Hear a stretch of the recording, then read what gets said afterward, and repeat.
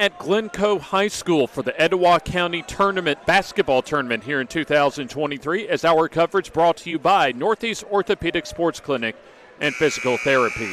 We welcome you in wherever you are watching us from on FNN. James Hardy and Jim Jacobs with you, and we had some exciting basketball here our first 2 days of coverage, but it's Championship Friday, and Championship Day always a special day when you talk about tournament play. Yeah, absolutely, and of course our first game up tonight, the Glencoe girls and the Sardis girls going to vie for the Etowah County Championship.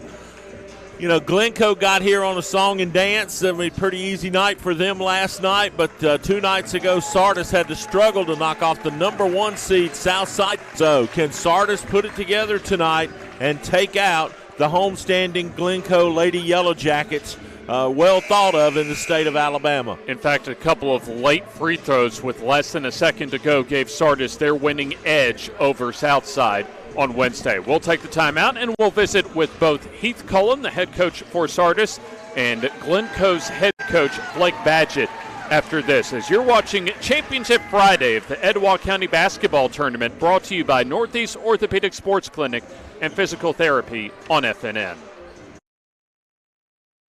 Northeast Orthopedics and Sports Medicine Clinic with Drs. Stewart, Dalpit, Ryan, Kelly, Shaw, Metters, Wilson, and Blackstock is pleased to offer 5 locations to serve the Northeast Alabama area. NEO features on-site physical therapy at their South 4th Street Gadsden, Highway 77 Rainbow City, Highway 431 Boaz, and Fort Payne locations. NEO's Football Injury Clinic runs every Saturday morning at 7:30 a.m. through high school football season at Northeast Orthopedics 4th Street location in Gadsden, keeping you in motion at Gadsden, Rainbow City, Boaz, Setter, and Fort Payne across from Walmart. Griffin Laser Engraving in Lincoln is your authorized local dealer for personalized Yeti products. Get your Yeti customized for your team, a business, or a special event.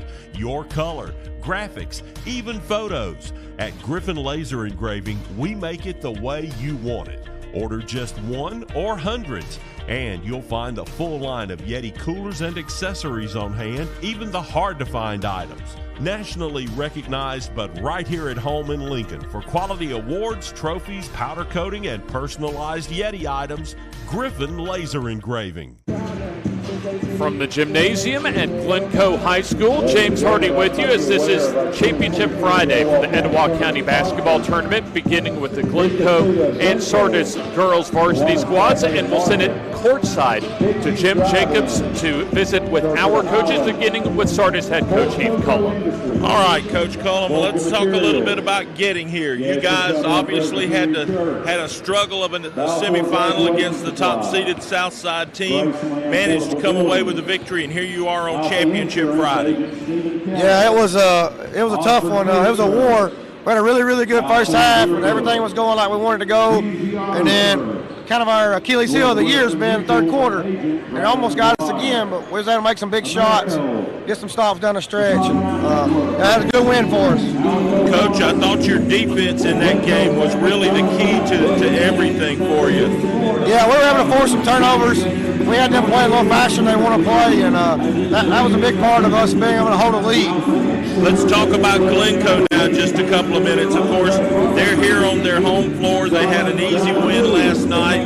What's it going to take to get this championship taken care of? Yeah, they have probably one of the best players in the county in the Sizemore, so we're going to have to make sure we control her. They shoot the ball real well, so we've got to hold them to one shot and rebound, and so we shoot a little bit better than them. All right, Coach. Well, of course, I'm sure the message has included something about playing better in the third quarter. Yeah, we better. It'll be a long week next week if not. All right, Coach. Thank you. Yes, thank you. Thank you, Jim, and thank you, Coach, as Sardis has already won twice this week over Hokes, Bluff, and then the aforementioned 2-point win, 50-48 on Wednesday over Southside. Looking at Glencoe, as they'll have both their varsity and or at least girls and boys varsity squads playing on Championship Friday tonight. And let's send it back down to Jim for his conversation with Blake Badgett. All right, Coach, let's talk a little bit about last night. Obviously it was a good win, but is it the kind of win you need coming into a night like tonight? I mean, we just got to take care of ourselves. No matter who we play, we got to go out and execute what we try to, we put in. And And last night, we just wanted to get on the floor and play. We were the last team that played in this tournament. It was good to just kind of knock some of that rust off and get prepared for tonight. Talk a little bit about Sardis. Tell me what you know about their team. They're a good basketball team. They got a lot of height. They can shoot the ball. There's not a whole lot of weaknesses there. But, we play some good teams, and they're another great team that we're playing. And like we told our girls, if we get where we want to go, they're the type of team that you got to play when you get there. So this is a good opportunity for us tonight. I thought the key to their win earlier this week was the way they defensively pressed the floor. Yeah, they got, like I said, they can press up. They got a lot of length. If you throw it right to them, they're going to get them easy buckets, and you can't have that versus a team that good. So we got to take care of the ball and get it into a half-court game and just see what happens. And, of course, he mentioned your player size more as maybe being the best in the county. They know they've got to stop her. What's your message to her as we get ready to tip? I think that's everybody's goal, and I've told them if we were playing us, that's what we'd work on too. And like I said, she's a warrior. She's used to everybody kind of keying in on her, and she's the most unselfish player we got too. So if they want to key on her, she's going to try to get everybody else involved. But doesn't hurt to play in front of this home crowd either, does it? No, that's why we told them. I said, what an opportunity to get to play for a championship on your home court. So we're going to take advantage of it, make the most of it, play hard, and see what happens. Good luck, Coach. Thank you very much. Appreciate it. Thank you, Jim, and thank you, Coach Badgett. And very interestingly, and obviously as far as something that Coach Badgett brought up, the home court advantage for Glencoe tonight. Not only as the higher-seeded team, but the host team this weekend for the Etowah County Tournament. And I would expect Glencoe, especially on Championship Friday with the home crowd behind them, to play with a lot of energy coming out of the gates tonight. Now, Glencoe yesterday had a 67-19 victory over the 6th seed in the Etowah County Tournament, West End, as they were led by 21 points. Leading all scores was Jackson Sizemore yesterday. I would expect her to be a key individual player for Glencoe tonight, but also maybe keep your eye out on as far as Kingsley Gray, who's, at least according to what Coach Badgett told me earlier this week, a volume scorer, moves well without the ball, and they're going to need some of her scoring prowess, Jim, as far as being able to get across the finish line tonight against a rock-solid Sardis squad. Well, it's going to be a battle of wills. Can she will herself into double digits tonight, or can Sardis shut her down? And, I think once we get the answer to that question, James, we're going to have an idea of who's got a leg up in this game. And let's not forget, we mentioned this a couple nights ago, Sardis, even though they're the 4 seed in this Etowah County tournament, they are ranked in the top 10 in Class 5A in girls varsity basketball in the state of Alabama this week. So this is not just your garden variety 4 seed in the county tournament that Glencoe is facing tonight.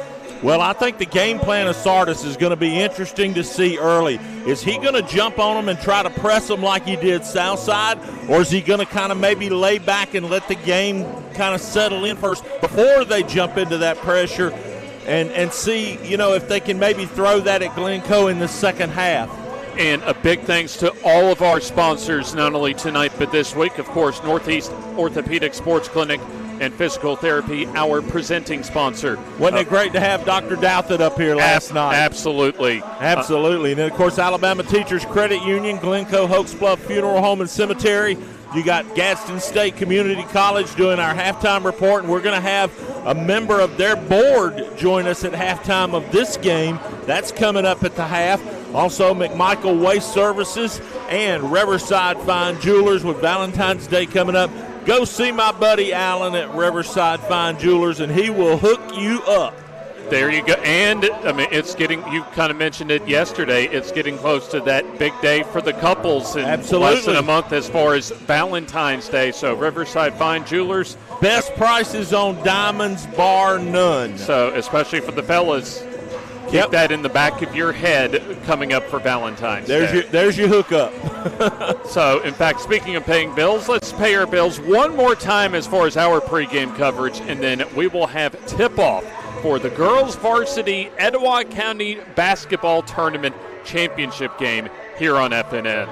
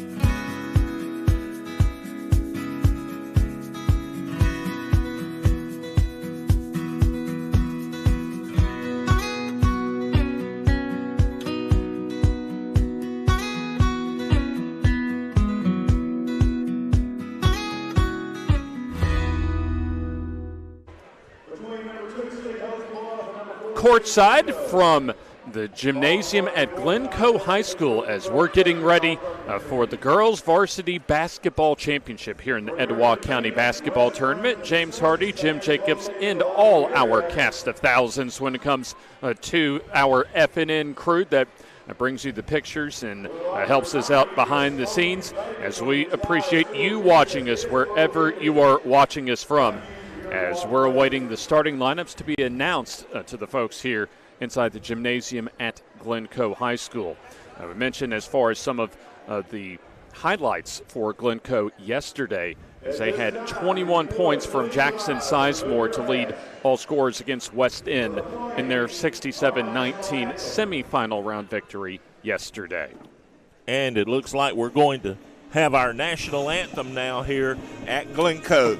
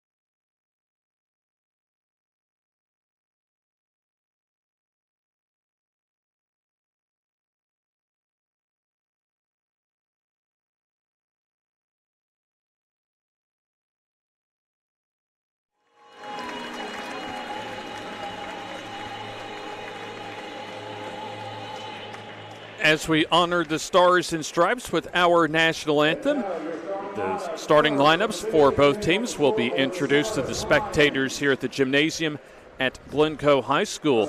And for both of these teams, this is and will be a taste of area tournament play and further on in postseason play as we give you a look at the Sardis Lady Lions roster for the 2022-2023 season. And looking ahead for Sardis after tonight, they'll return home to Sardis High School to face Gadsden City on January the 24th. So that'll be an early week game next week. And that'll be followed up by a Thursday game at Plainview. And then on the 27th, next Friday, they'll host West End. And then go on the road at Geraldine on January 31st, and then close out the regular season at home against Asbury. As there you see the Glencoe Yellow Jackets roster for the 2022-2023 season. We've mentioned a couple of the players to look for as far as keys for tonight's game. Kinsley Gray, as well as, of course, Jackson Sizemore, who had excellent ball games in their semifinal round victory against West End. So after tonight, they're on the road January 24th on Tuesday at Ohatchee, and then to close out the month on January 31st at Weaver, and then close out the regular season at home against Southside on February the 3rd. Boy, that'll be a good one to come see. Absolutely. In fact, well, we're just about down to it, James, as we get ready for championship basketball. And we've had close games, especially, on the, really both nights. We had overtime games both nights for the boys, and a barn burner at the buzzer for the girls. back on Wednesday. So what's in store? Glencoe, the home team, taking on Sardis, the number 4 seed. Here we go. It'll be Hanners and Wallace jumping center, and Glencoe controls the opening tip as they're going from our left to right here in the first half. So have a little weave action as the 3 ball is up and no good for Kinsley Gray, and the rebound goes to Sardis. So 1 and done for Glencoe as a wide open look, good for 3 for Caroline Johnson. So of course, she had a big night the other night. So Sardis on the board first. And there's your pressure answer. They're not waiting. And they'll get an immediate turnover as Caroline Johnson with the steal, and then an easy layup for 2 for Kaitha Edwards. So a 5-0 run to start this one for the Lady Lions. So here's the full court pressure as this time Glencoe will break the pressure. Kaitha Edwards, Giselle Mendez, Caroline Johnson, Jada Lax, and Kaylin Wallace, the starting 5 for Sardis. So looking at the starting 5, you will have Jackson Sizemore, along with Autumn Green, Kinsley Gray, Haley Hanners, 4 of those starting 5, as the runner no good, that time from about 8 feet for Sizemore. Pushing the tempo is Sardis as the ball thrown out of bounds, and they'll say nobody touched it last, so it goes out of bounds, a turnover for Sardis. Yeah, Sizemore's last shot, James, looked a little forced to me. Caught the glass a little hard and kicked off the front of the rim. So full court pressure as a deflected pass goes out of bounds. Good hustling effort by Kaitha Edwards to try and save it in bounds as she knocked it away. So far, the first 2 shots made in the ball game for Sardis. A 3-point basket by Caroline Johnson, and then Kaitha Edwards an easy layup off a turnover. Here's Sizemore missing the runner, and the rebound goes to Sardis.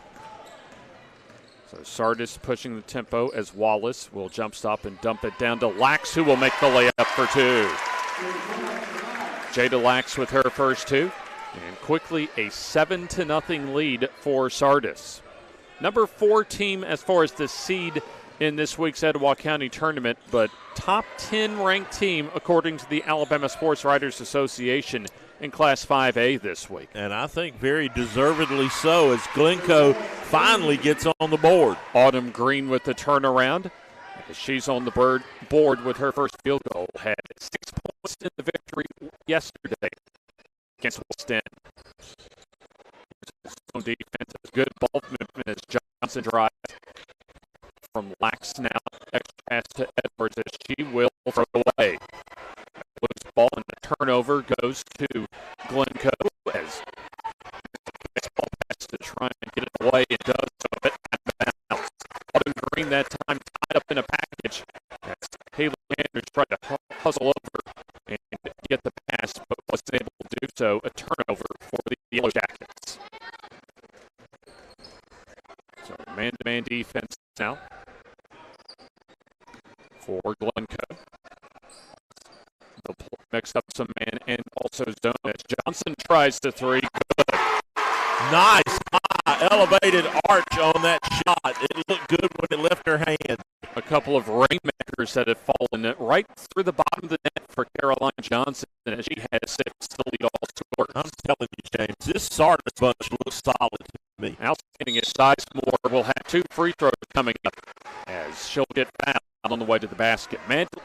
Madeline Amberson, Autumn Green, Kinsley Gray, Haley Hanners, and Jackson Sizemore, the starting 5 tonight for Coach Badgett's Glencoe Lady Yellow Jackets. There's Sizemore at the free throw line, good on her first attempt. Knocks down the first one. So she records her first point. And we'll have both Mendez and Wallace get their first breathers of the ball game for Sardis. Sydney Rutledge checks in, one of those 2 substitutions, as the second also good for Sizemore. So we played a little over 3 minutes of the first quarter as Edwards does a nice job corralling that high pass as the dump down somehow gets to Lax as she's able to lay it in for 2. She had a good solid physical night the other night as well. Jada Lax with 2 field goals had 4 points. Some full court pressure for Sardis as Sizemore will control the basketball. Trying to back her way in and finds Hanners for the three ball in the corner. It's good. So Hanners her first triple ball game, and for Glencoe, their 3-point pass. Lady Jacket's starting to heat up a little bit. Here's an extra pass to Edwards for the three. No, as the rebound goes to Sardis as Johnson rims out on her follow-up attempt. As we'll have a whistle and looks like they'll say a jump ball. And so the possession arrow will keep it to Sardis. Our first quarter tonight brought to you by the good folks at Riverside Fine Jewelry, located over near Southside, right there off the bridge. Here's the dump down pass going to Lax as she fumbles it, a loose ball, and it'll be recovered by Glencoe as they'll call timeout. So save the possession at time as Autumn Green was able to get this. And Coach Batchett for Glencoe was able to call timeout. 30-second timeout. So we'll keep it here. This is the second game of the week for the Yellow Jackets for Glencoe. As they mentioned a couple times, they were able to easily take care of Wilson last night, looking for the championship on their home floor this evening, and also what would be their 15th victory in 20 games. Also, our timeouts brought to you by the city of Hokes. When it rains, it drains. One of the big, as we thank the city of Hokes Bluff. Yeah, Coach Rob from over there is supposed to join us at halftime of the boys' game tonight. And if you haven't had the experience of talking with Coach Rob, trust me, you're for a treat. Very nice as the pass up ahead, thrown out of bounds by Glencoe. So the turnover. And we get to talk to outstanding coaches all throughout this area, throughout the course of the years. I'm looking forward to having him with us later on this evening. Rob is one of the senior coaches in our area. Across the timeline, starting to go up against the matchups of the defense. There's Edwards with the Kaitha Edwards with her first triple. That's already 3 3-point baskets on the night for Sardis. Got Edwards and Johnson both that light it up for Sardis. Here's Sizemore shooting the three, open and score. Don't normally see her pull up there. That's right. That's now a 15-10 lead for the Sardis. Wire to wire. But rebound goes to Sizemore with the three. By the way, his 5 points lead Glencoe scoring. So speaking of Sizemore, she'll handle the point in front of us. 2.5 minute mark. But 1 foul whistle so far between the two teams here in the first quarter. We like it when we keep whistles in their pockets. Exactly. It's the layup for Sizemore. She loves that right-hand drive down the lane with that little kiss off the glass. Sardis had as much as a 7-point lead earlier in the first quarter. Now that lead has been cut to 3. Here's Johnson, who already has a couple of triples. It's a good post pass to Lax. She'll get in for 2. Jada Lax into the basket. Good recognition that time and good ball movement from the Sardis offense. They were able to get Lax to the high post, and she had a clear path to the basket. Here's Frank. Almost had an open 3 look that Sardis defense was able to recover. Here's Sizemore driving and for the 3 ball up and no good for Gray as the rebound goes to Edwards. Behind the defense, here's Johnson lining up and in for 2. And that all started with that outlet pass, James. That pass was right on the money. Caroline Johnson as the 3 ball no good for Gray. Long rebound going to Sizemore. Her pass deflected, she'll get pushed and a bumping foul. More like a pushing foul actually called on Sardis. So that'll be the Lions their second team foul. And it'll be the first personal foul for Whitney Rutledge. 1 minute, 14 seconds remaining in the opening quarter. as Sardis has led wire to wire so far early in this championship game of the girls varsity Etowah County basketball tournament. Sizemore with a good handoff, an excellent defensive play by Wallace as there's a scramble for the basketball, and we're going to have a jump ball, and the possession arrow is going to keep it off to our right with Glencoe. Excellent defensive play that time by Kaylin Wallace as she was able to deny that kind of penetrating drive for Kinsley Gray. That's an excellent play drawn up by Glencoe, but even better defense from Sardis.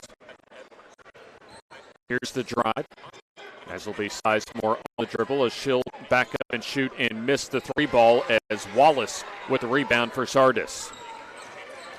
Under 40 seconds left in the opening quarter as Wallace will drive. She'll turn, kicks it out. As Mendez back in, shoots the floater, and gets the roll. Giselle Mendez with her first basket of the ball game. Sardis has pushed the lead back up to 9, her largest lead of the night.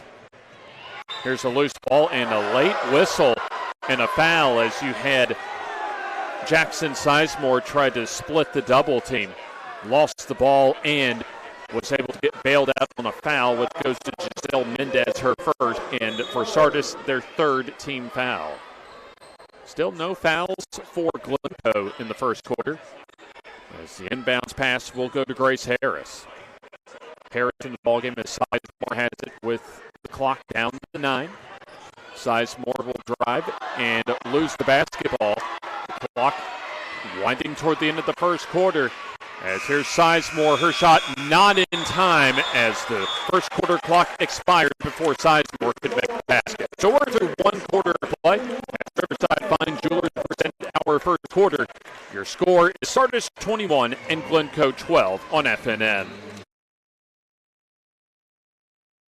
At Glencoe Hokes Bluff Funeral Home and Anniston Memorial Funeral Home, we see our community as extended family. Hello, I'm Mark Box. My wife Holly and I would like to thank the families that we have had the honor to serve. We see our community as our extended family. That's why we work so hard to invest in our community and the families that call it home. At Glencoe Hokes Bluff Funeral Home and Anniston Memorial Funeral Home, you'll find services that are tailored to meet your needs.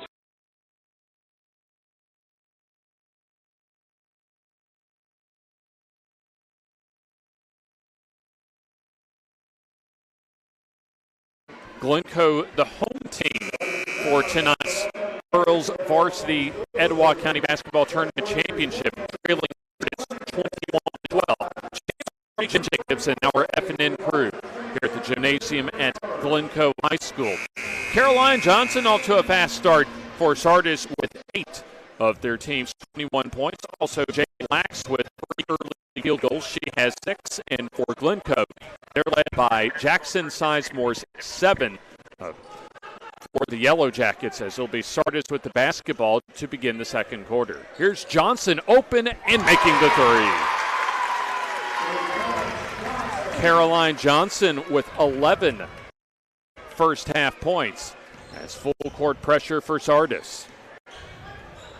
As they'll pass it up ahead, Green will find Gray.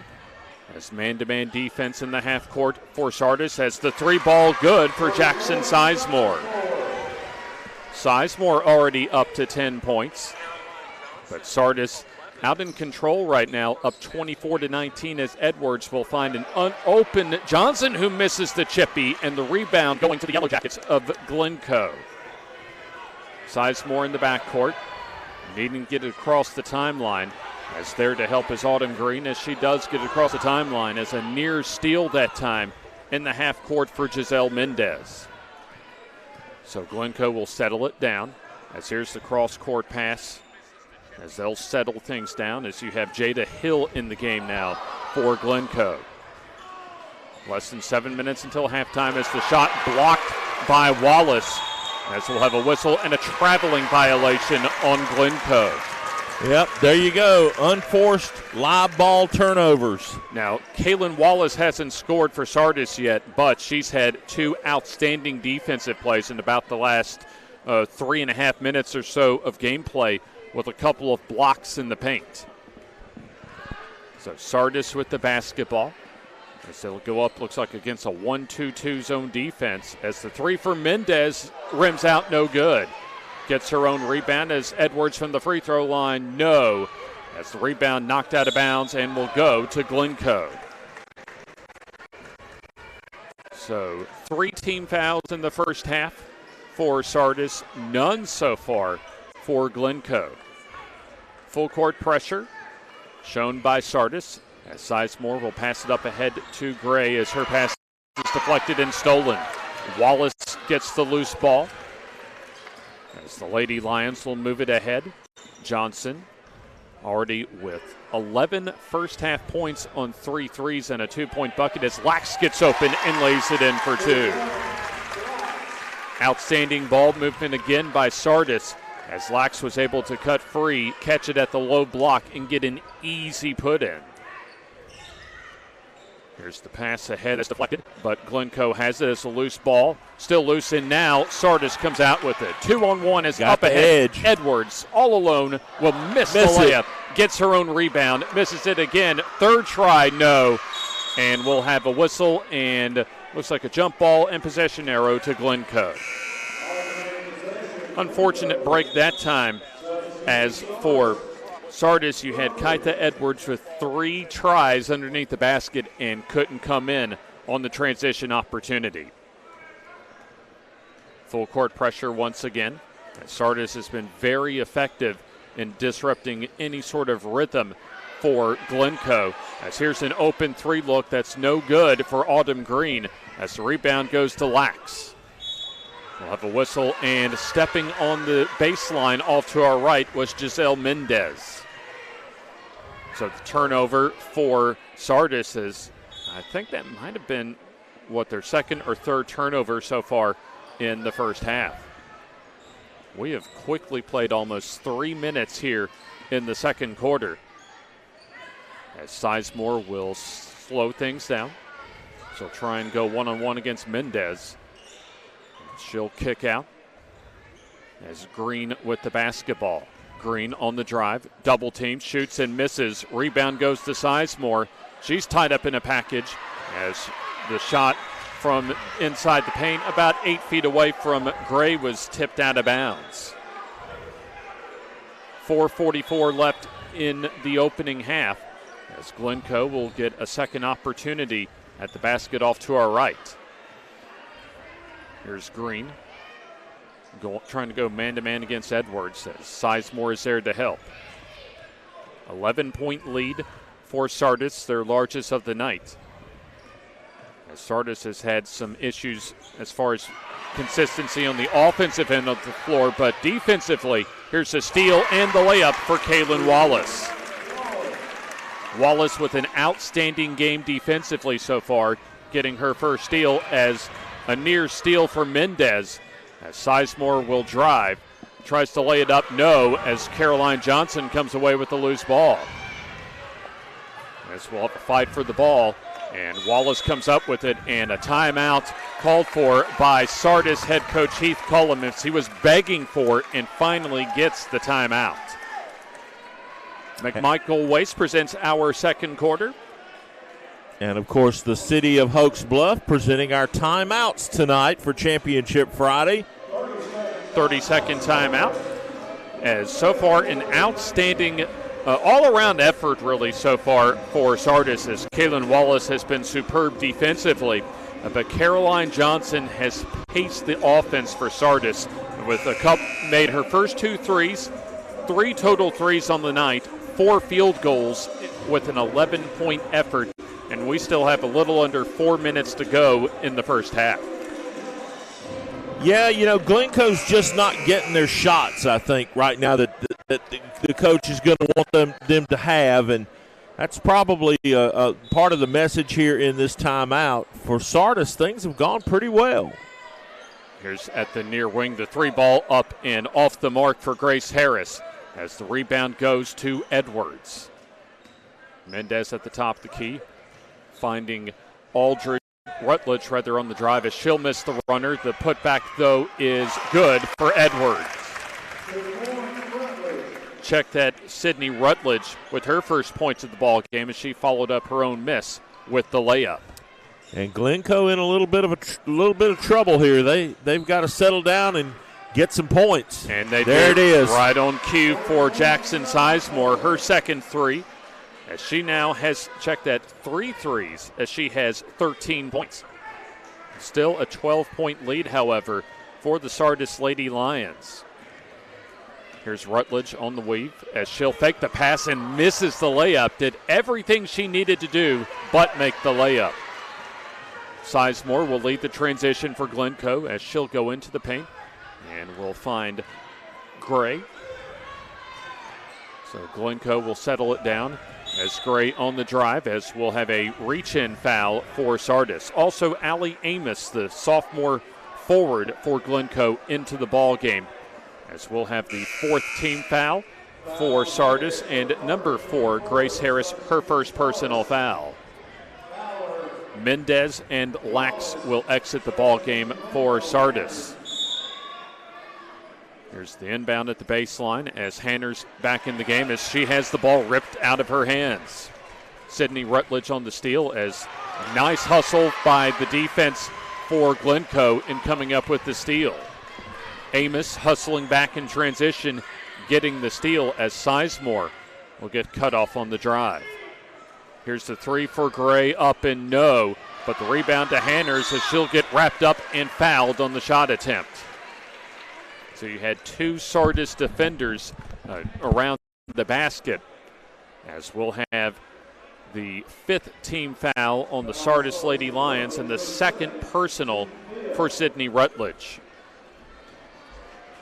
So still a 12-point lead in favor of Sardis, as there you see Hanners making the first of 2. And there you see Haley Hanners as far as the details on her. The 5'10 senior with her fourth point in the ball game, as she has a free throw to add to a 3-point basket. Misses the free throw, though, and gets her own rebound, but throws it away. Here's a run out for Johnson as she'll lay it up and in for 2. Caroline Johnson now tied with Jackson Sizemore for the game-high lead.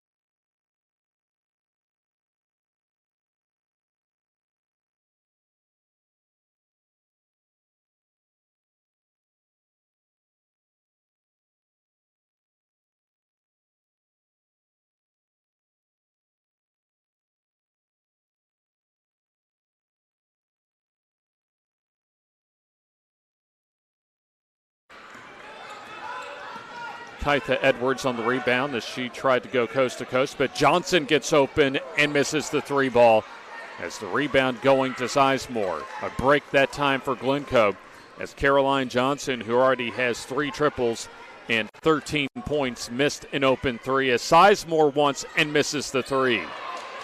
Rebound, fight for it as Hanners gets the loose ball. Open at the free throw line is Autumn Gray. No on the jump shot as Jada Lax comes away with the rebound. A tripping foul on Sizemore. That'll be the first foul of the ball game as a team for Glencoe, and the first for Jackson Sizemore. So we're at 43 seconds left until halftime, and it'll be Sardis looking to build upon a 13-point lead as we're quickly approaching halftime here at Glencoe High School. At the near corner, Johnson for the 3, no. Rebound, however, for Lax as she sticks it in for 2. Jada Lax in double figures with 10. As it looks as if this will be the final possession offensively of the first half for Glencoe. Full court pressure for Glencoe's the three ball off the mark for the Yellow Jackets as Lax tries to save the rebound. As it goes to Sizemore, she'll have 2 free throws as she gets fouled underneath the basket with just under 6 seconds left until halftime. So 34-19 as Sizemore having a couple of important free throws to at least not only cut into the lead, but maybe get some momentum going into the locker room for Glencoe. Free throw no good off the side rim. So we'll have Hanners check out for the Glencoe Yellow Jackets. And back in will be Madeline Amberson, the senior forward. Free throw up and good for Sizemore as she has 14. Clock down to 3 seconds. And driving and losing the ball out of bounds was Mendez as it'll stay.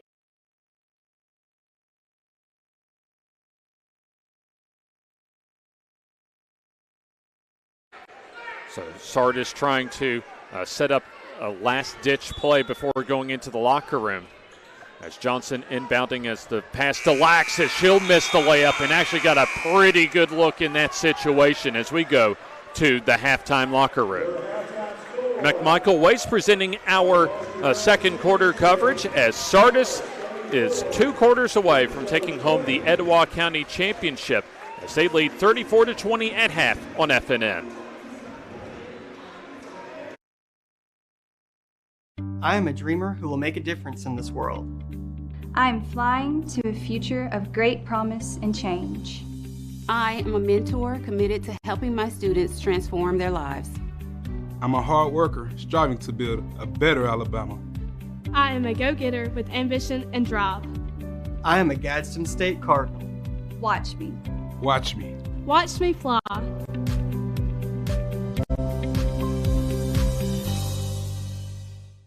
Northeast Orthopedics and Sports Medicine Clinic with Drs. Stewart, Douthit, Ryan, Kelly, Shaw, Metters, Wilson, and Blackstock is pleased to offer 5 locations to serve the Northeast Alabama area. NEO features on-site physical therapy at their South 4th Street Gadsden, Highway 77 Rainbow City, Highway 431 Boaz, and Fort Payne locations. NEO's Football Injury Clinic runs every Saturday morning at 7:30 a.m. through high school football season at Northeast Orthopedics 4th Street location in Gadsden, keeping you in motion at Gadsden, Rainbow City, Boaz, Setter, and Fort Payne across from Walmart.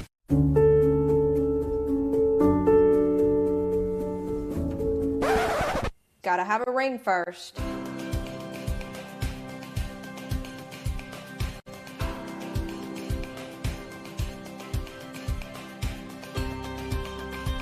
Remember, she has to say yes to the ring before she says yes to the dress.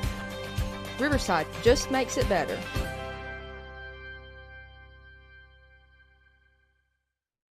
Griffin Laser Engraving in Lincoln is your authorized local dealer for personalized Yeti products. Get your Yeti customized for your team, a business, or a special event. Your color, graphics, even photos. At Griffin Laser Engraving, we make it the way you want it. Order just 1 or hundreds, and you'll find a full line of Yeti coolers and accessories on hand, even the hard-to-find items. Nationally recognized, but right here at home in Lincoln for quality awards, trophies, powder coating, and personalized Yeti items, Griffin Laser Engraving. Got it. Whoa, got to get one more. I missed it. I got to send that. Welcome back to Glencoe High School. We're sitting up here taking selfies.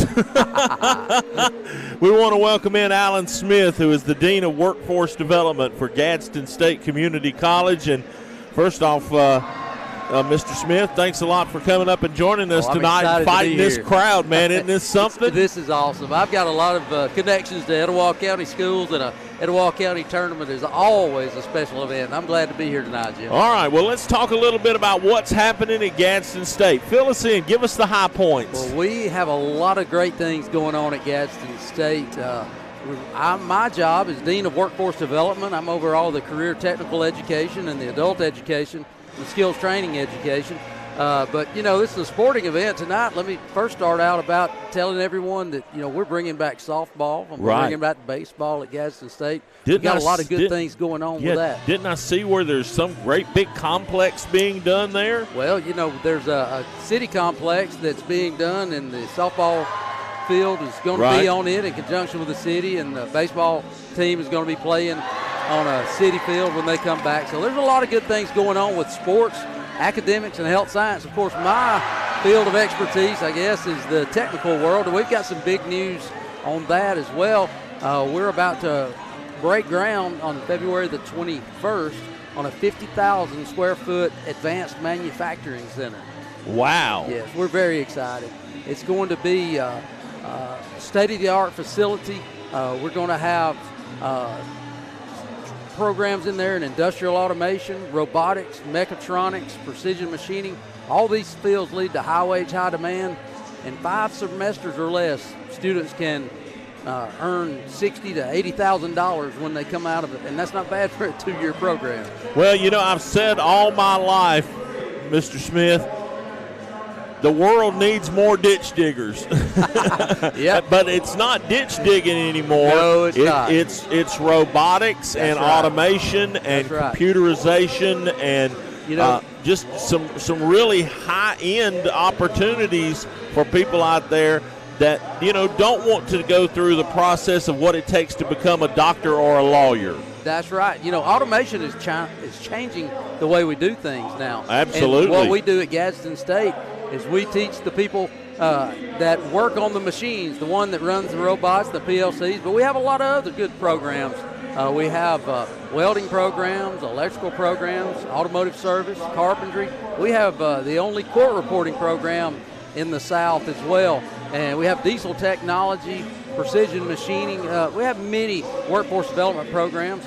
We can also get you a CDL if you want to come and learn how to be a truck driver.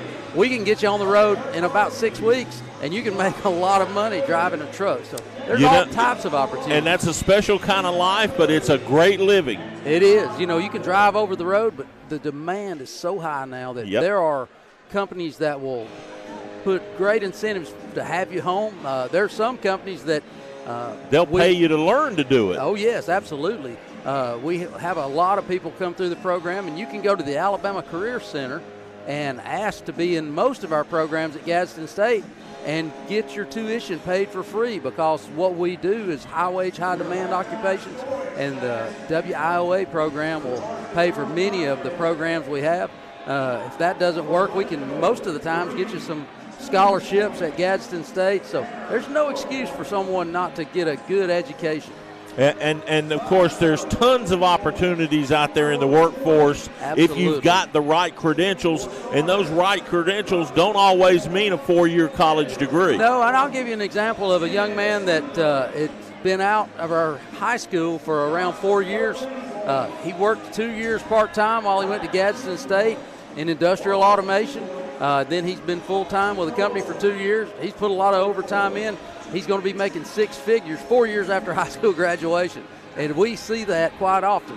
That's not too bad. That's not bad at all. Well, for parents of a junior or senior in high school out there, what's the best way for them to start learning about how Gadsden State can be a great educational path for their child? Well, that's a good question, Jim, but I don't want them to wait until they're juniors or seniors, because actually we can have dual enrollment with students that are in the 10th grade in Alabama high schools can be enrolled in college simultaneously. So many of the programs that we have at Gadsden State, which are high wage, high demand, and these technical programs, they can start at dual enrollment.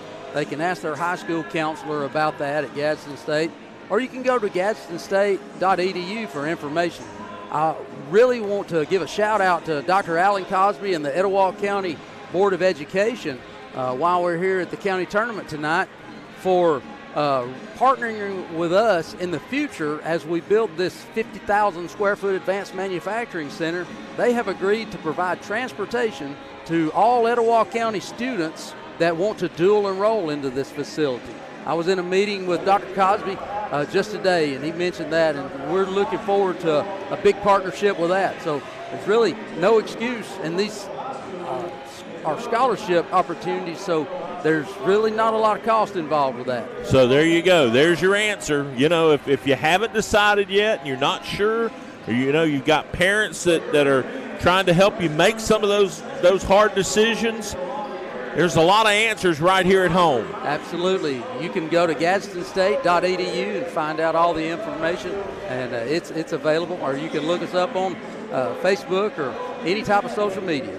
Well, listen, Mr. Smith, thank you so much for coming out and joining us. Glad to have you here with us tonight for Championship Friday. And, of course, we appreciate the support of Gadsden State on the telecast. Thanks. All right, good deal. We're going to grab a break. We'll be back with our halftime stats with much more from Glencoe High School as the Etowah County Tournament continues here on FNN.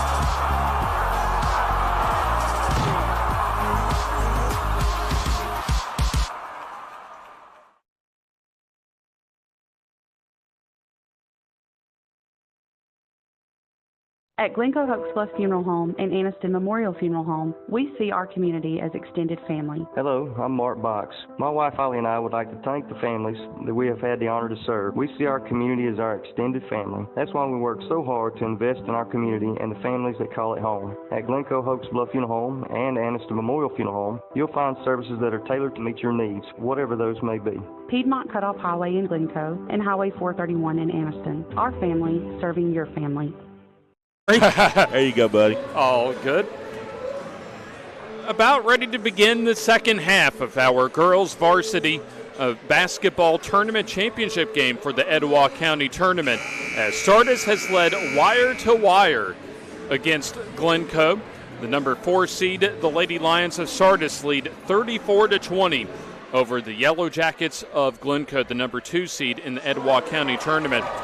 And so far, Sardis has just about been clicking on all cylinders, Jim, tonight, as Caroline Johnson leads all score, or at least leads Sardis with 13. Jackson Sizemore leads all scores with 14 for Glencoe. Yeah, Alabama Teachers Credit Union presenting our third quarter here tonight at Glencoe High School as championship night continues with the second half. Can Sardis hang on, or can Glencoe mount a charge? Here's James to tell us what's going to happen. Thank you very much, Jim. As an inauspicious start for Sardis, as you had Kaitha Edwards travel with the basketball before she could unload to an open Jada Lax. Zone defense for Sardis as a double team in the corner. Here's the drive for Green as she'll miss on the scoop attempt, gets her own rebound and misses as Lax comes up with the rebound for Sardis. As behind the defense, you had Caroline Johnson, but the ball was deflected out of bounds as a good hustling effort by Madeline Amberson to knock it out of bounds. So we've played the first 35 seconds here in the third quarter as the inbounds pass off the glass and stolen. Better defense for Glencoe as they're able to get a couple of stops on the defensive end to start the third quarter. Now let's see what they can do on offense. As at the top of the key, Green for the three, no, as the rebound will go to Sardis. Mendez, the smallest player on the floor with the rebound, as Edwards will dump it down into Lax as she'll have 2 free throws coming up at the free throw line. Looks as if Haley Hanners will be whistled for the personal foul. And just the second foul for Glencoe as a team tonight. And it'll be indeed Hanners with her first. Jada Lax had a solid first half. 5 of 5 from the field in the first half as she'll hit her first free throw. Now with 11 points for the ball game for the senior forward. Number 9 team in the state of Alabama, according to the Alabama Sports Writers Association, in Class 5A, as Lax hits both free throws. So she has a dozen. Full court man-to-man pressure as a steal for Edwards. As she's not almost able to save it in bounds, but it'll stay now with Glencoe. She had initially the steal for Edwards as she just wasn't able to get full possession of the basketball. I'll tell you what, Jim, Sardis has been playing outstanding not only with their defense, but I was really impressed in the first half with how well they were able to move the basketball. Absolutely. I mean, just create. One of the things they do well is they create passing lanes, and everybody fills those lanes when the play or when the set is called, and there's lots of opportunities for scoring. Giselle Mendez will be called on the foul as Sizemore on a shooting attempt will have 2 free throws. And there you see the first free throw drops through the net. Sizemore now 2 of 3 from the free throw line tonight. She has 15 points. Sizemore had 21 against West End last night, and now with both free throws through the can, 16 points for Sizemore. Here's Mendez with the basketball. Still a comfortable lead as Lax misses the little chippy. Her first miss from the field tonight as the rebound going to Glencoe. Here's Amberson up ahead to Hanners. There's that pressure. As Glencoe doing a better job of handling it. As they'll have the half-court possession here as it'll be the drive for Sizemore. She'll throw it away. Lax on the steal as she'll almost throw it away herself. Mendez across the timeline. It'll be Wallace over to Rutledge in the game. Mendez, extra pass to Johnson. One more pass to Lax. Excellent ball movement that time, Jim. And James, if I'm not mistaken, every member of the team on the floor touched that half-court set. I mean, everybody touched the basketball. Coach Norman Dale from Hoosiers fame would have been very happy about that possession. So Jada Lax with 14 in total as here is a run out for Caroline Johnson as one person to defend. Autumn Green commits the foul as Caroline Johnson will have an and one opportunity. And, of course, that's the last thing you want if you're Glencoe is to give them more opportunities to stretch this lead out here. Caroline Johnson with 15, and it'll be the foul on Autumn Green, her first personal foul for Glencoe.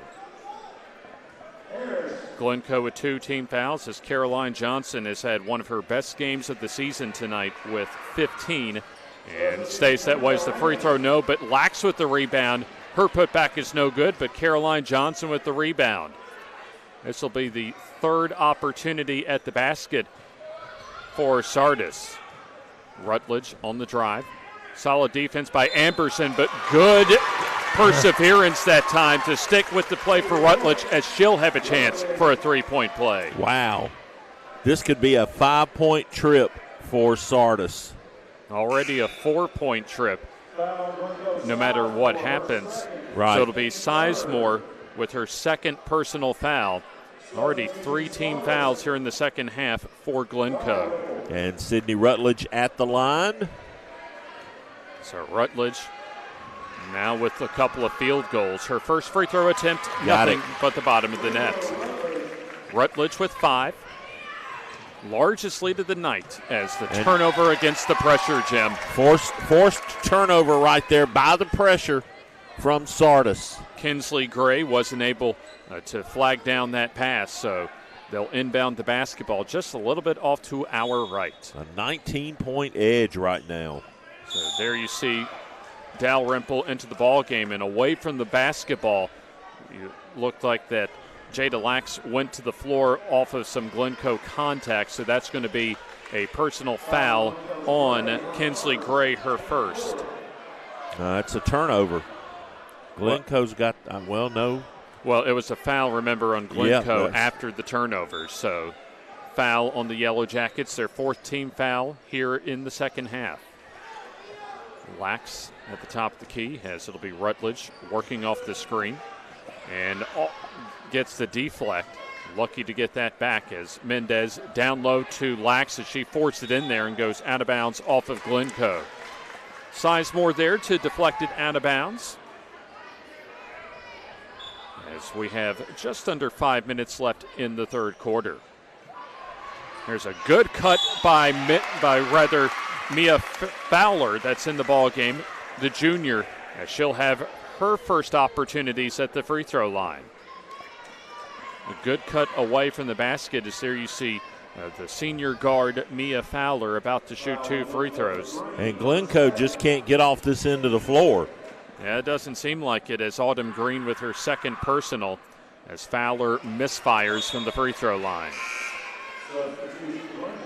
So we'll have a substitution as it'll be number 21, Emma Croy, the junior guard, checking in for Glencoe. Second free throw pops out no as Fowler chases down the rebound, and let's see what they'll say. Out of bounds off of Fowler. Very close to another foul for Glencoe, but the ball will go to the Yellow Jackets. Here's the full court pressure that's worked very well tonight for Sardis as they'll drop back into their man-to-man defense. Alabama Teachers Credit Union presenting our third quarter here on Championship Friday from the Etowah County Tournament. Here's the 3-ball up and no as the rebound goes to Jada Lax. Defensive intensity has been there for Heath Cullum's squad, the Sardis Lady Lions, as that's something that Coach Cullum mentioned earlier this week that has improved over the course of the season. Runner for Grace Harris, no, as the rebound to Sizemore. She'll flip it ahead to Gray. Picks up the dribble as Amberson thought about the 3. Approaching 4 minutes left in the third quarter. Croy on the underhand. Here's Gray. Has to pass it out, and luckily Amberson was there as a foul. Going over the back that time defensively was Jada Lax. So Lax, her second personal foul now. First of this third quarter as Lax will get a rest on the bench as Wallace back in. And Jada Hill returns, the senior guard for Sardis. Here's Amberson. Back to Gray, trying to drive as her pass deflected. A lot of active hands so far tonight defensively for Sardis as it'll be Sizemore missing the runner, but she'll have 2 free throws after the Sardis foul. So 3 minutes and 46 seconds remaining in the third quarter as they'll whistle Mia Fowler her first personal foul and the third team foul of the second half for Sardis. Jackson Sizemore, the senior, at the line. Good from the charity stripe. 17 points tonight for Sizemore. You know, you look at the scoreboard, the defensive effort with holding Glencoe to just 24 points midway through the third quarter. And 18 of those have come from Jackson Sizemore.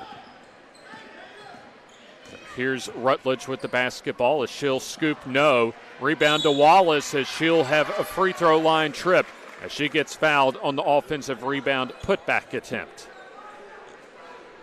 So Glencoe starting to rack up the fouls as Jackson Sizemore with her third personal foul. That's 16 fouls here in the third quarter as the first free throw no good for Kaylin Wallace, the sophomore. Yeah, Sardis hasn't done a good job at the line tonight. They've missed a bunch. Well, if there's been any game so far that they could afford not doing very well from the line, it's tonight. Second free throw also no good as the rebound goes to Glencoe, and we'll have a reach-in foul.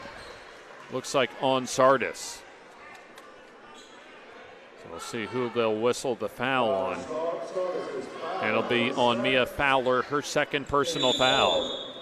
Our first of 2 games tonight here from Glencoe High School, the Etowah County Basketball Tournament. We've got a timeout on the floor. And timeouts presented by the city of Hokes Bluff, a full timeout, and we'll take it with them here on FNN.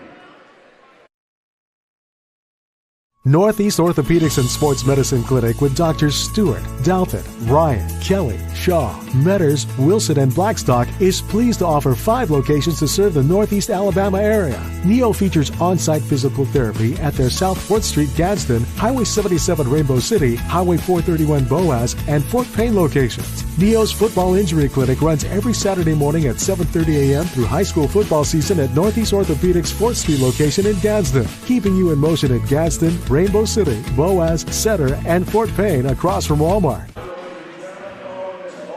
From the gymnasium at Glencoe High School, Sardis has led wire to wire as they've played one of their best games of the season here in the championship of the Etowah County Tournament. This is the girls' varsity portion of the Etowah County Tournament. Sardis with a 19-point lead at 43-24, and they've had contributions all up and down the roster, offensively, defensively, in transition, but offensively. They've been led by Caroline Johnson with 15 and Jada Lax right behind her with 14. Sizemore has the basketball as we come near to the 3-minute mark here in the third quarter. Been a tough night for the Glencoe offense minus Jackson Sizemore. As Autumn Green checks back in, loses it. A scramble for the ball as taking away will be Mia Fowler. Here's Rutledge finding an open Wallace behind the defense as she'll stick it in for two. Kaylin Wallace with 4. Under 3 minutes in the third quarter, and the pressure has been there and the intensity all night defensively for Sardis, as before the basket, a tripping foul goes on Sardis, and I think that'll go on Mia Fowler. And it does indeed, her third. So 5th team foul for the Sardis Lady Lions, as inbounding will be the Yellow Jackets. Here's a return pass, as it'll be, looks like Ponder into the ball game. Anna Grace Ponder, the sophomore guard for Glencoe, as Sizemore will spin. Gets cut off nicely by Fowler, as Amberson will kick out one more time. As Green passes out to Amberson, and she'll make the three. Little two-man game over on the left-hand side. Madeline Amberson, her first points of the night. The 3 ball cuts the lead down to 18 for Sardis, as they'll have 4 substitutions at the next whistle. Here's Wallace on the kick out to Hill. She'll throw it away. Turnover for the Lady Lions of Sardis, as Sizemore for Glencoe gets tapped and the foul called, looks like on Mia Fowler. So it will be Fowler in her 4th personal foul. So we'll have substitutions, as it'll be Edwards along with Mendez, Johnson, and Jada Lax checking in for Sardis. Less than 2 minutes to go in the third quarter. Inbounds pass goes to Sizemore, as Glencoe will set it up in the half court. Sardis in their man-to-man defense, as at the top of the key, Amberson will take the drive down the lane. Green gets cut off very nicely by Edwards, as Sizemore floats it up and scores from 13 feet. Needed that. Jackson Sizemore up to 20 points. She has all but 9 of the 29 points for Glencoe. Sardis lead is 16, James. If Glencoe's going to do anything, they've got to start making a move. Good cut, but a missed shot that time by Edwards. However, on the offensive rebound, Jada Lax will return to the free throw line for a pair of free throws. So that'll be the 7th team foul on Glencoe, and the first will go to Emma Croy. So only 1 foul for Glencoe in all of the first half, 7 here in the third quarter, as Lax hits the first of 2 free throws. Jada Lax with a solid ball game. As Coach Heath Cullum mentioned to me during the week, that Lax is actually the primary focus as far as opponents' game plans going against Sardis, as Lax hits both free throws.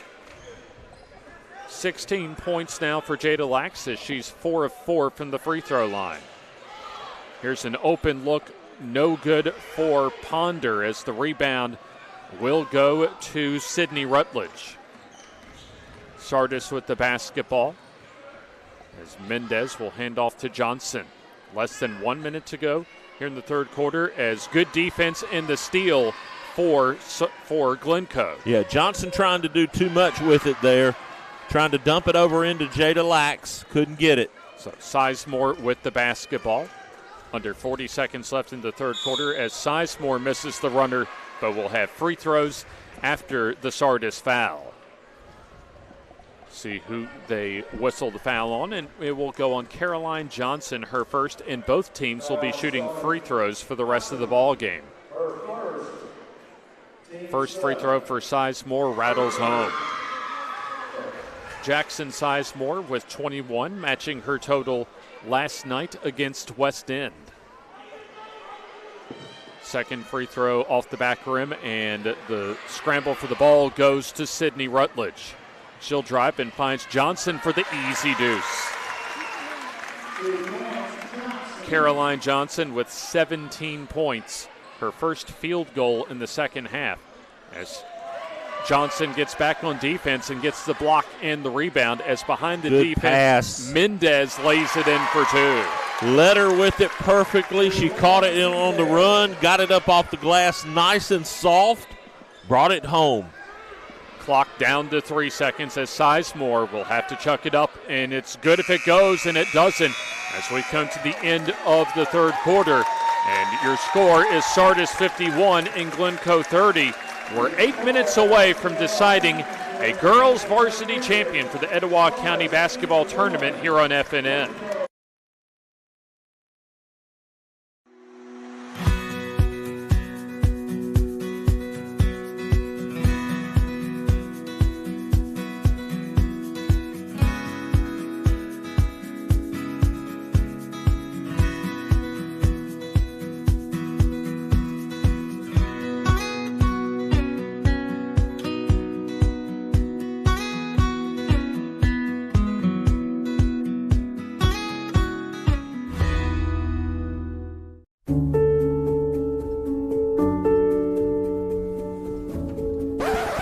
Gotta have a ring first.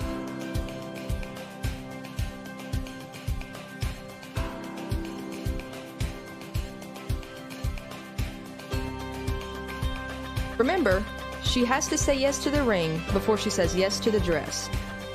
Riverside just makes it better.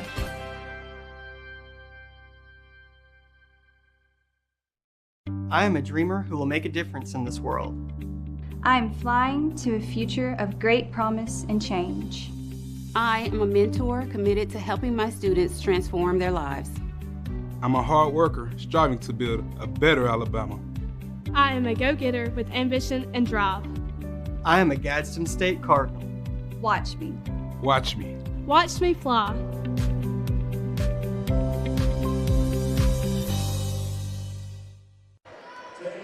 We begin the fourth quarter as right before we got back, Jackson Sizemore was whistled for an offensive foul driving down the left side of the paint. As Sardis will have the basketball for their first offensive possession of the fourth quarter. James Hardy and Jim Jacobs with you from the gymnasium at Glencoe High School as Lax misses the 14-footer.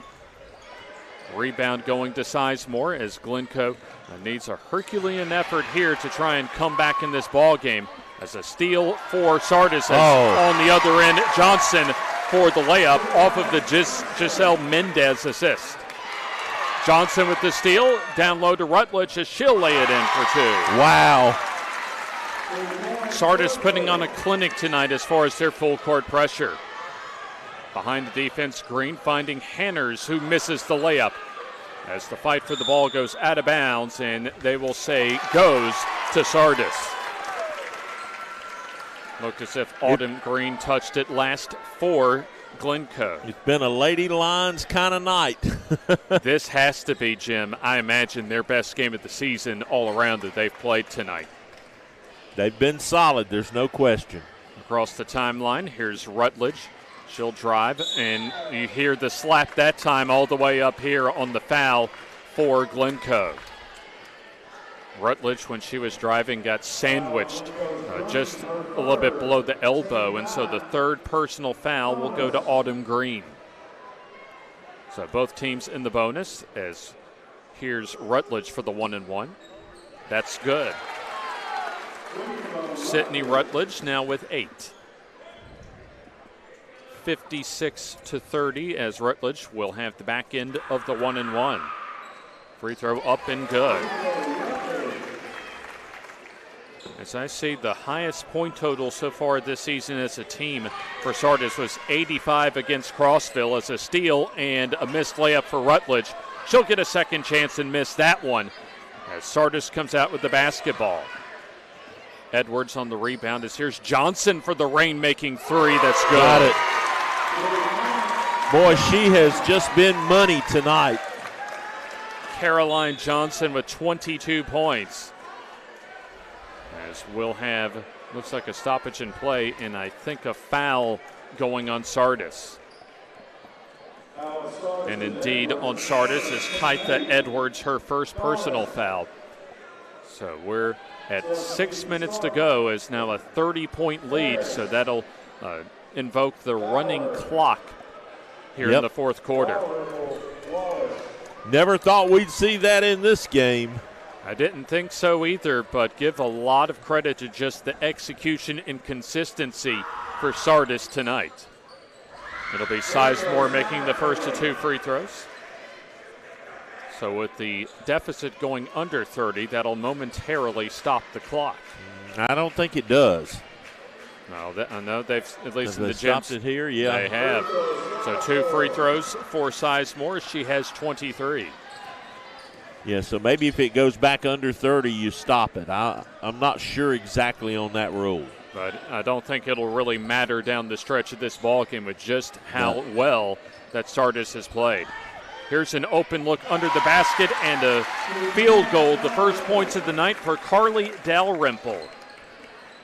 The senior center gets on the board and makes it a 62-32 game. And the lead is back to 30. Here's Amberson with up and under. She gets her shot blocked as the rebound going to Dalrymple. Wallace with at least her 3rd block tonight. As Jada Hill back in the ball game as Wallace wants to try the 3 and makes Got it. Kaylin Wallace for 3 as she now has 7 points. You know, sometimes, James, you just can't do any wrong. And that's certainly been the night for Sardis as Sizemore misses the 3. And the rebound goes to Dalrymple as a foul up ahead for Glencoe. So that'll be Kinsley Gray. And if it's on her, that'll be her 2nd personal foul.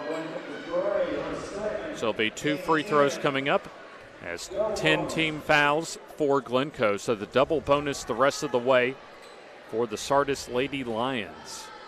Free throw off the back rim, no good. Hokes Bluff and Glencoe boys for the Etowah County Tournament title coming up after this one. It'll be the 2 and 4 seeds in that championship bout. 1 of 2 from the free throw line for Kaylin Wallace as she has 8. So walking it up the floor, there you see Jackson Sizemore as she'll angle to the far side. Approaching 4 minutes left in the ball game as Amberson's 3 is good.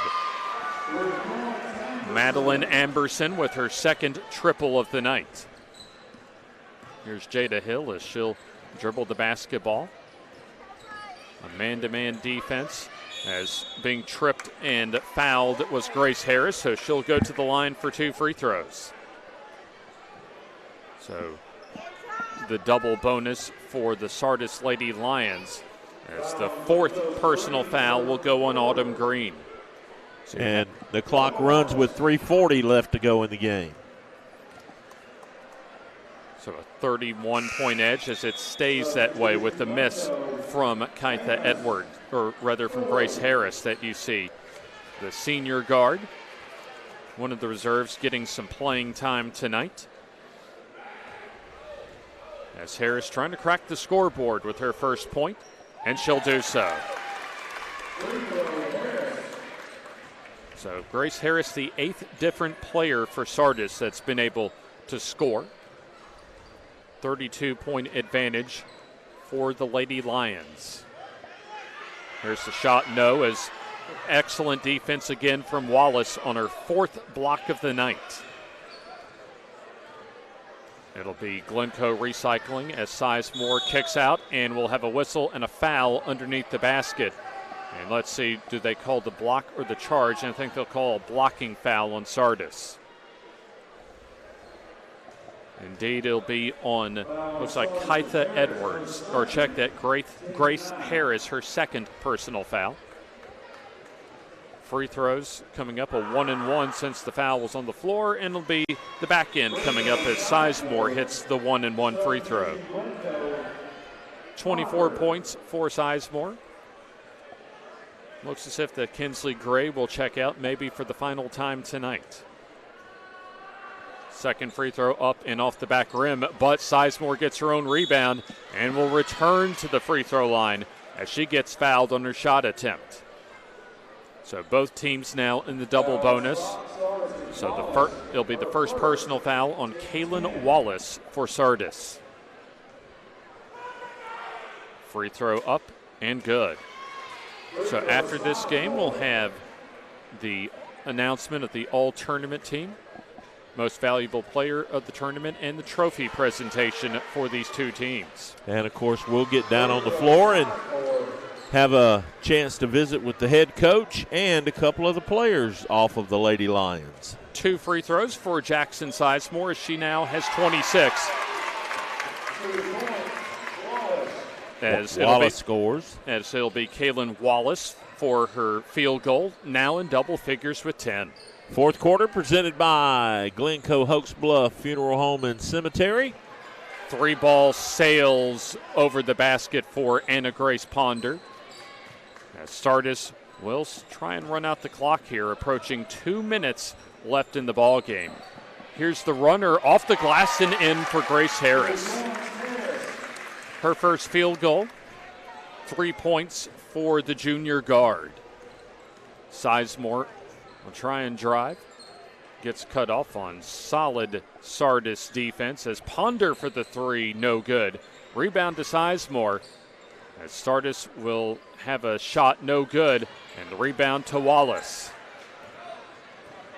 Wallace will lead the fast break opportunity as Harris for the 3-ball. Why not? Grace Harris with her first triple as she has 6 points. And so we'll have a timeout called for us, 30-second timeout just to get a couple of substitutions for Glencoe. You know, James, it's not very often you'll see a girls' game where there's been a sort of running clock where the winning team has put up 71 points. Well, now up to 74 after that Grace Harris 3 as the city of Hokes Bluff brings to you all of our stoppages in play. So we'll have the final game of this week here in Glencoe as far as the Etowah County Tournament coming up.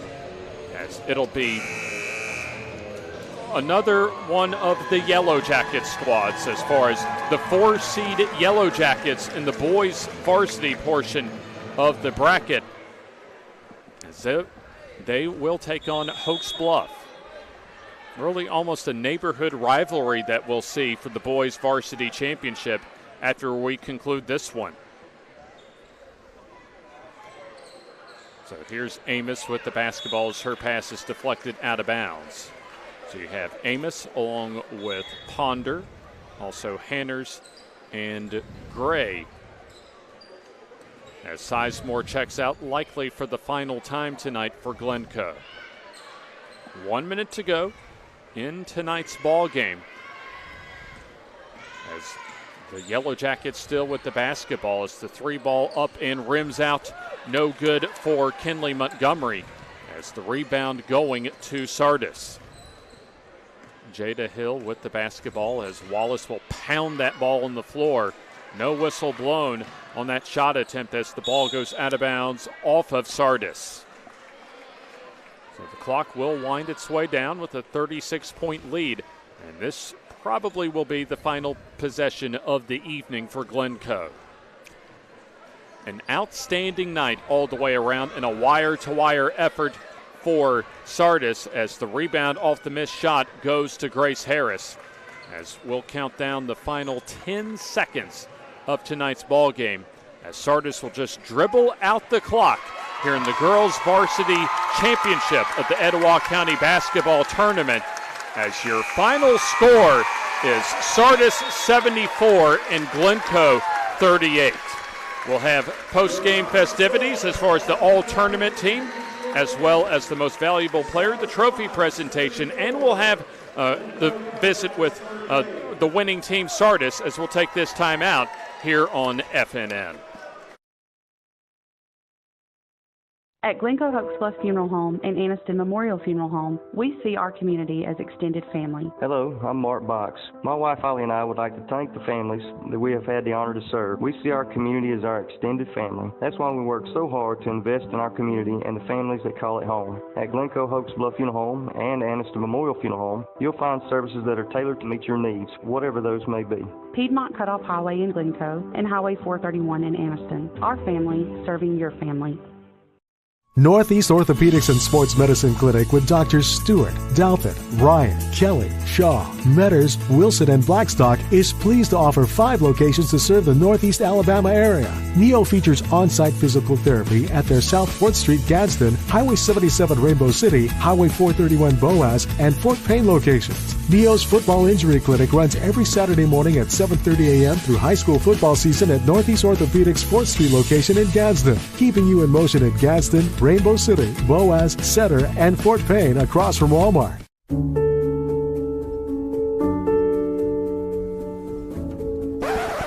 Gotta have a ring first.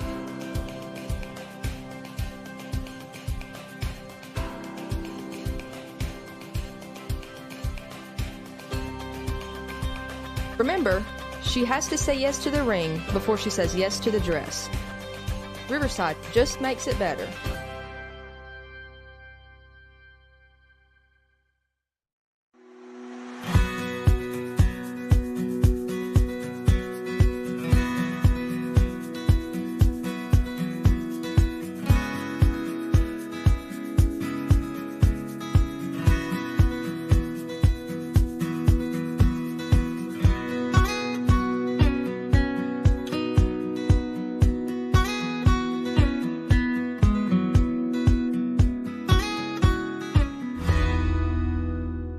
I am a dreamer who will make a difference in this world.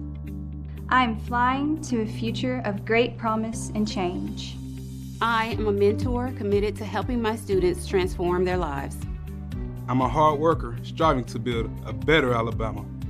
I am a go-getter with ambition and drive. I am a Gadsden State Cardinal. Watch me. Watch me. Watch me fly.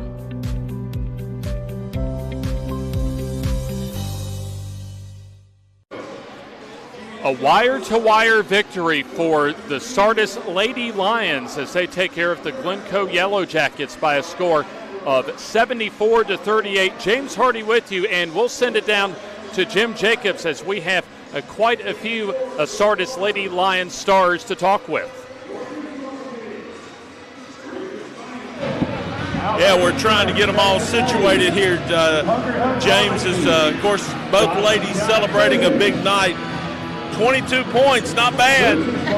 No, not at all. She's the one that got 22. Yeah, you did all the heavy lifting down in the paint, right? Yes, sir, absolutely. Hey, I love it, though. All right, 22 points. Did you have any idea you'd have that kind of night? I can't hear. 22 points. Did you have any idea you'd have that kind of night? No, sir. I didn't expect that kind of night. I thought we were going to crash the board with Jada. She's got longer arms. It just kind of, we all played as a team tonight and it worked well. I thought that the defensive pressure you were able to put on Glencoe throughout the game and basically get the separation, it was the difference in the night. Yes, it was easy for me to pressure up because I knew we had Jada and everybody else crashing the help side, so we could all work together and press that. What does this mean in getting ready for postseason play for your team? Honestly, I'm very proud of my team tonight, and I think we all played well together, and we were struggling a little bit to get joined together in the before county tournament, but now that we're in county, we kind of merged together, and I think us winning will give us confidence in the area tournament. Obviously, that's the next step, the area tournament, and then hopefully on to regionals. Yes, sir, absolutely. We want to win state this year. Well, I'll tell you what, you ladies have a heck of a basketball team. Congratulations. Thank you so much. All right, let's get our coach in here and have his thoughts on the game. Coach, if I had told you it'd be a running clock in the fourth quarter, you'd have said okay, wouldn't you? I'd have took it all day, yes, sir. Talk a little bit about your team's performance tonight. I mean, obviously, the defensive pressure, I think, wasn't nearly as intense as it was the other night, but it did the job in getting the separation. And then, of course, you got kind of the 7-0 run to start the game and just never looked back. Yeah, in the last 2 years, if Caroline Johnson made a three to start the game, we're really hard to beat. I said before the game, Sizemore is probably the best player in the county, and she's hard to press, and she had a heck of a game. But we were able to contain everybody else, and we were able to make our runs. And I think our press didn't really turn them over as much, but they had dead legs in the second half, and they didn't shoot it as well. And Coach, of course, Johnson puts in 22 for you tonight. Hey, she is as clutch as they get. She loves these big games, so, you know, she don't have the nickname Caroline Clutch Johnson for nothing. What does this do for your team to get you ready for area play and then, of course, hopefully on to regionals in the state? It's a big boost for us, this tournament's atmosphere. And the next week, it don't get no easier. We got 6A ranked Gadsden City and then number 3 ranked Plainview on the road. So, you know, we're going to have to celebrate a few days and get ready to go back to work. Coach, congratulations on an absolutely almost perfectly played tournament. Thank you, sir. Thank y'all for covering us. Thank you. Thank you, Jim, and thank you to Coach Cullum as well as our stars tonight, Jada Lax and Caroline Johnson, as Caroline Johnson finished the game at 22 for Sardis to lead them in scoring. Jada Lax with 16 and Kaylin Wallace with 10, as Jackson Sizemore led Glencoe in all scores with 26. We'd certainly like to thank all of our FNN crew for a job well done tonight. One more game to go, the boys varsity portion of the Etowah County Championship. As we'll say so long to our viewers for the girls varsity championship, as you have been watching the Etowah County basketball tournament on FNN.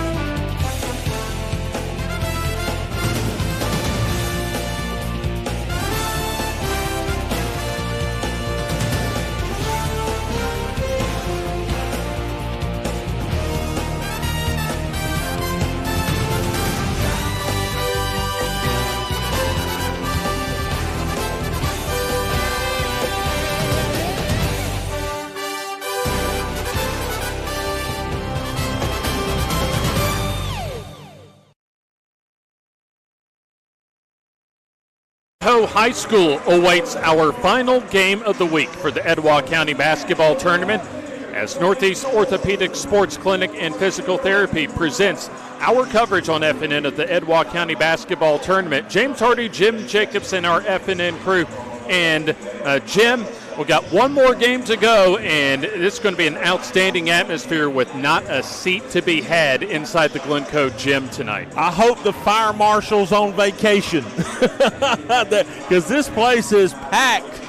They're going to be standing all along the wall as far as standing room only tonight, and a couple of rock-solid squads as both of these teams had to fight their way into this championship round, with both teams going into overtime in their semifinal wins during the week. No question about it. Glencoe had to just battle their way through their semifinal game, but they have the extra benefit of a day's rest. Hokes Bluff doesn't have that.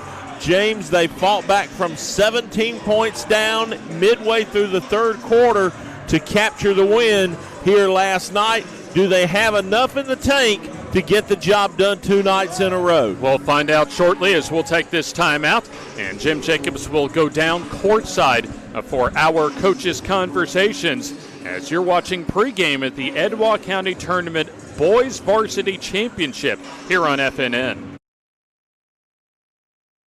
Northeast Orthopedics and Sports Medicine Clinic with Drs. Stewart, Dalpett, Ryan, Kelly, Shaw, Metters, Wilson, and Blackstock is pleased to offer 5 locations to serve the Northeast Alabama area. NEO features on-site physical therapy at their South 4th Street Gadsden, Highway 77 Rainbow City, Highway 431 Boaz, and Fort Payne locations. NEO's Football Injury Clinic runs every Saturday morning at 7:30 a.m. through high school football season at Northeast Orthopedics 4th Street location in Gadsden, keeping you in motion at Gadsden, Rainbow City, Boaz, Center, and Fort Payne across from Walmart. Griffin Laser Engraving in Lincoln is your authorized local dealer for personalized Yeti products. Get your Yeti customized for your team, a business, or a special event. Your color, graphics, even photos. At Griffin Laser Engraving, we make it the way you want it. Order just 1 or hundreds, and you'll find a full line of Yeti coolers and accessories on hand, even the hard-to-find items. Nationally recognized, but right here at home in Lincoln for quality awards, trophies, powder coating, and personalized Yeti items, Griffin Laser Engraving. You're looking live at the gymnasium at Glencoe High School. It is pregame for Glencoe and Hokes Bluff here in the boys varsity portion of the Etowah County Tournament. And let's send it down to Jim Jacobs with Ryan Chambliss. All right, Coach, let's talk a little bit about the matchup tonight. Obviously, you've had the day off to rest and prepare.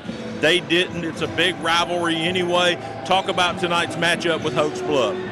Man, they got a good team. They got a really good player, and Coach Presley's son. They'll be ready to play, man. That day off, they'll be ready to play. We got to come out and perform. We got to get after them. What are the keys to the game, Ryan? I mean, early, what are you looking for out of your kids? Well, we got to attack offensively, man, and score early. We can't play from behind. Got to do a good job on the coach's kid. He's a good player. We got to try to keep his touches down and limit his shots. I mean, they fought back from 17 down last night to come back and win that one. So obviously, no lead is safe. Yeah, they're tough, man. They don't quit. We got to match it. We got to match their energy. Well, you got a big house full of folks here tonight to play for the county tournament. I don't think it gets much better than that. Yeah, I hope it'll be a lot of fun. All right, thanks, Coach. Thank you, Jim, and thank you to Coach Ryan Chambliss for Glencoe, as Jim making his way over to talk with Coach Jason Presley for Hokes Bluff. And just a few moments away from getting Coach Presley on with us as far as our pregame coverage here at Glencoe High School, and I believe we are ready for Coach Presley. Okay, Coach, let's talk about the keys to the game. You had 24 hours to think about it. Only 24 hours. You're right. Keys to the game, I think we got to take care of the basketball. Coach Chambliss' teams are always well known for pressuring the basketball, turning you over. We got to definitely take care of the ball. I think we got to guard better than we did last night. which of course Gaston had a lot to do with that. They played great. We got to guard them. We got to give them one shot. We got to get out and run, do some things offensively that way. Ryan told me just a minute ago that he feels one of their keys is obviously slowing your son down. I'm sure he's ready to go. Yeah, he is. And like I said, he played every minute last night. So, but he got a lot of fluids in him, and it's now or never. You got to do it. Coach, it's a full house, a lot of energy in the building here. This is the kind of game you love to play to get ready for what's to come down the road here in the next 30 days or so. And it could be with this team. We have to play Ohatchee and they'll play Westbrook, and this is our third time playing, and it could be 4 in a couple of weeks. So we'll know each other well by then, but you're right, this atmosphere is incredible, and it'll definitely help us in the future. Good luck tonight. Thank you very much. Thank you very much, Jim, and thank you very much, Coach Presley, as we're moments away from getting the tip of the boys varsity portion of the Etowah County Tournament, the championship round, here tonight on a happy Friday here at the gymnasium at Glencoe. So we'll step aside and take this time out, and we'll have more of the pregame and tip-off as we're less than 4 minutes away from Glencoe and Hokes Bluff playing for the Boys Varsity Championship in the Etowah County Tournament, brought to you by Northeast Orthopedic Sports Clinic and Physical Therapy. I am a dreamer who will make a difference.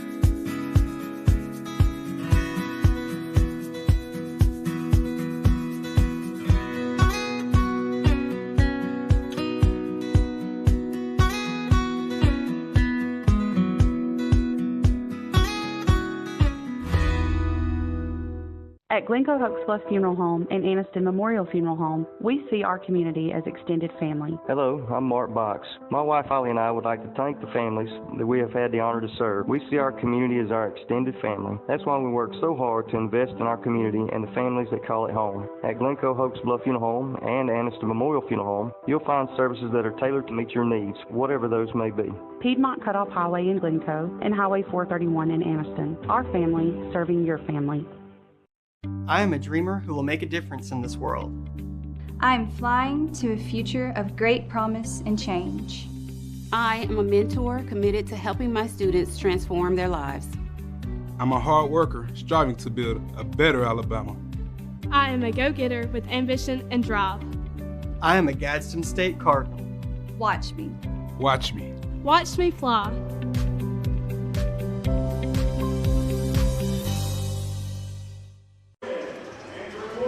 From Glencoe High School, the Glencoe Yellow Jackets, the lower-seeded team, but the host team this week as far as the Etowah County Tournament. You are watching pregame for the Boys Varsity Championship for this Etowah County Tournament. James Hardy, Jim Jacobs, and our F&N crew from the gymnasium at Glencoe High School. And should be an interesting matchup, especially for a couple of teams that are really, all of these teams, really, for that matter, coming into today had to fight for their positioning, but especially these two teams that we're about to see had to pull it out in overtime in their semifinal games. And also, let's not forget Glencoe, this is their third game of the week.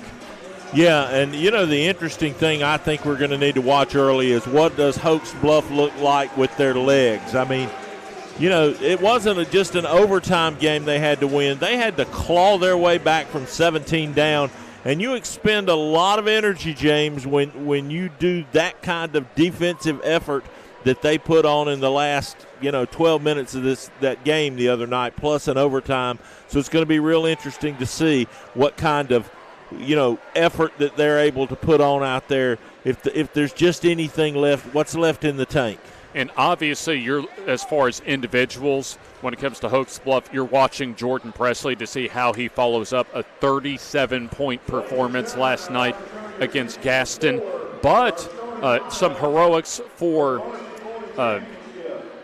Glencoe, absolutely, as far as their overtime win a couple of nights ago. Wade Sechrist getting the winning basket on what was a goaltending call at the end of overtime in their thriller over Sardis, as Wade Sechrist had 21 points. Had a big night, no question about it. As the starting lineups are being announced, Glencoe first as the visiting team, as the lower seed.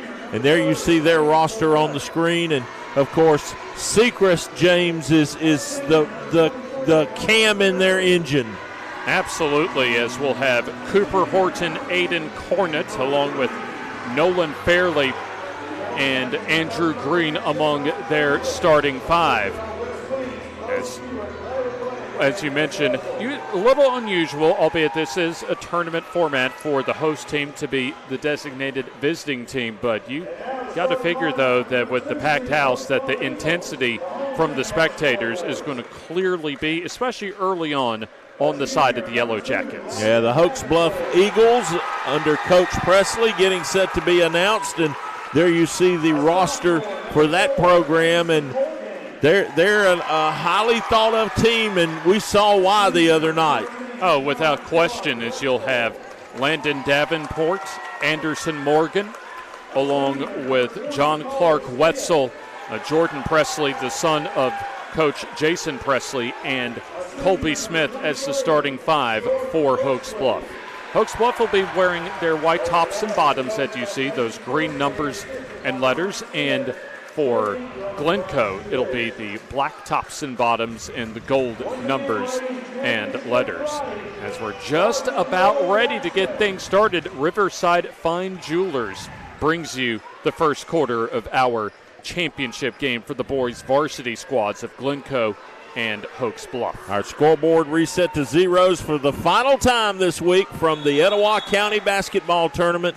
As the official steps into the circle, the ball goes in the air, and here's James Hardy to bring you the play-by-play. Thank you very much, Jim, as Andrew Green and Jordan Presley jump center, and it'll be Glencoe winning the opening tip. Cooper Horton at the point guard slot, as he'll hand off to Garrett Morgan. Man-to-man defense for Hokes Bluff. Fairly on the dribble. Solid defense so far as a loose ball, but Glencoe has it. Here's the turnaround for Fairley. No, as the rebound will be saved in bounds, but to Hokes Bluff. So good defensive start to this ball game for Hokes Bluff, as Wetzel will have his pass deflected and stolen. Here's a run out for Aiden Cornett as he'll lay it up and in for two. That was a planned offensive set right there by Glencoe. Obviously, they wanted to, release a guy as soon as Hokes Bluff got to the other end of the floor, and it paid off. Didn't see who got whistled for the tee, but a technical foul has just been issued by our AHSAA officiating crew. Wow. So it was right after the basket had been made in an inbounds pass, so the technical goes on Glencoe. So 2 free throws coming up and the ball for Hokes Bluff. As we've not even played a minute of our championship game, as Jordan Presley gets on the board for the first time tonight. Yeah, I want him shooting everything for me he can.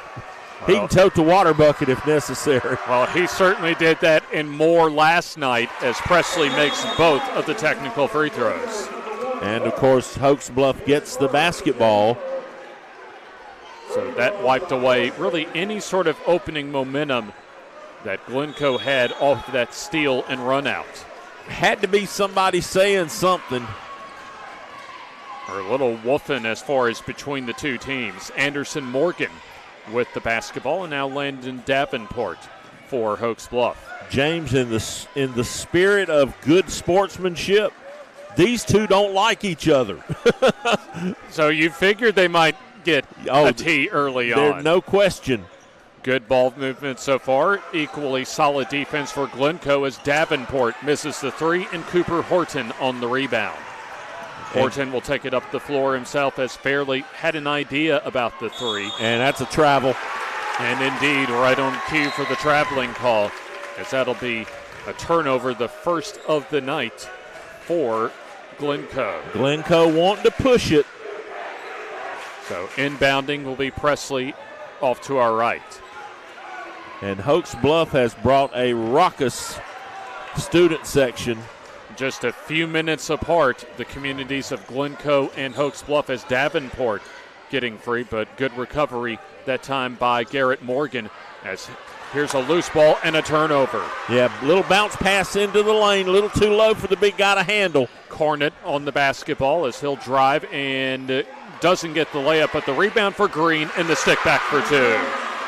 Had the good position, grabbed the rebound, used the rim to protect himself in the shot, kissed it off the glass. Glencoe gets a couple. One thing that Glencoe does have is size along the interior. You have Andrew Green at 6'5", and also Colt Russell that comes off the bench at 6'9".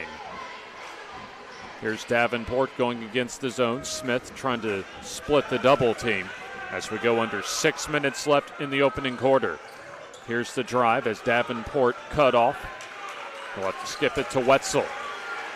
Good zone defense and a 2-3 for Glencoe as Smith drives. The collapsing defense can't get it to him in time as Smith teardrops it in for two. Looks like Hokes Bluff is intent on trying to get in the lane. Cornett misses the quick three as running will be Hokes Bluff. Here's Wetzel as he'll find a teammate. Trying to flash somebody high in the paint. Right there. There it is. Colby Smith, that high post guy for Hokes Bluff, as he'll shoot from the free throw line and score. That's there all night long. And that is the best way to kill a zone defense. Get to that middle and make that defense collapse into the high post guy.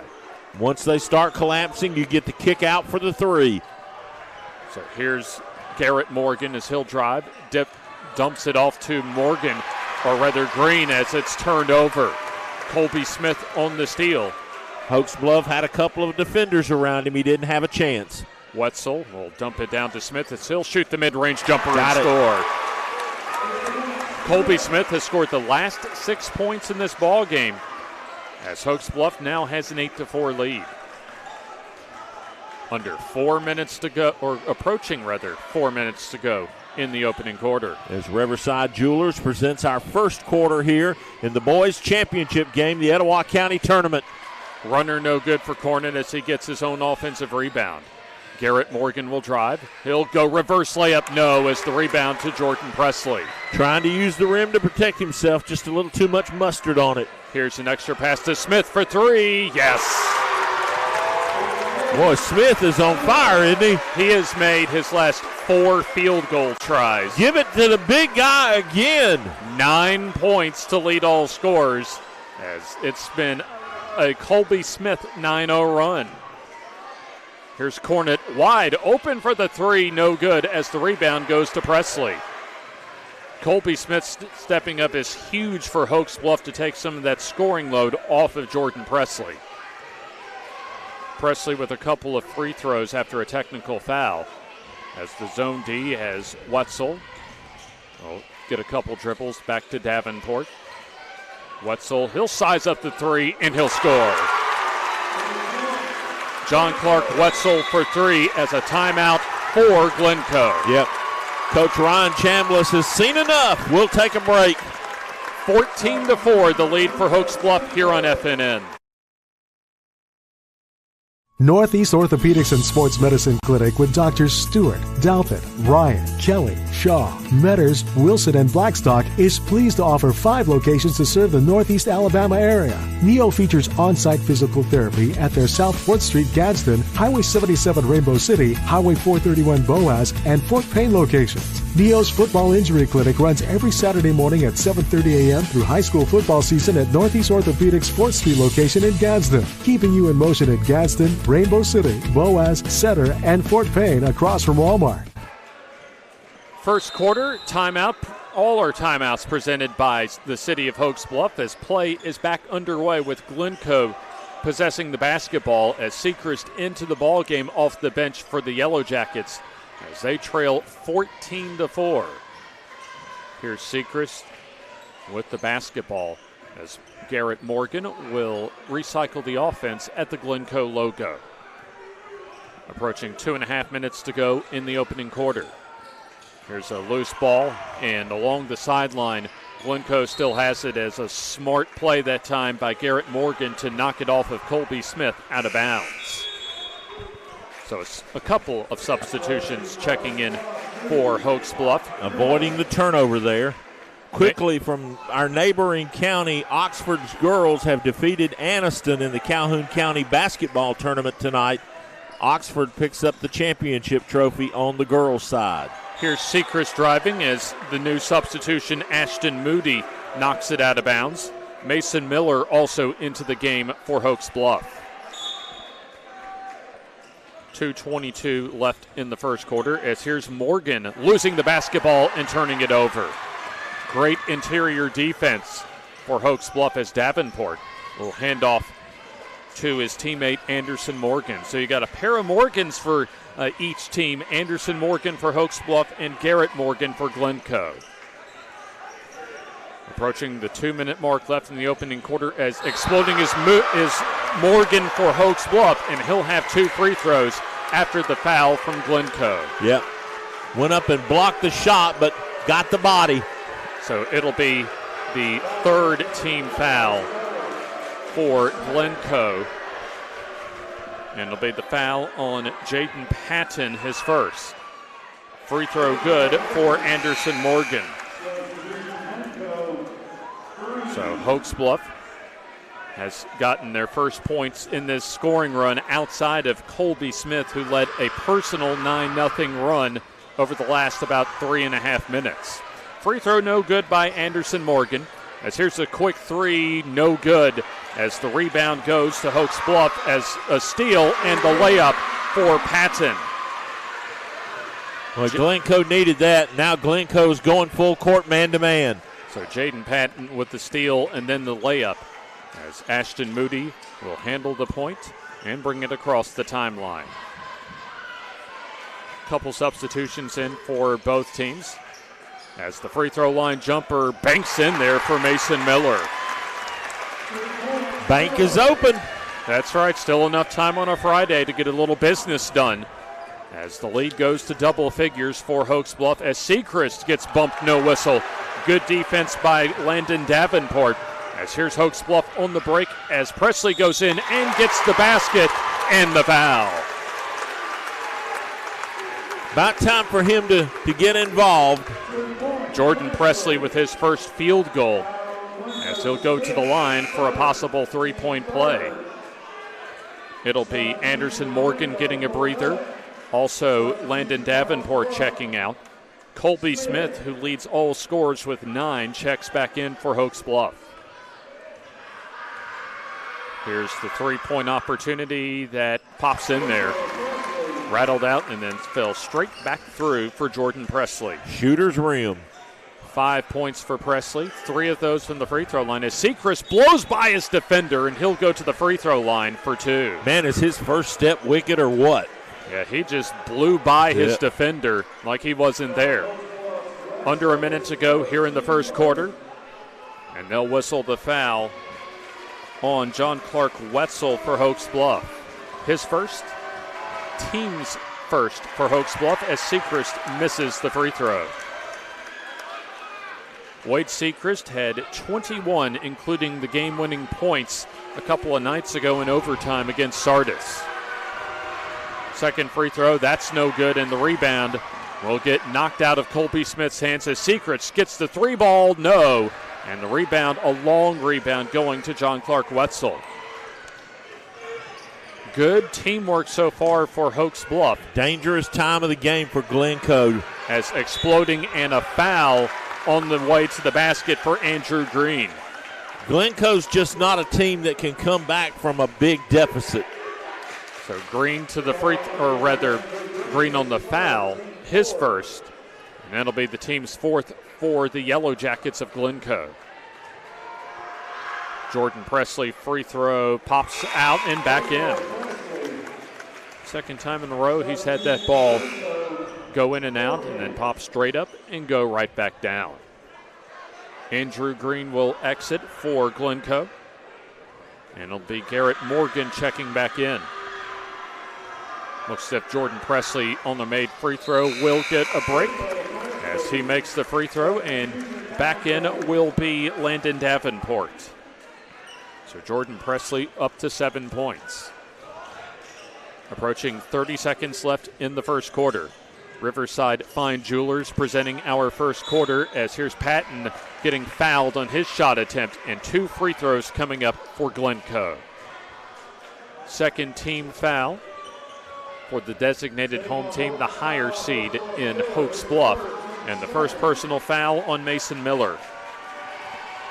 Free throws coming up, as the first is no good. And there you see Patton, the 5'11" senior guard, as Glencoe has struggled throughout this first quarter. They scored the first 2 points in the ball game, and that technical foul really seemed to change that momentum, Jim. Well, it just took all the air out of the building, to tell you the truth. You know, you get an opportunity to start like that, and there's a miss on the free throw. Hokes Bluff pulls it down. You just don't get those opportunities that often. You got to take advantage of them. There's another foul. A nice job of Colby Smith fighting off Braylon Smith for the basketball, as Colby Smith will go to the free throw line for 2. So Braylon Smith, his first personal foul, or check that, they'll say that is his second personal foul. And so 2 free throws for Colby Smith. And he's into double figures.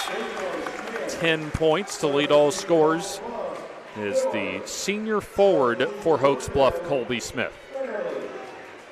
Has made his first 4 shots from the field. Trying to make his second free throw, and does so. So Colby Smith with 11. Looking at Smith's totals from last night, he had just 8 points in all of the game, including overtime, as the 3 at the far corner for Glencoe's Jaden Patton. Still a 15-point lead for the Eagles. And now a steal, almost a steal. And we come to the end of the first quarter, as it's been an outstanding effort in the first 8 minutes of play for Hokes Bluff, as they take a 24-9 lead into the second quarter, as Riverside Fine Jewelers brings to you our first quarter here on FNN.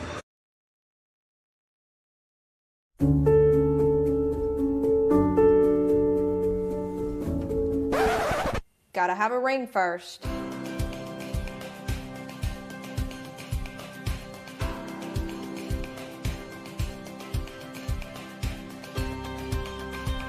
Remember, she has to say yes to the ring before she says yes to the dress. Riverside just makes it better.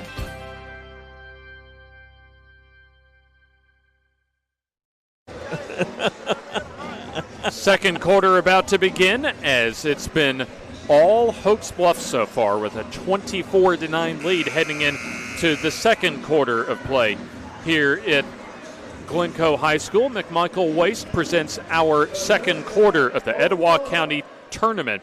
This is the Boys Varsity Championship. As leading the way scoring-wise has been Colby Smith with 11, and that's been really big for Hokes Bluff, especially early, to take some of that pressure off of Jordan Presley. Yeah, in fact, Presley's been relatively quiet so far. Now, he does have 7, but 5 of those points from the free throw line. Here's Smith on the back door to Presley, as he'll lay it in for 2. Just absolutely beautiful. This is already one of Colby Smith's, has to be his best games of the season, if not of his varsity basketball career for Hokes Bluff. There's at the top of the key Garrett Morgan, as he'll get bumped, shoots, and doesn't get the roll, but he's going to have a couple of free throws coming up. Glencoe could really have used that ball going through the bottom of the basket, but it'll be Colby Smith on his first personal foul. So that's just the third team foul of the first half for Hokes Bluff, as the first free throw no good for Garrett Morgan. So Hokes Bluff in a rock-solid position right now, up 17, as there you see the senior Morgan making the back end of 2 free throws. Morgan with his first point as full court pressure. As Hokes Bluff still with the basketball in the backcourt, as they do have to get it across that timeline before the 10-second count, and they do. Here's Smith driving and gets free and misses the layup. His first miss of the night. As Glencoe trying to cut into a big deficit. Morgan pass down low to Green, goes out of bounds. So out of bounds play coming from the baseline off to our right, as Garrett Morgan will inbound. Glencoe, the lower seeded team, as the 4 seed, but they are hosting this Etowah County tournament. Hokes Bluff, the 2 seed, as we go under 7 minutes here until halftime. Garrett Morgan on the drive, shoots a tough shot from the baseline, no, and the rebound to Ashton Moody. Yeah, bucket's gone kind of cold for the Jackets right now. Here's Smith feeling it for 3, no, as the rebound will be knocked around to Andrew Green. At the top of the key, Cornett back in the ball game for Glencoe as he'll settle the offense and run some half court. Here's Cornett on the drive. He'll kick out to Garrett Morgan. He'll fire up the 3. That's too long. Yeah, you can't think about it that long. You got to pull the trigger. As the rebound going to Colby Smith. Colby Smith on his way to a double-double for Hokes Bluff, as here's the shot up and good, and the foul as Anderson Morgan will have the opportunity for Hokes Bluff on a 3-point play. So for Glencoe, that'll be foul number 6 as a team, and the first personal foul for Aiden Cornett. So Hokes Bluff doing a nice job of involving all of their players in their offense so far, as Morgan's free throw up and good. So Anderson Morgan with 4, as Hokes Bluff has their largest lead of the night, up 19. Now Hokes Bluff battled back from a 17-point second-half deficit last night, as Sechrist will have 2 free throws after getting fouled on his way to the basket. McMillan Waste presenting our second quarter coverage here. McMillan Waste located in Gadsden. If you need rollbacks, dumpsters. Anderson Morgan on the foul. That's his first personal foul. Team foul number 4 for the Hokes Bluff Eagles. Free throw up and good for Sechrist. His first point of the night after scoring 21 2 nights ago against top-seeded Sardis in a 67-66 overtime win. Second free throw up, and that pops out no good. Jordan Presley on the rebound, as Davenport looking for that entry pass. And he'll try and drive and crossover, shoots and misses the 3 ball. Andrew Green, his 3rd rebound of the night. Sechrist up ahead. This will be Patton back to Sechrist. Driving against Moody, loses the basketball, but Glencoe retains possession. Here's the 3 ball up and good for Cornett. Aiden Cornett with his first triple, as he now has 5. Nice form on that one, James. Just squared up, elevated, and swish. Here's Davenport. He'll go inside, lose the basketball, and nearly turns it over, and they do turn it over, indeed, do Hokes Bluff. Looked as if Davenport tried to force the drive, got through the double team, and then forced the pass, the dump off, and turns it over. So Glencoe has an opportunity to cut further into a 15-point deficit. High post is Green as they'll run, looks like a little Princeton-style offense, as open, top of the key, no good on the 3 is Horton, as Sechrist saves it in, but Colby Smith to intercept the pass. Here's Morgan for Hokes Bluff, loses it out of bounds to Glencoe. Wow. Thought for a moment that Cooper Horton might have knocked it out of bounds, but our official along the baseline said that Anderson Morgan just lost it out of bounds. Good defense there, though, by Glencoe. They got back and got set and kind of shut off the drive. Here's Sechrist passing out to Cornett for the 3 ball, good. That's 2 in a row. Aiden Cornett with 8 points, back-to-back triples. It was at once a 19-point advantage about 3 minutes ago. Now down to a 12-point lead for Hokes Bluff. Davenport to Colby Smith as they'll work against the man-to-man. There's Morgan passing back out to Davenport. Smith on the drive, stops, passes out as Davenport drives. Teardrops it, no. As tapping it out is Colby Smith to Presley. So Ashton Moody will settle down the offense. As here's Colby Smith stopping and popping and missing as the rebound going to Sechrist. Glencoe having a little momentum on their side as Cornett lays it in for two in transition. So Aiden Cornett with the last 8 points in the game for Glencoe and a timeout for Hokes Bluff. Little 8-0 run there, James, for Glencoe to kind of pull in that rubber band a little bit. The city of Hokes Bluff brings to you all of our timeouts. This is a 30-second timeout as Glencoe got down by as much as 19 here in the second quarter as they've made a nice little rally. And if they can cut this deficit to single digits by halftime, you would have to figure, Jim, that Glencoe would be feeling pretty good with how they started this game. Yeah, because this could easily be a 25-point lead right now for Hokes Bluff if Glencoe had not made that 7-0 run.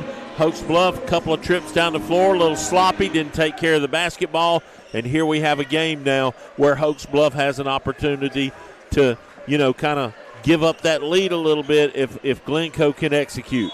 Colby Smith and Jordan Presley with 20 of the 29 points for Hokes Bluff. I'm sure Coach Presley called that timeout just to get his kids settled down and get that message. Well, they'll have to settle down a little more because a traveling violation for Landon Davenport in the far corner. Turned it over. So here's the inbounds pass as Cornett flags it down. Glencoe can cut it to single figures as Cornett will have 2 free throws coming up. As he, I think, may have want that little layup back as he had an opportunity to stick it in and go to the line for a possible 3-point play, but still a chance for 2 for Cornett. And to reduce that lead with the clock not running. And he'll miss the first free throw as Ashton Moody whistled for his first foul. 5 team fouls for Hokes Bluff, 6 for Glencoe. Cornett's free throw good. So Aiden Cornett with 11 as a turnover on the full court press. Cornett shoots the 3 ball, no good. And a break for Hokes Bluff as they get the rebound and one to push the tempo. Presley gets met immediately by the defender Horton. Here's Smith on the drive. Oh, get his pass stolen. Glencoe playing outstanding basketball for about the last 4 minutes of game time. As here's the drive for Garrett Morgan to Sechrist for an open 3, no good as the rebound goes out of bounds to Hokes Bluff. It's not been a good couple of minutes for Hokes Bluff, that's for sure. Haven't taken care of the basketball, haven't had some good shots. And on the flip side, an outstanding last 3 to 4 minutes for Glencoe to cut a 19-point lead down to 9. So here's Hokes Bluff with the basketball as Ashton Moody will walk across the timeline. That'll be Anderson Morgan holding it in front of the scorer's table. Morgan on the dribble to Presley. Man-to-man defense for Glencoe. Here's Presley on the dribble. He'll kick it out to Davenport for 3. No good as the rebound going to Sechrist as he wants to push the pace. Sechrist driving as he'll get tripped out of bounds. They'll say he loses the basketball. A turnover for Glencoe. Wow. Looked like there was some contact there, but apparently a wet spot on the floor as Sechrist trips and loses it out of bounds on the turnover. A couple of opportunities have gone awry for Glencoe to cut into a 9-point deficit. Morgan in the backcourt with the basketball is a man-to-man defense for Aiden Cornett. Morgan will hand off to Davenport on the weave as Davenport scoops it up and in. That's first points for Hokes Bluff and got to be a couple of minutes. Yeah, I think that's about a 3.5 minute scoring drought as here's the layup good for 2 for Cooper Horton. Horton with his first field goal, full court man-to-man pressure for Glencoe. We'll have a substitution for Glencoe at the next whistle. As Ashton Moody with the ball as we're under 2 minutes left until halftime. Here's a deflected pass out of bounds as Jaden Patton with good hands knocks it into the Glencoe bench far side. Cornett takes a seat after scoring much of his 11 points here in the second quarter. 31-22 the lead for Hokes Bluff as they've led for all but a few minutes of this game. Davenport's pass stolen as Jaden Patton on the steal goes in, Euro steps and gets the layup to fall. Jaden Patton with that Euro step move as he's now up to 7. Lead down to 7 for Hokes Bluff. As here's the kick out to Davenport, driving, floating it up, no, as the rebound goes to Garrett Morgan, as he'll get fouled in transition and reach in foul. Not quite to the bonus yet, as that is just the 6th team foul for Hokes Bluff, however, the 2nd for Anderson Morgan. So we'll have Morgan check out, and it appears John Clark Wetzel checks right back in. So a 7-point deficit for Glencoe. They can cut it to 5 on a 2-point basket, or a triple can cut it down to 4. Here's the drive as it goes off of the foot of Horton and a turnover, a steal for Hokes Bluff. Davenport will have 2 free throws after getting fouled underneath the basket. So that'll be team foul number 7 for Glencoe. Free throws for the final 58.9 for Hokes Bluff. So whistle the foul on Garrett Morgan, his first. Hokes Bluff with Anderson Morgan having 2 fouls, and then 2 fouls for Braylon Smith for Glencoe. Free throw up and good for Davenport. So Landon Davenport with 3.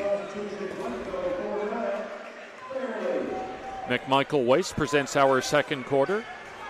And we'll have our halftime report brought to you by Gadsden State Community College as the free throw up and good for Davenport. Landon Davenport with 4. 9-point lead for Hokes Bluff as we come toward the finishing seconds of halftime, or at least of the second quarter, as Cornett trips but finds Garrett Morgan. Over to Patton for the 3. Yes! Jaden Patton with his second triple. He has 11 points off the bench for Glencoe. 30 seconds left until halftime. Here's Presley with the basketball as he gets double teamed off of the pick and roll as Smith turns in the paint and travels with the basketball.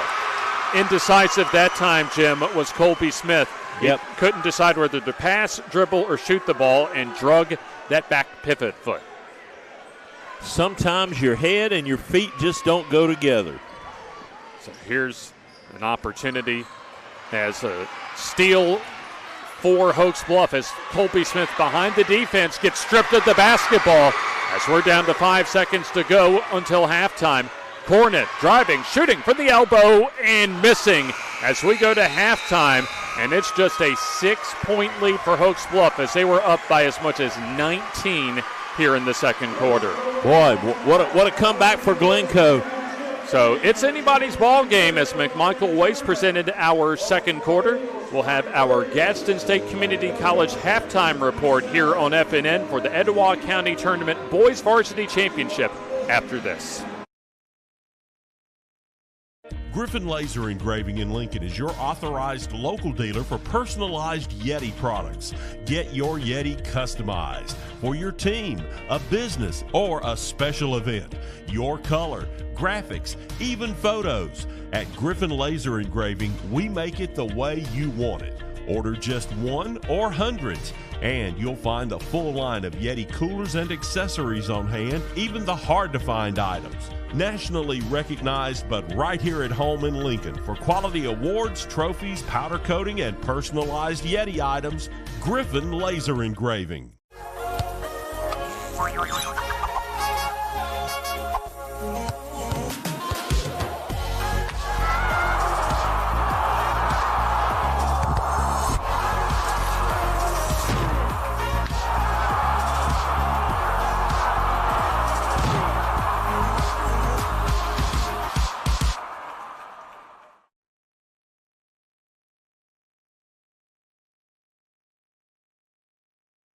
At Glencoe Hokes Bluff Funeral Home and Anniston Memorial Funeral Home, we see our community as extended family. Hello, I'm Mark Box. My wife Holly and I would like to thank the families that we have had the honor to serve. We see our community as our extended family. That's why we work so hard to invest in our community and the families that call it home. At Glencoe Hokes Bluff Funeral Home and Anniston Memorial Funeral Home, you'll find services that are tailored to meet your needs, whatever those may be. Piedmont Cutoff Highway in Glencoe and Highway 431 in Anniston. Our family serving your family.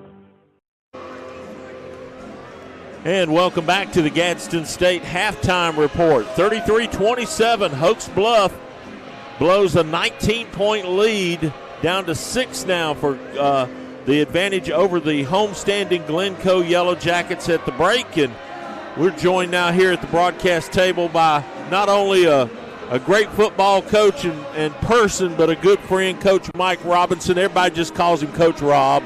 How you doing, Coach? I'm doing fine. Thank you for the compliment there. Yes, sir. Well, it's always good to see you. I told Mayor here when he was here last night, I said, you tell Coach Rob he needs to get over here now. Well, I appreciate the invite, and I appreciate you guys coming in here and doing this for the kids. And got many people watching you. I've had a couple of texts going on. They're doing a great job. So. Well, we appreciate it, Coach, as always. And well, I tell you what, the atmosphere for something like this, you know, we have big crowds for football games, but they're not on top of one another like they are for something like this. And I just think it's great for the county. Yes, sir, it is. And, you know, we had it at Gadsden State for many years, and they changed over there, and then we brought it to all of these nice facilities we have. And but it's still a great atmosphere. And, you know, I was lucky to coach basketball 28 years and got to play in these big games, and I had some really great girls teams. And it's just a different atmosphere when it comes to the county tournament. You know, you play all regular season in these gyms, but it's a great atmosphere. Well, I think the one thing that just the average fan doesn't realize is how much environments like this help prepare the quality teams for what's to come with the area tournament and then on to the regionals at Jacksonville State. Yes, sir, you're exactly right. And what it does is we play it, I think, still at a great time. We did back when I was coaching basketball.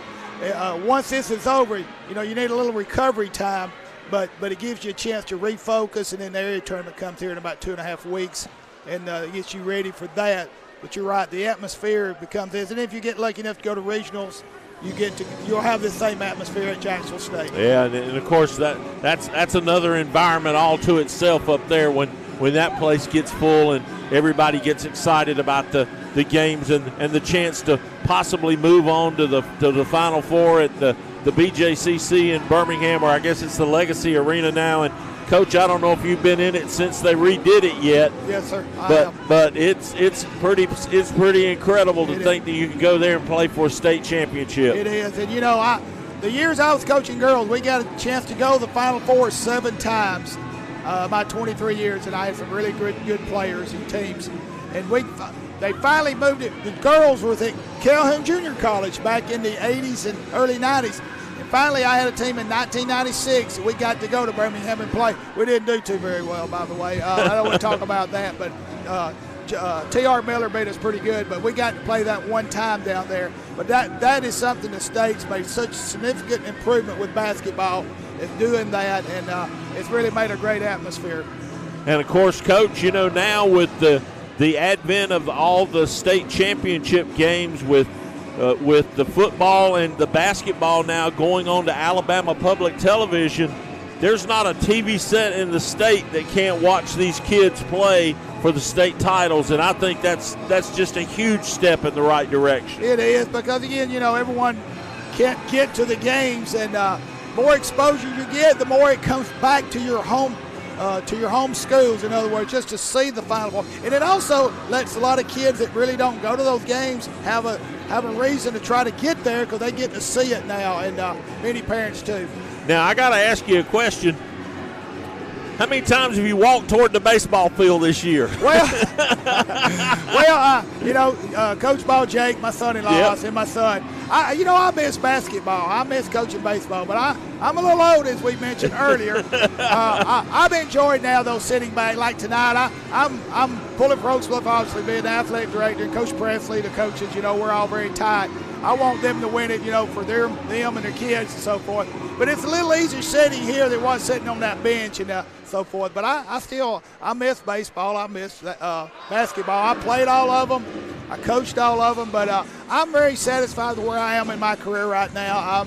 I'm enjoying it. I got a really good situation. Got a great school still, gym at Hokes Bluff. You've been around us. Our togetherness at Hokes Bluff is I don't think, second to none.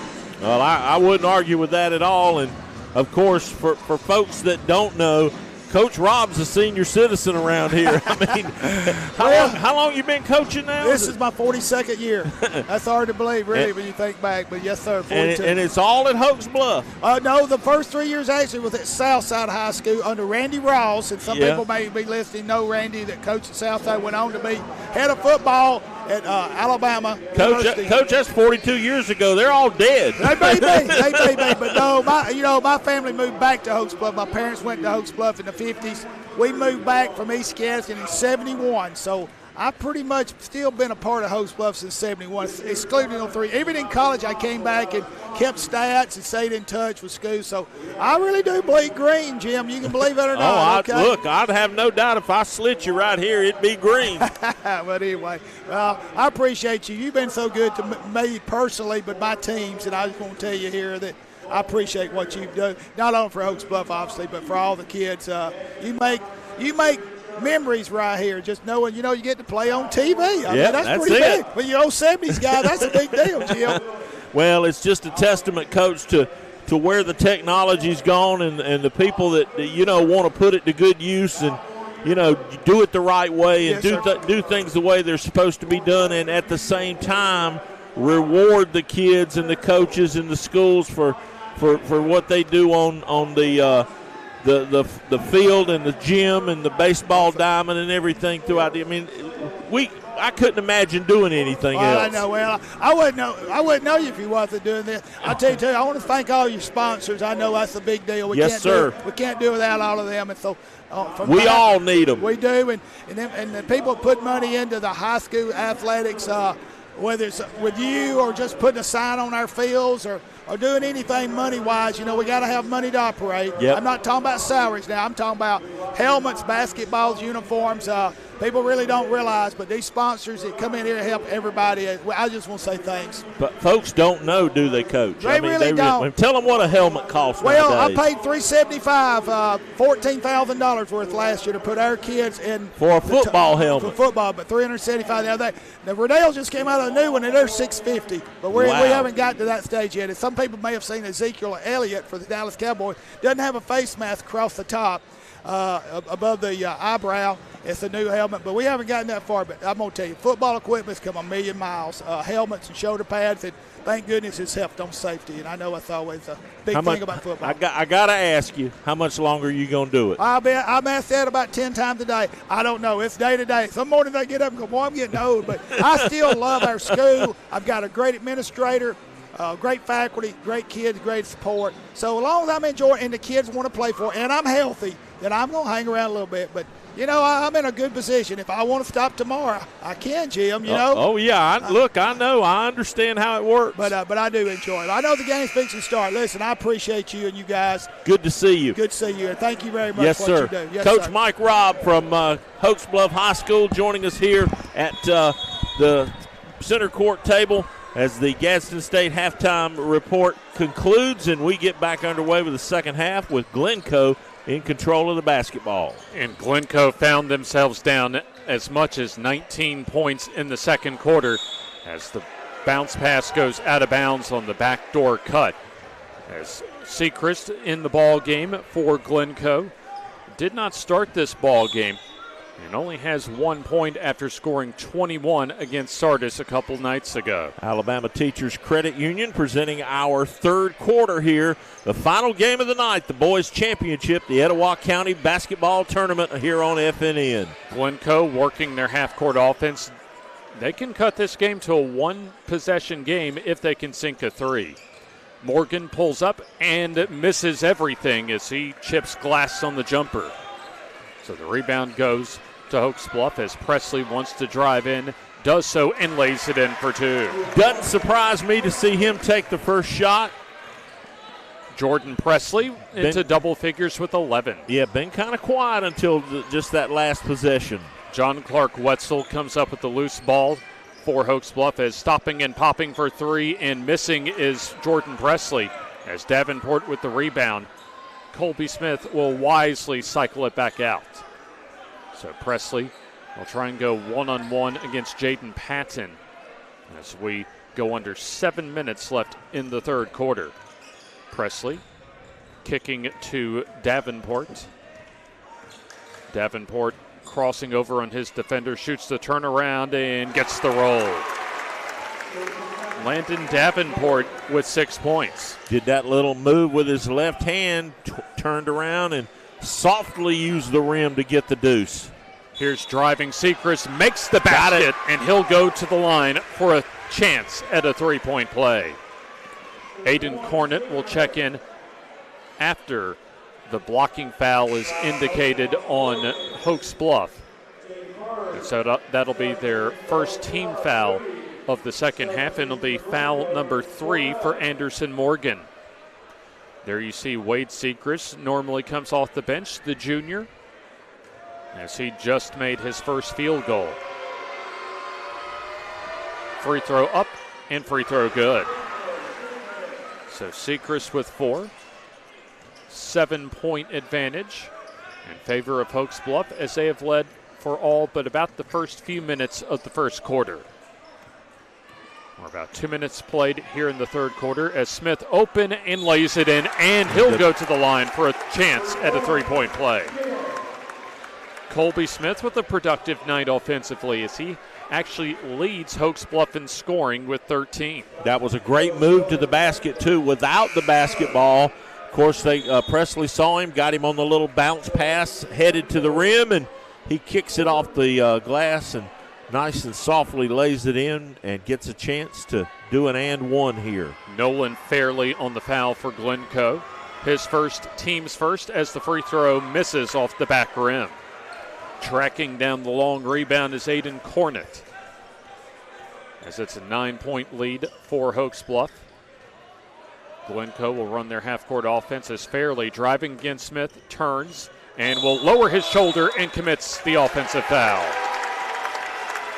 Easy call that time for the official at the baseline, as Fairley tried to go up and under and just lowered that shoulder and drew an offensive foul. Outstanding defense by Colby Smith for maintaining his position and forcing a tough move that time by Glencoe's Nolan Fairley. So Hokes Bluff with the basketball as they can try and extend their lead to double figures, but a steal for Cornett as he'll lay it in and goes to the line for a chance at a three-point play. Hey, look, one of my favorite coaches of all time has this saying, foul or don't. You know, you can't do a chippy foul if somebody's going for a layup like that. Get your hands on the basketball.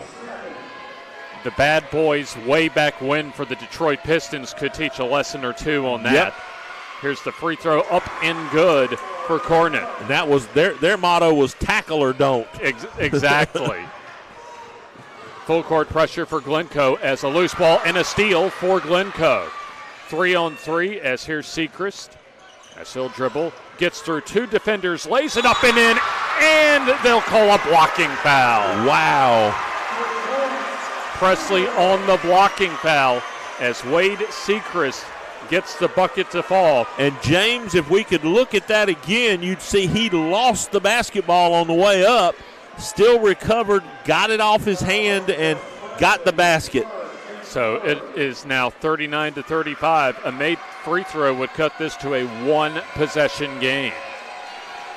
Hokes Bluff's having all kind of trouble with the Glencoe pressure. Sechrist with the free throw. He has 6 of his 7 here in the third quarter. Presley trying to cross, or rather Moody does cross the timeline and finds Davenport with a great pump fake. There's a foul or don't. Exactly. See, he didn't get the shot off, and that's what you got to do. I mean, if you're going to foul somebody, don't let them get the shot off. Andrew Green getting his money's worth on the foul. That's his second personal. In the book, it's no different. If it's a touch foul or a tackle, it's no different. It's just a foul. Free throw good, though, for Landon Davenport. Davenport with 7. Colby Smith has 13. Jordan Presley with 11. And then 4 for Anderson Morgan as the free throw good for Davenport. So he makes 2 of 2 and increases his personal point total up to 8. We're approaching 5 minutes left in the third quarter as Secrets gets cut off by John Clark Wetzel. Here's the lob down to Green. Good hands and easy on the layup for 2. Andrew Green with a pair of field goals. Cuts the lead back down to 3 for Hokes Bluff. I'll tell you what, Glencoe on their press, they're like a bunch of swarming ants.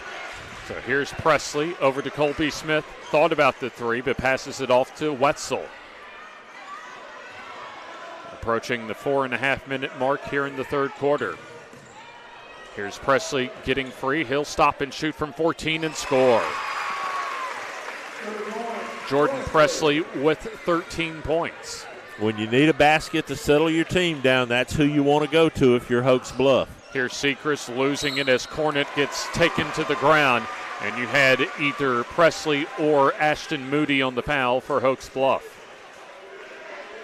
So who they will blow the 4th team foul for Hokes Bluff, and it'll be, check that, John Clark Wetzel on his 2nd personal foul. Pass to Green as he caught it from behind. Turns, shoots, and misses. I think Green would like to have that one back as the rebound goes to Hokes Bluff. Wetzel waiting for a teammate and gets it to Moody. Wetzel. Well, he's obviously not a shooter. Well, I think he's told not to shoot unless absolutely necessary. Here's a loose ball and a steal. 2-on-1 as the bounce pass to Sechrist as he lays it in for 2. Wade Sechrist closing in on double figures as he has 9. Man-to-man pressure for Glencoe as Presley wants to try and make a move here. A little pick and roll game for Hokes Bluff as a double team on Presley. Open for Wetzel for the 3, no, and the rebound going to Cornett. Got to tell you, James, Hokes Bluff looks tired. There's the between the leg dribble for Cornett as he'll back it out and slow it down. As we come close to 3 minutes left in the third quarter. Alabama Teachers Credit Union presenting our third quarter here, the boys championship matchup. Here's the Etowah County Tournament. Cornett drives and lays it in and has a chance to tie it up at the free throw line. Reach around foul will get you every time. So Aiden Cornett now has 16 points. As that'll be the 2nd personal foul on Landon Davenport. So Glencoe was down as much as 19 points in the second quarter. They trailed 33-27 at halftime as the free throw will tie it up. Cornett with 17. Full court pressure again for Glencoe. As Colby Smith with the basketball, they have to get it across the timeline. Running out of time. And they do not get it across the timeline. 10 seconds. A turnover for Hokes Bluff. And now this is when the home partisans can really start to make their presence felt. Here's Morgan on the drive past Davenport, shoots and gives Glencoe the lead. Garrett Morgan, his first field goal. So Glencoe has battled back all the way from a 19-point deficit as a turnover for Hokes Bluff as Morgan goes in, lays it up and misses as the rebound to the Yellow Jackets as the 3, no. Third try as Patton misses and the rebound to Hokes Bluff. Eagles have a 2-on-1. The pass into Davenport as he misses the layup, but he'll have 2 free throws coming up. Boy, the pace is sure picked up. And that certainly favoring Glencoe. I think so too, James. I think they just look a step quicker. Having the extra day of rest. I think it's showing up. Ashton Moody with his 2nd personal foul. Or check that, Garrett Morgan, I should say, with his 2nd personal foul as the free throw is up and good. There you see Landon Davenport as he now has 9 after that made free throw. One more to come. that can tie it up. And both free throws good. So Landon Davenport has made 4 free throws in a row, and we'll have a timeout on the floor. Timeouts presented by the city of Hokes Bluff. It's a full timeout, and we'll take the timeout with them here on FNN. Northeast Orthopedics and Sports Medicine Clinic with Drs. Stewart, Douthit, Ryan, Kelly, Shaw, Metters, Wilson, and Blackstock is pleased to offer 5 locations to serve the Northeast Alabama area. NEO features on-site physical therapy at their South 4th Street Gadsden, Highway 77 Rainbow City, Highway 431 Boaz, and Fort Payne locations. NEO's Football Injury Clinic runs every Saturday morning at 7:30 a.m. through high school football season at Northeast Orthopedics 4th Street location in Gadsden, keeping you in motion at Gadsden, Rainbow City, Boaz, Setter, and Fort Payne across from Walmart. Timeout on the floor as we have 2 minutes, 11 seconds remaining in the third quarter as the city of Hokes Bluff brings to you our timeouts this week as part of the Etowah County Tournament. This is the final game of the week, the Boys Varsity Championship, as Hokes Bluff built a 19-point first half lead. Glencoe came all the way back, took a 2-point lead for a couple of brief moments, and now we are once again tied up. So the home team, the Yellow Jackets, although the lower seed in this Etowah County Tournament. This is Glencoe's 3rd game of the week as Cornett accelerates and lays it in for 2. Cornett saw the Red Sea part and was able to get a free look at the basket as Wetzel picked up his dribble, but it is Ashton Moody there to help. Moody looking over that man-to-man defense as Presley comes off the screen. A little 2-man game with John Clark Wetzel. As now one-on-one defending is Braylon Smith into the game with 2 fouls for Glencoe. Less than 90 seconds left in the third quarter. Presley wants to drive. Kicks to Davenport, back to Presley. He'll drive baseline, passes to Smith, lays it up and in for 2. Good patience in the half court that time by Hokes Bluff as they were able to work the ball around and ultimately find Colby Smith on the field goal. Assist that time from Jordan Presley. Here's Sechrist. He wants to drive against Presley, shoots and misses, but he'll have a chance for the lead as we're at 56 seconds remaining in the third quarter. So the foul will go on John Clark Wetzel. 3rd personal foul for him. Already 16 fouls for Hokes Bluff. So 2 free throws for Sechrist as he'll once again give Glencoe the lead. Sechrist now into double figures as he's scored 9 here in the third quarter. 2nd and 2 free throws, also good. So Wade Sechrist has 11. 19 for Cornett to lead Glencoe in scoring as Colby Smith will kick it to Presley. Over to Davenport. Approaching 40 seconds left in the third quarter as here's the drive, and we'll have a traveling violation called on Hokes Bluff. So the turnover on the Eagles will bring it over to Glencoe as they'll have less than 40 seconds here in the third quarter. Let's see if they maybe hold for the final shot or just work their conventional offense. Sechrist wants to drive, finding Garrett Morgan. Jaden Patton back into the ball game. As he'll pick up the dribble, and so here's Sechrist driving, and he gets hand-checked on a reach-in by John Clark Wetzel. A little quick on the whistle on that one, I thought. Wetzel with the touch foul, his 4th personal foul. And so it'll be a 1-and-1 opportunity for Wade Sechrist.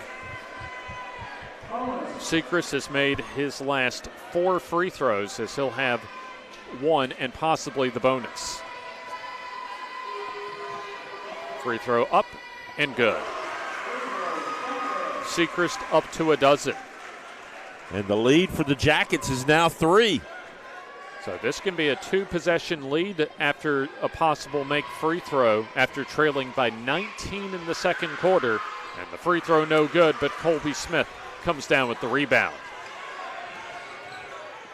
There's a full court pressure off the missed shot for Glencoe defensively as Presley has it at the timeline.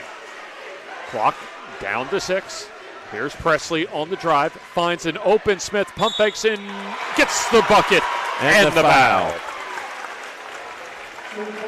Colby Smith now with 17 points as there's 1 second to go here in the third quarter as Garrett Morgan will get whistled for his second personal foul.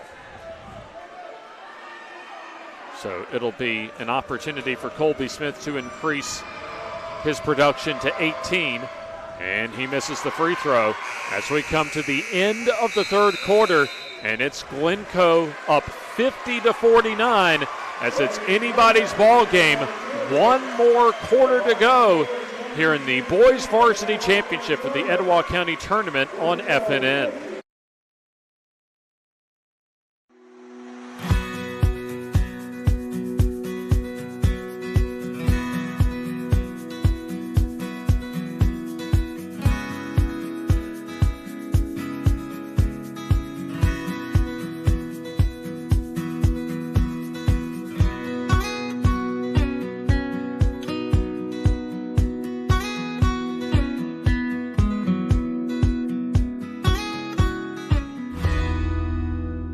Boys game.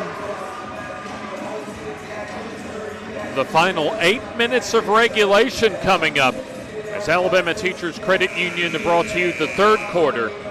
Fourth quarter action about to begin as Glencoe has fought their way back from a 19-point first half deficit as they now have at the bottom of your screen a 50-49 lead, playing at home as the lower seed, the 4 seed in the Etowah County Tournament. James Hardy and Jim Jacobs with you.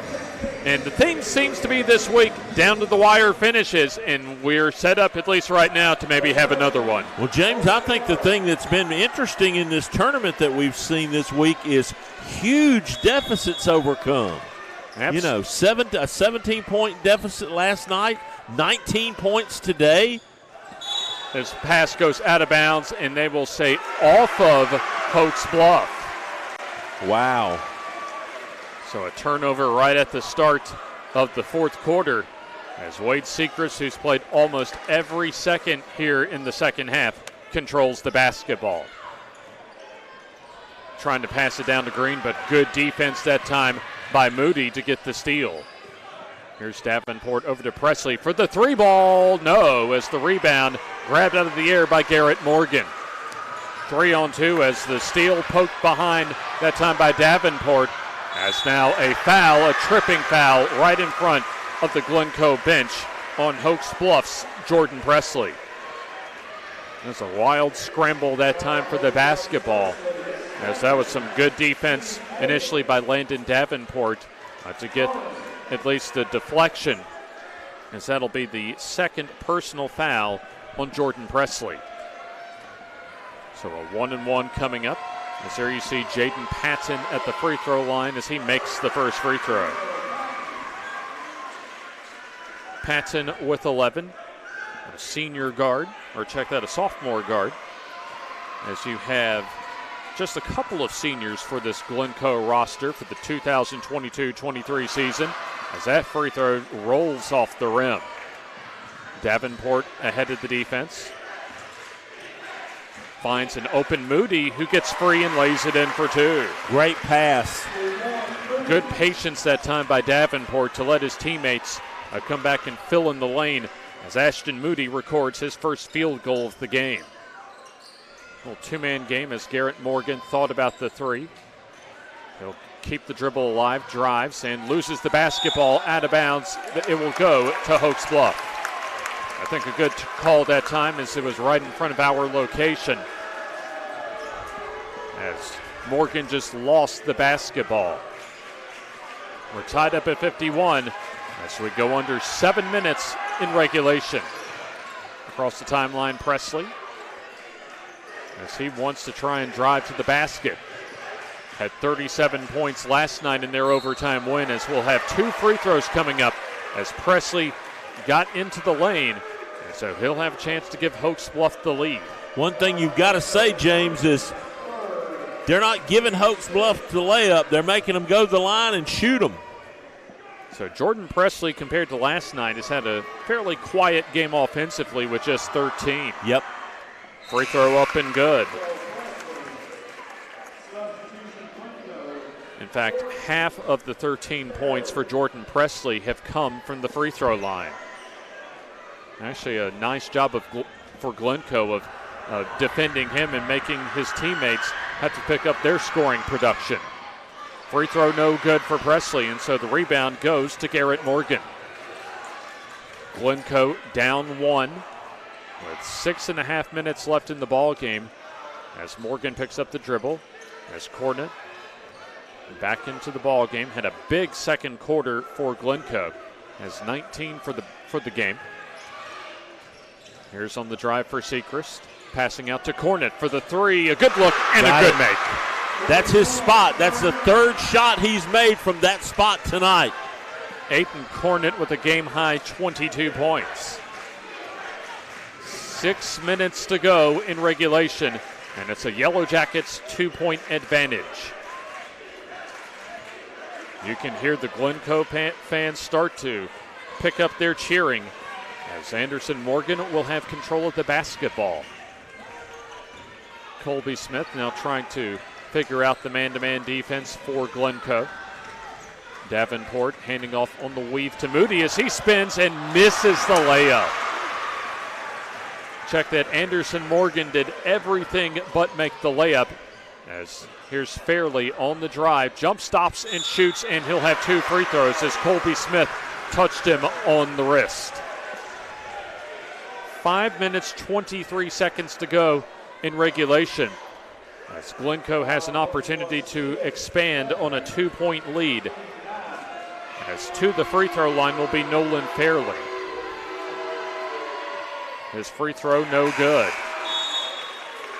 So it'll remain a 1-possession game no matter what happens on this next free throw attempt, as Jaden Patton returns into the game, as Wade Sechrist will get a breather. Free throw up and no good, as the rebound to Colby Smith on excellent blockout position. A little greedy that time for Anderson Morgan, as the pass stolen by Fairley. Glencoe with the basketball, as Anderson Morgan on the crossover. Man-to-man defense for Hokes Bluff, as here's the step through, but the missed layup. Hit the basket, I think. So the rebound going to Hokes Bluff. As they'll get it across the timeline, but stolen. The pass stolen by Horton as he'll miss the layup, but it gets fouled by Ashton Moody. So that'll be 2 free throws. So with that foul and the 9th team foul for Hokes Bluff, and that'll also be the 2nd personal foul for Ashton Moody. Moody tried to get in position to draw a charge there, James, and obviously wasn't going to happen. And there's 3 free throws in a row missed by Glencoe. Cooper Horton missing the free throw. So a 2-point lead for the Glencoe Yellow Jackets, as for the final of 2 free throws, good, as it centers and goes for Cooper Horton. Full court pressure, and reaching around and trying to poke it away that time was, I believe, Glencoe's Cooper Horton. And that'll be his first personal foul. So that'll be the 7th team foul on Glencoe. And so check that, they'll say the 2nd personal for Cooper Horton. And a 1-and-1 coming up for Jordan Presley. Presley for a critical 1-and-1 as he sinks the first. Presley up to 15. One of 3 Hokes Bluff Eagles starters in double figures. 2nd free throw up, and that's good. So Jordan Presley has been money from the free throw line as we have a timeout called for by Hokes Bluff. 4:46 remaining here in the ball game, and it'll be a full timeout, and we'll take the timeout with them as City of Hokes Bluff presents our timeouts here on FNN.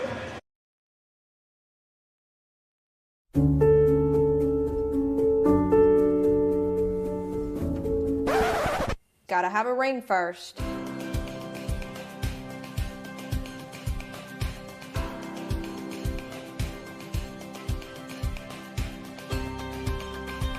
Remember, she has to say yes to the ring before she says yes to the dress.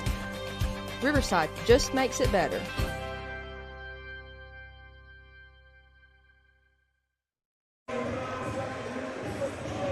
A tight one coming down the stretch as the City of Hokes Bluff brings you our timeout.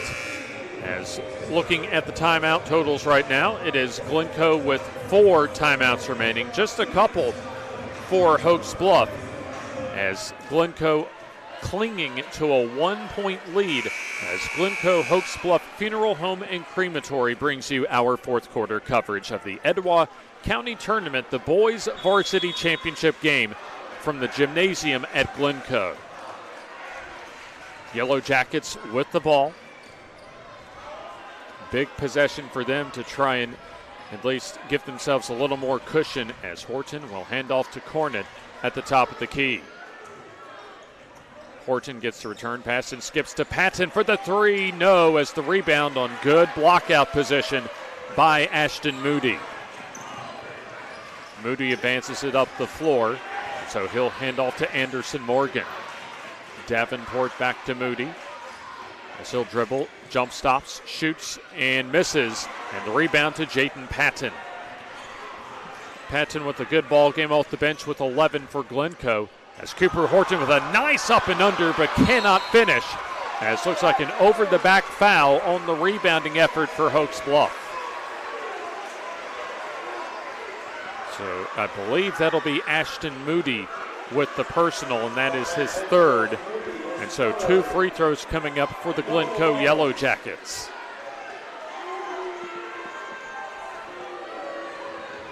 Big free throws coming up for Glencoe's Cooper Horton as he eyes and gets the roll. So he knows how big that free throw is as it makes it a 2-point lead for Glencoe. Horton, the sophomore guard, as he'll step up and shoot and miss as the rebound to Presley. So Hokes Bluff can tie with a 2 or take the lead with a 3 as Moody will settle things down. Man-to-man defense pretty much the entire night for Glencoe. The winner of this game takes home the championship trophy for the Etowah County Tournament. Here's Moody with about 3.5 minutes to go. The 3 for Davenport, good for the lead. Wow. Landon Davenport with 13 as he's had some big moments here in the second half offensively. Colby Smith leads Hokes Bluff with 17, and right behind him, Jordan Presley with 16. Backing his way in is Horton. We should expect Wade Secrets here pretty soon for Glencoe. As driving will be Morgan, shooting off balance, no, as Colby Smith with the rebound. Here's Davenport up ahead to Presley. Kick out pass to Anderson Morgan. On the drive, gets free and lays it Got in. it. Anderson Morgan with 6 as Glencoe wants and gets a timeout. Ryan Chambliss using one of his team's 4 remaining timeouts as we're at 2:43 remaining in regulation. And now Hokes Bluff up 3. This is a full timeout. The City of Hokes Bluff presents our timeouts as we'll take the break with them here on FNN. I am a dreamer who will make a difference in this world. I'm flying to a future of great promise and change. I am a mentor committed to helping my students transform their lives. I'm a hard worker striving to build a better Alabama. I am a go-getter with ambition and drive. I am a Gadsden State Cardinal. Watch me. Watch me. Watch me fly.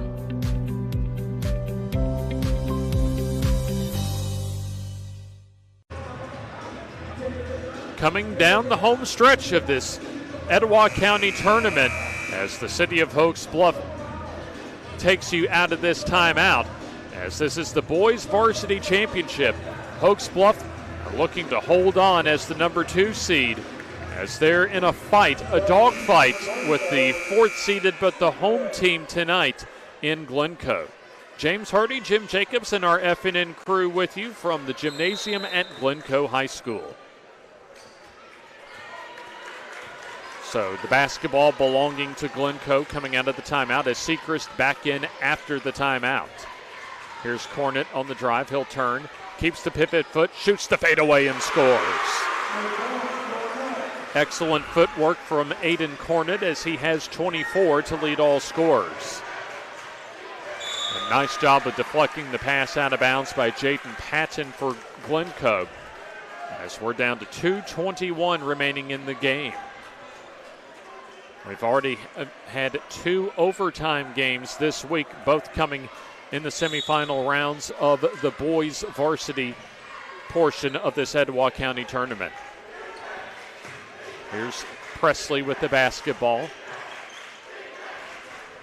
as he'll try and step up and make some plays for his Hokes Bluff Eagles. Ashton Moody gets open after the double team. Moody to Davenport.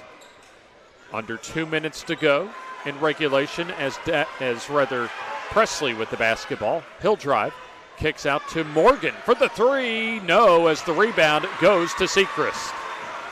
Sechrist across the timeline. He'll drive against Moody and lays it in. He is so freaking quick. 14 for Wade Sechrist. Approaching 90 seconds left, and it's anybody's ball game, as it's a 60-59 lead for Glencoe. And we'll have a whistle, and we'll have a 5-second count on Hokes Bluff. The closely guarded violation, as the Glencoe Yellow Jackets make a big defensive play, and they have a chance to extend on their lead. And so we'll have a whistle, and looks like a stoppage and play. Timeout. As across the way, Coach Jason Presley not too happy with the official nearest us. The city of Hokes Bluff presents our timeouts all throughout this week. And the Hokes Bluff Funeral Home and Crematory presents our 4th quarter, a full timeout, and we'll take it with them here on FNN. Northeast Orthopedics and Sports Medicine Clinic with Drs. Stewart, Dalpett, Ryan, Kelly, Shaw, Metters, Wilson, and Blackstock is pleased to offer 5 locations to serve the Northeast Alabama area. NEO features on-site physical therapy at their South 4th Street Gadsden, Highway 77 Rainbow City, Highway 431 Boaz, and Fort Payne locations. NEO's Football Injury Clinic runs every Saturday morning at 7:30 a.m. through high school football season at Northeast Orthopedics 4th Street location in Gadsden, keeping you in motion at Gadsden, Rainbow City, Boaz, Center, and Fort Payne across from Walmart. The battle for the belt coming up just around the corner. That's right. Voting ends Monday night at 9 o'clock. So you got to go vote for one of those 4 games you just saw on the screen. You go to our Facebook page or to the FNN website at fnnnetwork.com. And right now the White Plains Piedmont game is the leader in those 4 contests. We're under 90 seconds left here in the boys varsity championship at the Etowah County tournament. As Sechrist spins no, fairly on the offensive board, throws it away. So here's Presley with the basketball, as he has an opportunity along with his team to regain the lead. I just don't see anybody but Presley getting this shot. We go under a minute left in regulation. Looks like they're trying to clear out for him. As Presley trying to ISO his defender in Fairley. Excellent defense by Fairley to keep Presley in front of him. Here's Moody to Davenport on the drive, shoots and scores the layup. Little give and go, pick and roll. Pretty simple basketball over on the left-hand wing. Landon Davenport with the layup, as Hokes Bluff takes a 1-point lead as a timeout called for by Ryan Chambliss. With 31.4 seconds left in this one. So both teams with a pair of timeouts at their disposal. a full timeout as the city of Hokes Bluff brings you our timeouts, and we'll take the timeout with them here on FNN. Northeast Orthopedic.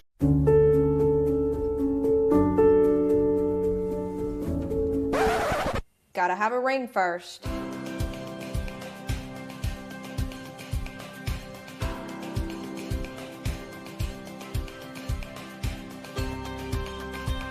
Remember, she has to say yes to the ring before she says yes to the dress. Riverside just makes it better.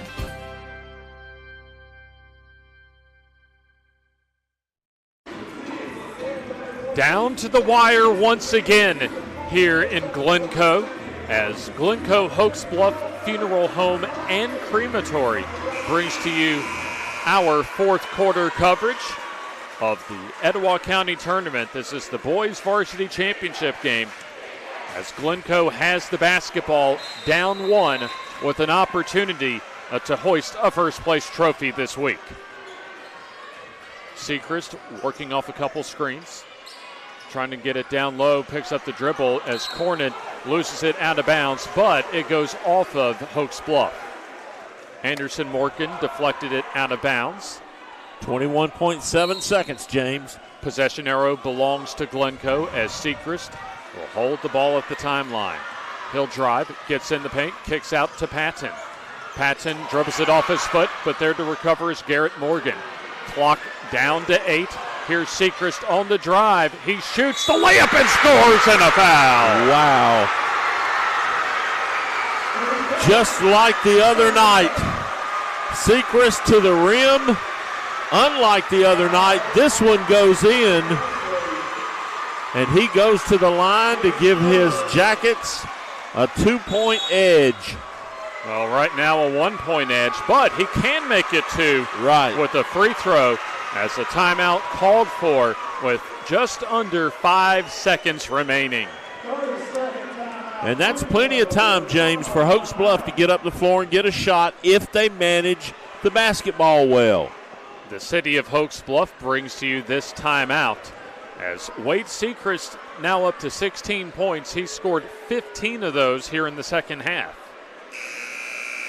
Glencoe was down by 19 in the second quarter. Hokes Bluff led by 6 at halftime. And it's been back and forth here in the fourth quarter, especially the last 2 minutes or so of gameplay. Glencoe has just had an unbelievable night. And I mean, to spot somebody 19 points and come back. 4.9 seconds to go in regulation, as we'll have this time Jason Presley, head coach for Hokes Bluff, using one of his 2 remaining timeouts. Well, both coaches probably know at this point, you know, you can't keep them in your pocket. Let's go ahead and take some time, catch our breath, draw up what we want to do. You know, if you're Glencoe, you want to make sure you don't, you know, you want to protect, you want to stay between the basket and the basketball. Glencoe has no timeouts remaining and now just 1 remaining for Hokes Bluff. For Hokes Bluff, they've had some balanced scoring tonight with Landon Davenport with 15, 17 for Colby Smith, and 16 for Jordan Presley.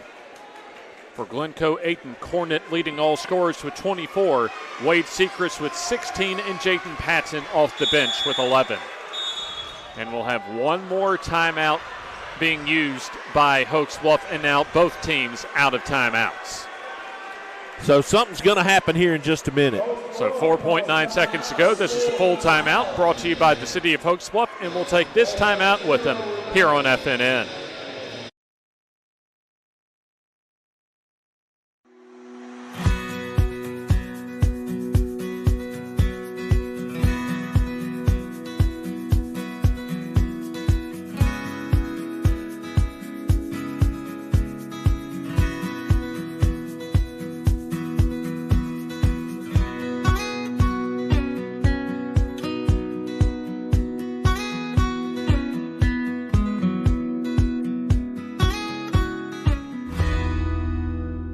Move the ball up the floor. Exactly, which is why you might want to miss it. So 4.9 seconds to go. in regulation as Wade Sechrist made a layup to give Glencoe the lead, as he'll have a chance to expand the lead to 2. Free throw up and free throw Got good. it. There's your answer. Take the points. Here's Presley up the floor, across the timeline, shoots for the win. No! As Glencoe fights back from a 19-point first-half deficit. And they excite the fans here at Glencoe with the Etowah County Tournament Championship. Unbelievable. Your final score, Glencoe 63 and Hokes Bluff 61. We'll take this timeout and begin our post-game coverage after this timeout.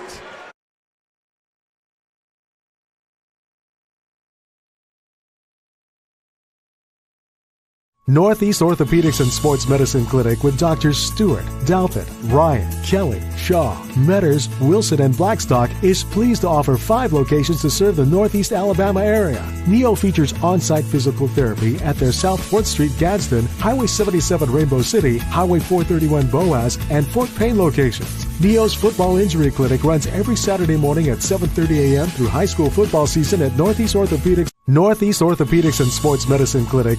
Griffin Laser Engraving in Lincoln is your authorized local dealer for personalized Yeti products. Get your Yeti customized for your team, a business, or a special event. Your color, graphics, even photos. At Griffin Laser Engraving, we make it the way you want it. Order just one or hundreds, and you'll find a full line of Yeti coolers and accessories on hand, even the hard-to-find items. Nationally recognized, but right here at home in Lincoln for quality awards, trophies, powder coating, and personalized Yeti items, Griffin Laser Engraving.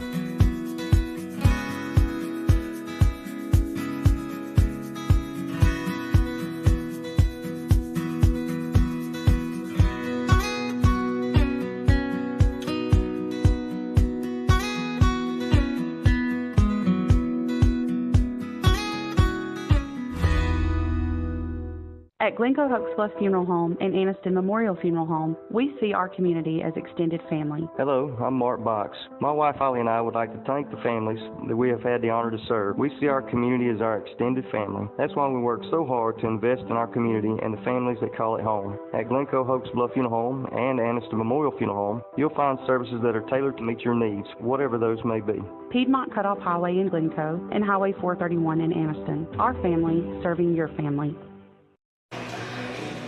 A thriller once again here inside the gymnasium at Glencoe High School as the Yellow Jackets fight back to defeat Hokes Bluff 63-61. And let's send it down to our Jim Jacobs with victorious head coach Ryan Chambliss.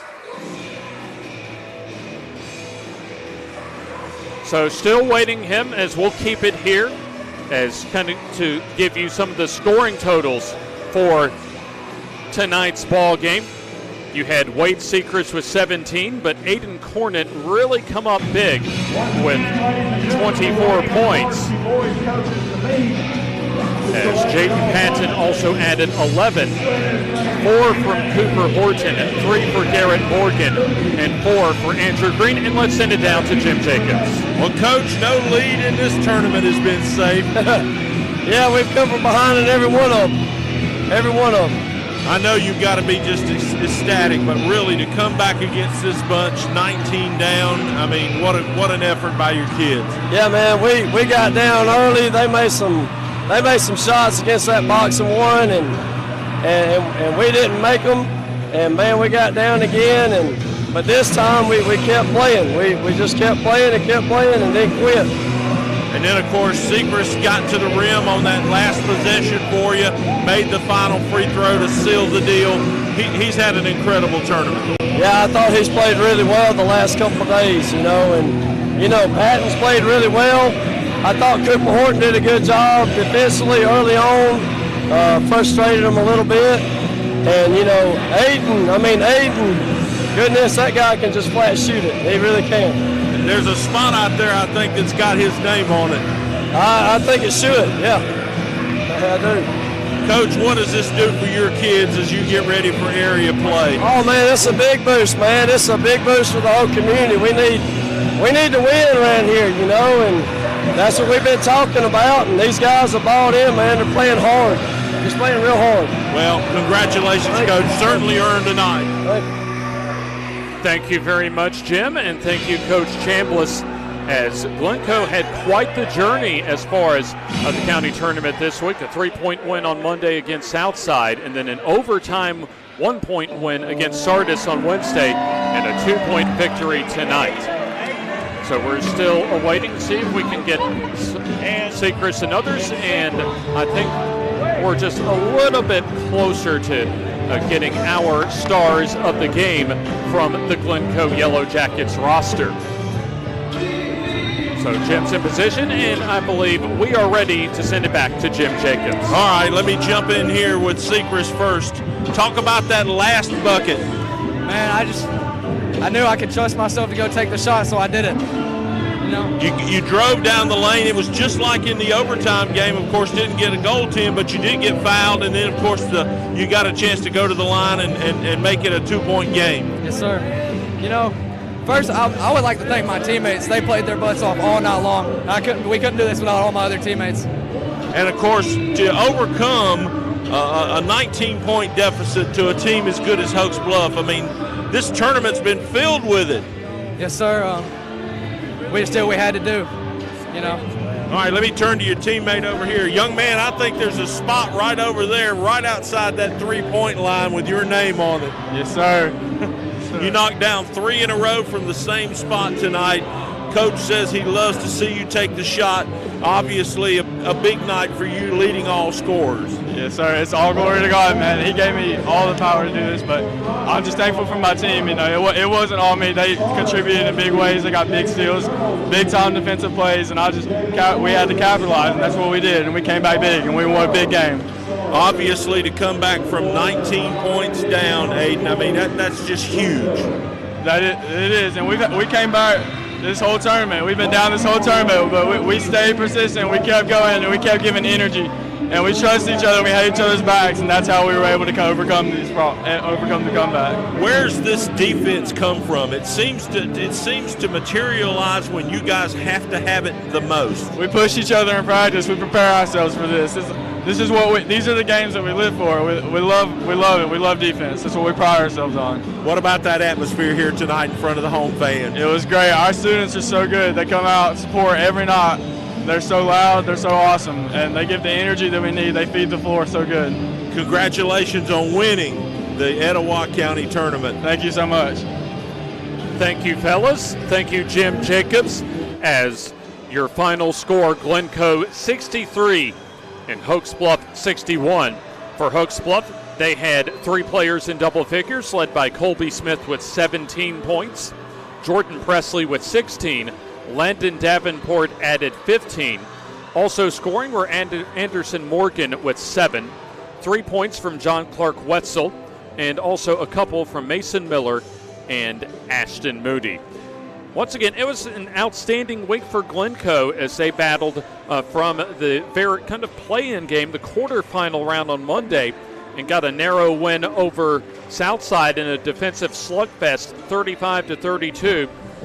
Defeated top-seeded Sardis in overtime, 67-66 on Wednesday, before coming back from 19 points down in the second half to topple Hokes Bluff 63-61. We saw some exciting basketball this week, Jim. Oh, there is no question about it. When you write the storyline on this year's tournament here, it's going to be about comebacks. You've had huge double-digit comebacks in 3 games that I remember that were overcome for wins. Absolutely, and in fact, we've had all three of the boys' varsity games that we saw this week went right down to the wire, including 2 to overtime and 2 right on the very final play. Well, this will do it as far as our coverage this week of the Etowah County Tournament, as Northeast Orthopedic Sports Clinic and Physical Therapy presents our coverage this week of the Etowah County Basketball Tournament. And a big thanks to all of our sponsors, Jim, that helped provide our coverage this week here in Glencoe. Absolutely. Alabama Teachers Credit Union, Riverside Jewelers, the city of Hokes, Bluff. Well, we've got McMichael Waste there, Gadsden State Community College, and Glencoe Hokes Bluff Funeral Home and Cemetery. And, of course, as we drop that graphic and put up our closing graphic, we want to say thank you so much to the folks here at Hokes Bluff High School for helping us out here. Coach, our principal, Wendy Tinker, the assistant the athletic director there, as we kind of put a cap on this, and it's been a long 3 days, but, man, it's been fun. It's been a lot of fun in fact, coming into 2023 for us with a big bang. And don't forget, you can decide as far as our battle for the belt on the hardwood, where we'll be going to next as far as the quartet of games at the bottom of your screen. One of those 4 games is where we will be starting next Friday through the weekend. You've got Cherokee County and Alexandria. I think that game's next Saturday. Then you've got Spring Garden and Faith Christian, Piedmont and White Plains, and then, of course, Plainview and Jacksonville, 2 of the best teams in the state. Jacksonville got knocked off tonight at the Calhoun County Tournament by Oxford, but there's 4 games, and there you see the belt in the background. Somebody's going to get that next weekend right here as we televise the game live on FNN. Go to our website or go to our Facebook page, and you can vote for one of those 4 contests, and we certainly encourage you to go do that. Absolutely, because we enjoy going to all of these, your community and all of these communities around our area of the Yellowhammer State. So one more time for all of our folks, our fine folks behind the scenes doing an outstanding job this week with FNN. And for my partner, Jim Jacobs, James Hardy signing off as the award ceremony underway here in Glencoe for the Etowah County Basketball Tournament. You have been watching the Etowah County Basketball Tournament on FNN.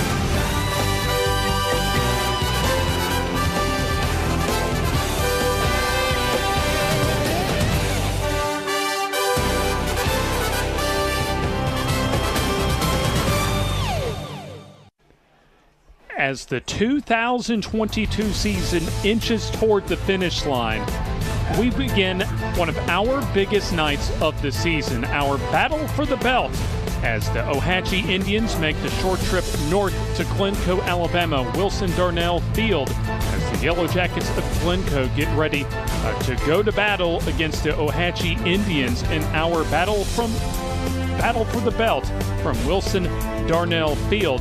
And as you can see, a special night for the Glencoe Yellow Jackets program, as not only their football players, senior football players, but from all across the fall sports being honored on senior night here in Glencoe, Alabama. And a happy Game Day Friday wherever you are watching us from here on the F&N High School Football Game of the Week. James Hardy with you.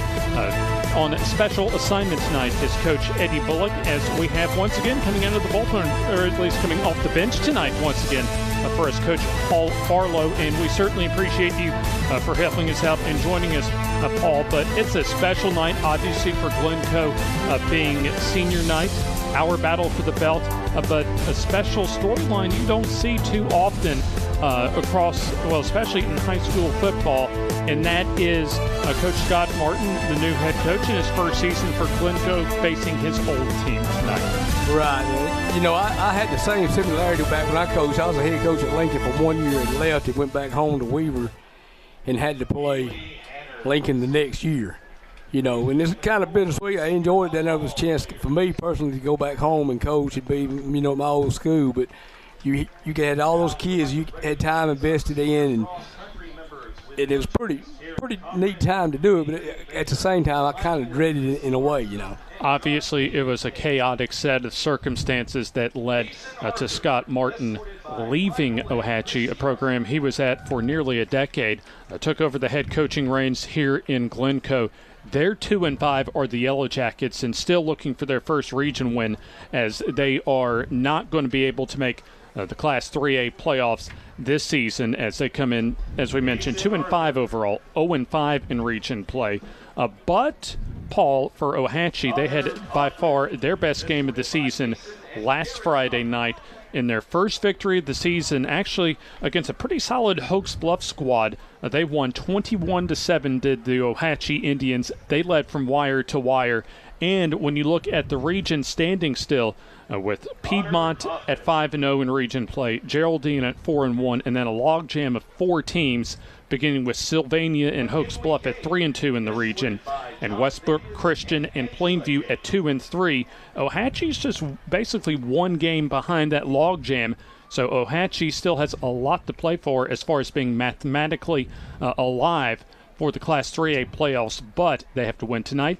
Their season finale next week at home against Plainview, and they need a little help. But for Chris Findley in his first full season with Ohatchee, still, despite all of the struggles that they've had, Paul, they have to feel really good about their set of circumstances, especially with how they played last week. Right. They got to take the positives they had last week. Like you said, they led the game from start to finish and then build off that, and hopefully it carries over tonight. You know, I'm sure each team's familiar with each other's, you know, terminology and the system that they use basically is the same system. So, you know, I think if they'll just come out and play like they did last week, they got a good chance again tonight. Now, we had Chris Findley and a couple of his players, Chris Ferguson, tight end and linebacker, as well as quarterback and corner and quarterback Bryce Noah for Ohatchee as part of our F&N Coaches Show, which you can see every Tuesday night during the season from 7 to 8:30 from Strutt's Wings in Oxford. But Chris kind of summarized for us as far as just how tough this season was with the rash of injuries that they've suffered for much of the season. Really, they're now really for the first time this season as far as at full strength health-wise. But he's liked how his team has been able to progress, and certainly how they played last week as far as that wire-to-wire win against Hokes Bluff at home as part of their homecoming last week. But for Chris as well, this is an opportunity as far as kind of him making his mark on the Ohatchee program, Paul. Yeah, you know, he's taking over the program, and, you know, he wants to carry on what they've been doing in the past. They've been successful, you know, and then he did a good job last year filling in for Coach, and he's just got to keep doing what he's doing, what he believes in, and everything else should take care of itself. Maybe they got I think you said they had a small junior class, but as these others come up, and I don't know how the junior high program is, and you just got to keep building off that and keep working. In fact, Chris Findlay mentioned to us 2 juniors on the entire roster this year for his Ohatchee Indians. They made the Class 3A playoffs last year, but for our F&N Game of the Week last week, the Leeds Green Wave were very workmanlike as far as their recipe of opportunistic defense and a strong special teams, including 3 field goals from Jackson Arthur in taking a 23-7 win at Death Valley against Alexandria last week. Motion is Lada.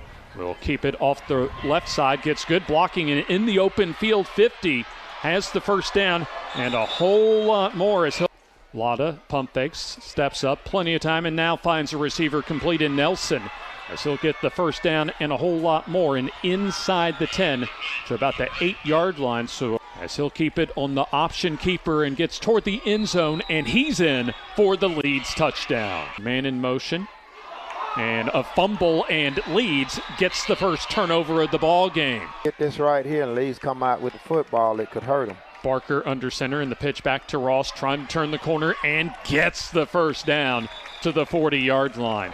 That little extra block, Eddie, on the right end was able to 2 receivers to the near side. 4th down and 5. Man coming in motion as Barker dropping, has time, and now throws down the field, has a receiver, and that is complete for the touchdown. TK Downey on the overall, the second-ranked team in Class 5A in the state this week. There's the shotgun snap as Lada tosses the fade pattern down the field and is incomplete. Outstanding coverage that time for side. That'll be Lada in the shotgun.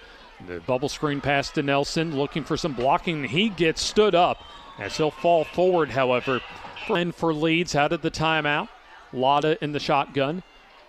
Plenty of time, and now throws, and that's incomplete. That's behind Felder, his intended receiver, to Downey. So Barker under center, as this will be the underneath give, it looks like, to Downey as he'll go forward for the first. Don't be surprised if you, there we go. Here's the play action and throw into coverage, and that's intercepted. Leeds with the football as the interception by Zane Hood as he'll advance it into Alexandria territory inside the 35 to the Connor Nelson. Lada in the shotgun as he'll keep it off the left side and goes free into the end zone for the touchdown. We'll take a second look at that touch. 3rd down and 5 with 22.2 seconds to go as the pitch back goes to Ross as he'll get out of one tackle, try and turn the corner, and does so and gets the first down. Impressive run that time by Antonio Ross as he 3rd down and 5. Barker shotgun, time, throws into coverage, and that's going to be intercepted. The Leeds Green Wave comes up with their 2nd interception of the night. Here comes Ross in motion as the play action and the throw and the slant complete to Downey. 1st down and more as he'll get inside the Leeds 40 to the 37-yard line. Here's a straight ahead, quick hitting give to Ross as he'll bounce it to the outside, looking for room and has some as he'll break out a 1 tackle and trying to fight for the first down as he needed the 11. And I think the spot will get him a first down. Far receiver as the play action intercepted again. 3 interceptions for the Leeds defense, as that was a big-time interception. It's the man in motion is Lada, dropping, setting up the screen, and gets it to his running back complete. That's Jones with the catch down the field. Jones lumbering down and gets close to midfield. I'll say the 36 officially, as Ross getting the call and bouncing it off the right side as he gets the first down and still on his feet as he's taken down in Leeds territory. Here's Ross on the carry as maybe we'll get back to the 20-yard line. Not sure if the ball came loose, as Leeds says that the ball came loose. And they did, and it does come loose. The Green Wave get their 5th turnover. It's causing Alexandria's 5th turnover of the night. Your neighborhood Grub Mart is your one-stop shop for everything you need when you're on the go. Grub Mart features the best prices on Coke and Pepsi products and is the home to the 99-cent bag of ice every day. And Grub Mart is your exclusive home for the popcorn bucket. Purchase yours for only $5.99, then bring it for free refills throughout the year. And save every day with your Grub Mart Super Saver Card. When you're on the go, it's good to know Grub Mart has everything you need. Gas, diesel, and delicious Oleo donuts. In business over 78 years, visit your local Grub Mart today. The Calhoun County Commission, made up of J.D. Hess, Danny Shears, Fred Wilson, Carolyn Henderson, and Lee Patterson, ask you to take a look at what Calhoun County has to offer. Beautiful parks, neighborhoods, recreational facilities, historic sites, and museums. Our citizens enjoy a high quality of life and strongly support the arts. If you are considering expanding or starting a new business, take a look at what Calhoun County has to offer. You will be glad you did. At Farmers and Merchants Bank, we're showing off our school spirit with our newly designed vertical Spirit debit cards. Now these are customized with your favorite school's logo, and half of every Spirit card purchased goes toward your school. So, show off your colors and support your local school with the F&M Spirit debit card. You can learn more at fnm.bank. Member FDIC.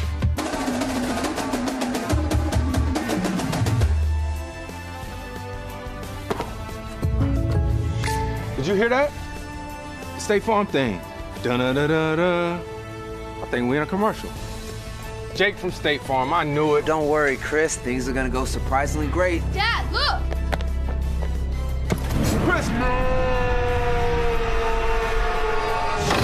Ooh, see? Surprising. Just like State Farm's surprisingly great rates. I didn't even record. Like a good neighbor, State Farm is there. Step into the offices of J. Britt Middlebrook CPA, where you'll find professional one-on-one service for business and individual clients. In this ever-changing tax and economic climate, you can count on receiving the expert advice you need. J. Britt Middlebrook works hard to provide every client what they need to meet all deadlines. Tax season will be here soon. For all your accounting service needs, call or stop by at 1913 Berry Street in Oxford. That's J. Britt Middlebrook, CPA. Aniston Auto Trim and Body Shop is your best stop for full-service auto body repair, including all body work and professional painting. They also specialize in complete classic car restoration. When you have an accident, you want it back the way it was, and that's what you get with the team at Aniston Auto Trim. The same is true if you're ready to restore your dream car or a timeless family classic. They work with all major insurance companies and provide free estimates for every job. Come by today and see Stacy Jennings and the gang at Aniston Auto Trim and Body Shop, just up the hill off Quintard on Greenbrier Deer Road.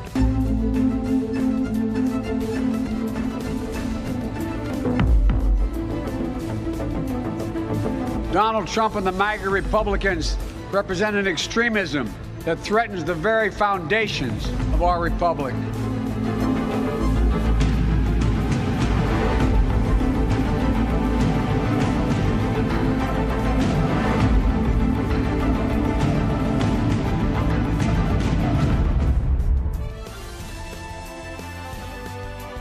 Glencoe High School, Wilson Darnell Field here on the campus of Glencoe High School. Our battle for the belt, as the winner of this ball game will get our belt, as you see the graphic in the top right-hand portion of your screen, in their trophy case after the game tonight. James Hardy, Coach Paul Farlow, and our very own Jim Jacobs with you for our special battle for the belt game tonight, as we have, including this week, just 3 more weeks left in the 2022 regular season before we begin the postseason journey.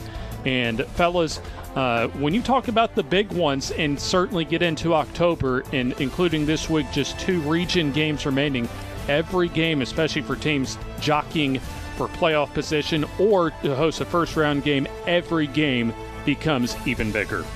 Yeah, it does. You know, like you said, depending on what region, how the teams lay out, you know, staying at home playing that first round of the playoff is a lot better than having to drive halfway across the state to play a game, you know. Absolutely. In fact, let's start with a game that's going to kind of shape some of that up right not too well, it's a good distance from us, but still right up the road.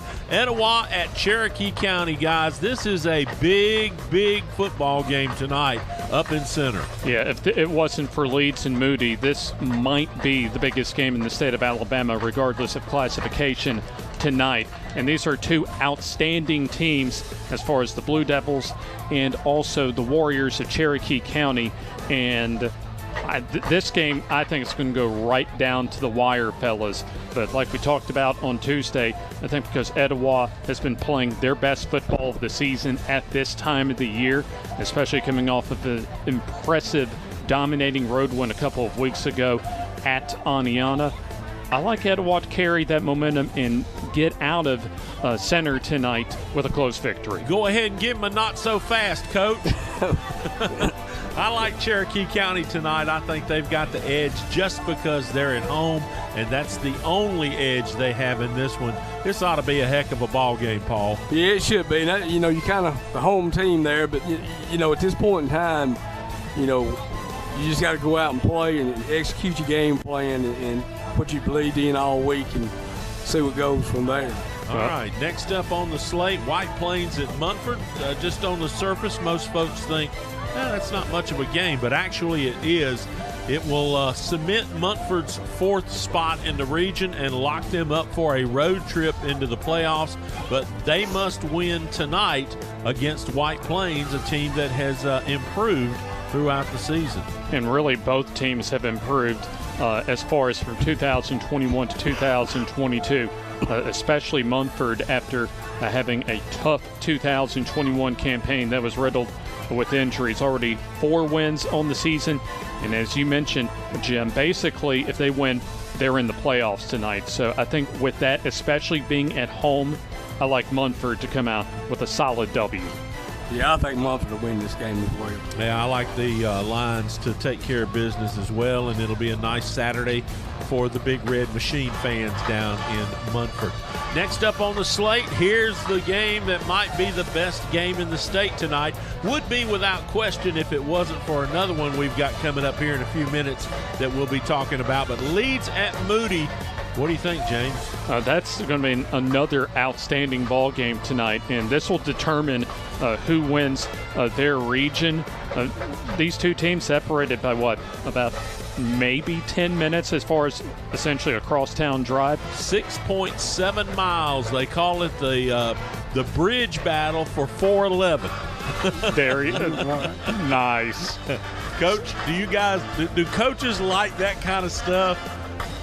Well, that's more for the fans, I think. But, you know, you can use that stuff to help get your team motivated to play, especially if you got a close rival like that. It's good to sell your programs on.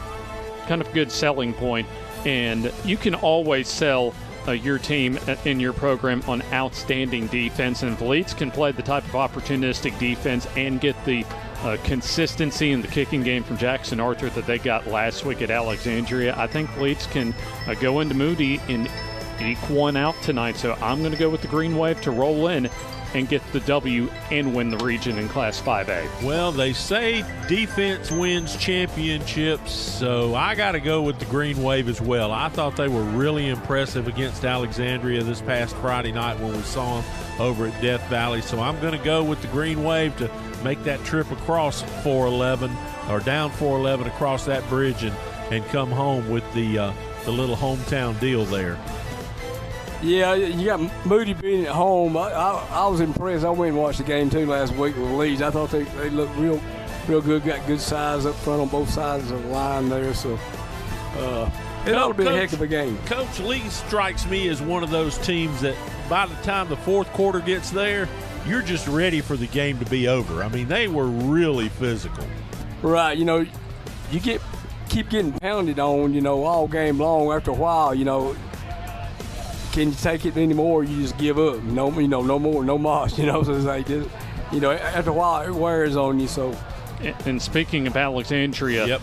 A key game for them at home against Southside, as the Panthers still have an opportunity, but they have to win tonight and next week to be able to have a first-round home game in the Class 5A playoffs. I think this is a game, even with a week off for Southside, that you have to be fully prepared mentally and game plan-wise to be able to go in to Death Valley and get the W. But in my mind, fellas, I think Southside just has the better players this year across the board on the offensive line, but also at quarterback. And I think probably about a touchdown to a 10-point win tonight for Southside. All right, so you're picking the Panthers over the Valley Cubs, and it's going to be a tough night for Alexandria if they can't eke this one out. All right, let's see. I like Southside as well, though. I think it's just not Alexandria's year.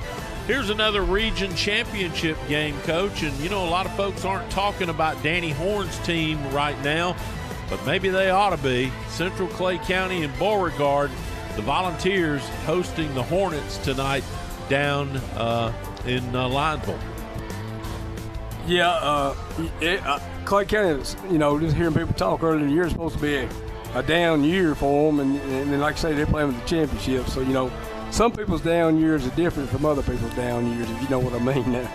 Yeah, and keep in mind, too, for Central Clay County, they played a very tough schedule across the board, not only including their region, but non-region games as well against Alexandria and Benjamin Russell. And I think being battle-tested like that will help them, especially for tonight. So I'm going to pick the home team in Central Clay County.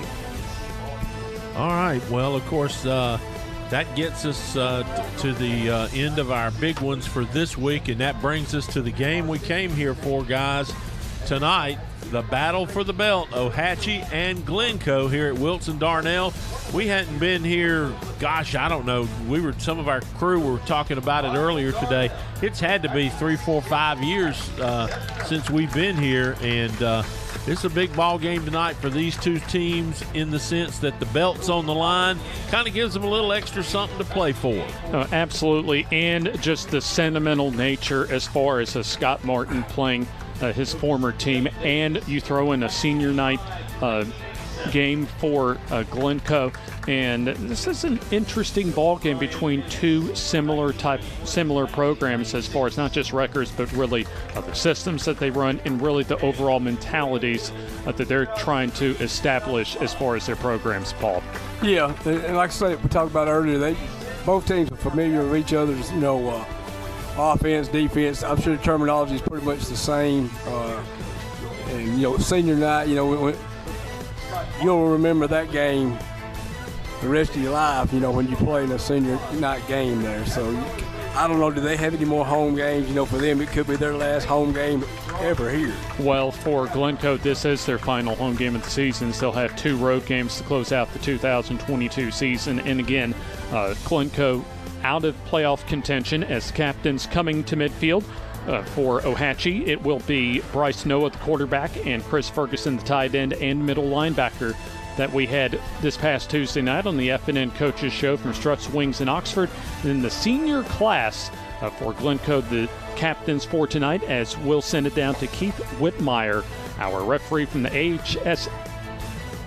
Well, they will visit Keith Whitmire, our official tonight from the AHSAA, as tonight 11 seniors for the Glencoe Yellow Jackets playing their final home game in the black, yellow, and white. So we'll see a lot of running from these two teams as far as kind of that wildcat quarterback heavy run-oriented system on offense from both teams that Ohatchee has had for many years now, and that Scott Martin is implementing here in Glencoe. The first season for Scott Martin, veteran head coach in the Alabama high school football scene. 2-5 this year here at Glencoe, and then 12 seasons overall, 87-49 his record. And then Chris Finley comes into tonight, 7-9 as far as his head coaching record, and 1-7 the record this season. But Ohatchee coming away with their first victory of the season in a wire-to-wire effort as they led Hokes Bluff the entire game on their homecoming last week. And there you see a quartet of the captains at midfield. Garrett Gaskin, one of those, along with quarterback Noah Fairley. as Ohatchee has to win tonight, and they need to get some help as far as remaining alive for the Class 3A playoff hunt. A loss tonight for Ohatchee, and they will not be in postseason play, as we'll see Ohatchee, the Indians, in their white tops and bottoms and the white helmets, as they will take the football first to begin tonight's ball game. This is Week 8 of the 2022 Alabama High School Athletic Association football season, as the playoffs just around the corner. One more region week next week, and then the end of October, of course, brings about the final week of the regular season before you get into the postseason for all 7 classifications in the state of Alabama. Paul, kind of give us some of your keys for both these teams tonight. Again, I think it's going to be line of scrimmage play. You know, what team can control the line of scrimmage? You know, they're both going to be in that probably 2 tight end offensive look.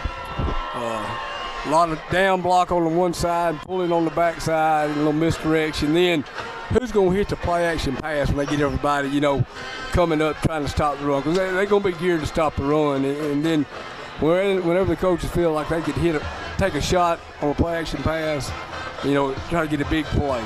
Now, in talking with Scott Martin earlier this week, Paul, he mentioned as far as some of his film study that Ohatchee had been passing the ball a little bit more this season, but last week against Hokes Bluff, they went more to the run and were successful with the run.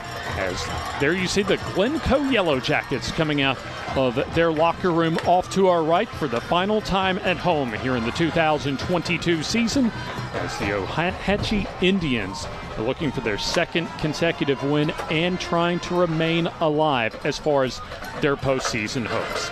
James Hardy and Paul Farlow with us tonight. Eddie Bullock on special assignment. We'll be back with us next week for our FNN High School football game of the week. We certainly appreciate you all for joining us wherever you are watching us from this week for the FNN High School football game of the week, our battle for the belt, and certainly a special thanks tonight to Mayor Baswell and the council from the town of Ohatchee for their support of our FNN High School football game of the week.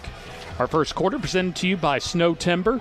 For the finest in timberland management, contact Chad Snow and Snow Timber in Ohatchee, harvesting, planting, land management, and more. When trees are involved, Snow Timber is your go-to choice.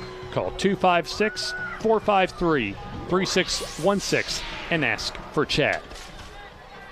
So here comes the Glencoe Yellow Jackets as Gavin Bray will kick off for the Yellow Jackets in their black tops and bottoms, as Ohatchee will be receiving off to our right as Jesse Baswell and Devin Howell, the deep returners for the Indians of Ohatchee. Week number 8 of the Alabama High School Athletic Association football season upon us, and the squib kick will get at least bobbled around and fielded with good field position for Ohatchee as they were able to come up with that loose ball. As coming out at quarterback would be Bryce Noah, who had a very rock-solid performance in the 21-7 win against Hokes Bluff last week. 25 carries, 98 yards, and a couple of touchdowns from the quarterback spot. As we'll see also Nate Jones and Tyler Waters, the running back and fullback respectively, and Devin Howell as a wingback. Here's the keeper for Noah as he gets a couple of yards across the 45 to about the 47-yard line. Line of scrimmage up front for Ohatchee. It'll be Jayden Abernathy at left tackle, Aiden McNair, the left guard, Ashton Harper at center, Elijah Engel at right guard, and Tristan Kiker at right tackle, Chris Ferguson, the tight end, and, as we mentioned, Devin Howell, the wingback. So first play gains 1 yard for Bryce Noah, the quarterback. And there you see the heavy set to the far side and the underneath give to Devin Howell as he'll get stood up and tries to drive forward for whatever yards he can. As he'll get maybe a couple of yards as Caleb Chapman from his linebacking spot makes the tackle for Glencoe. So, Paul, 3rd down and long as they'll say no gain for Devin Howell on that underneath give. Yeah, tried a little wingback reverse there. Glencoe did a good job of reading the pulling people and filling their gap. Line to reach the Glencoe 45 for the first down. Here's play action for Noah. Has time and now throws, and that's high and incomplete, intended for Devin Howell. Paul had Howell open that time on the far side, just couldn't hit him. Yeah, he missed him. He had him open there. It just had an opportunity to go awry there. Had a good chance to hit him, make a big play, get a first down, pulling people and filling. You know, they may need to try maybe the Glencoe 45 for the first down. Here's play action for Noah. So yeah, there you see. And now throws, and open Howell is a good closing speed that time. From the secondary, from the safety, the free safety Cooper Gomez for Glencoe. So you'll have Austin Mann and Cooper Horton back to receive. As here's the Ohatchee punt. I'll go to the far side. As that will be Horton fielding and advancing to around the 30-yard line, where Glencoe will have it first down and 10 to go. So Noah Fairley will be the quarterback, the senior, as he's the leading rusher on this Yellow Jackets offense. Running backs will be Austin Mann and the fullback Garrett Gaskin. Wingback will be Aaron Mann. Tight end Carter Cook, and also at another tight end spot will be Christian Prater. We'll take a look at the offensive line after this first down play. It's our first quarter presented by Snow Timber. So there you see shotgun with Fairley, as he'll try and keep it off the right side, and Jesse Baswell comes up to make the tackle in the backfield for a loss. The line of scrimmage up front for Glencoe, it'll be Caleb Chapman at left tackle, Jordan Haney, the left guard, Kevin Rodriguez, a young freshman at center, Lucas Huff, the junior, at right guard, and Taylor Westcott, one of those 11 seniors that was honored in the pregame as part of senior night festivities, at right tackle. So no gain officially for Noah Fairley on first down. Sets up a second down and 10. Football at the 30-yard line. So here comes the underneath give to Mann, as he'll get wrapped up and taken down for a loss. Aaron Mann that time, one of the Mann brothers on that carry. So that'll lose about a yard or two. And that's going to set up a third down and long. An outstanding defense, Paul, that time by Ohatchee. Yeah. Last two plays, Ohatchee's done a good job getting in the backfield, penetrating the line there. Not a good way to start, getting that much penetration if you're Glencoe. Dylan Allen and Tristan Kiker will be the defensive tackles for Ohatchee. Deacon Eagle and Tyler Waters will be the defensive ends. It'll be third down and 14 after a 4-yard loss by Aaron Mann, as Fairley tries to keep it, and he'll run into the teeth of the defense for Ohatchee. And that's going to be for a loss of a couple, and it's going to be punting time for Glencoe. So Connor Montgomery, the punter, will come out for his first punt of the night. Not going to be a whole lot of passing, even though we've seen a 1 third down pass so far tonight from Ohatchee. So there you see Montgomery getting set to kick things away, punting-wise, for Glencoe. So both teams will have gone 3 and out as far as their opening possessions, as we have a timeout on the field, and we'll take a timeout with them here in the first quarter. Battle for the belt, the F&N High School Football Game of the Week.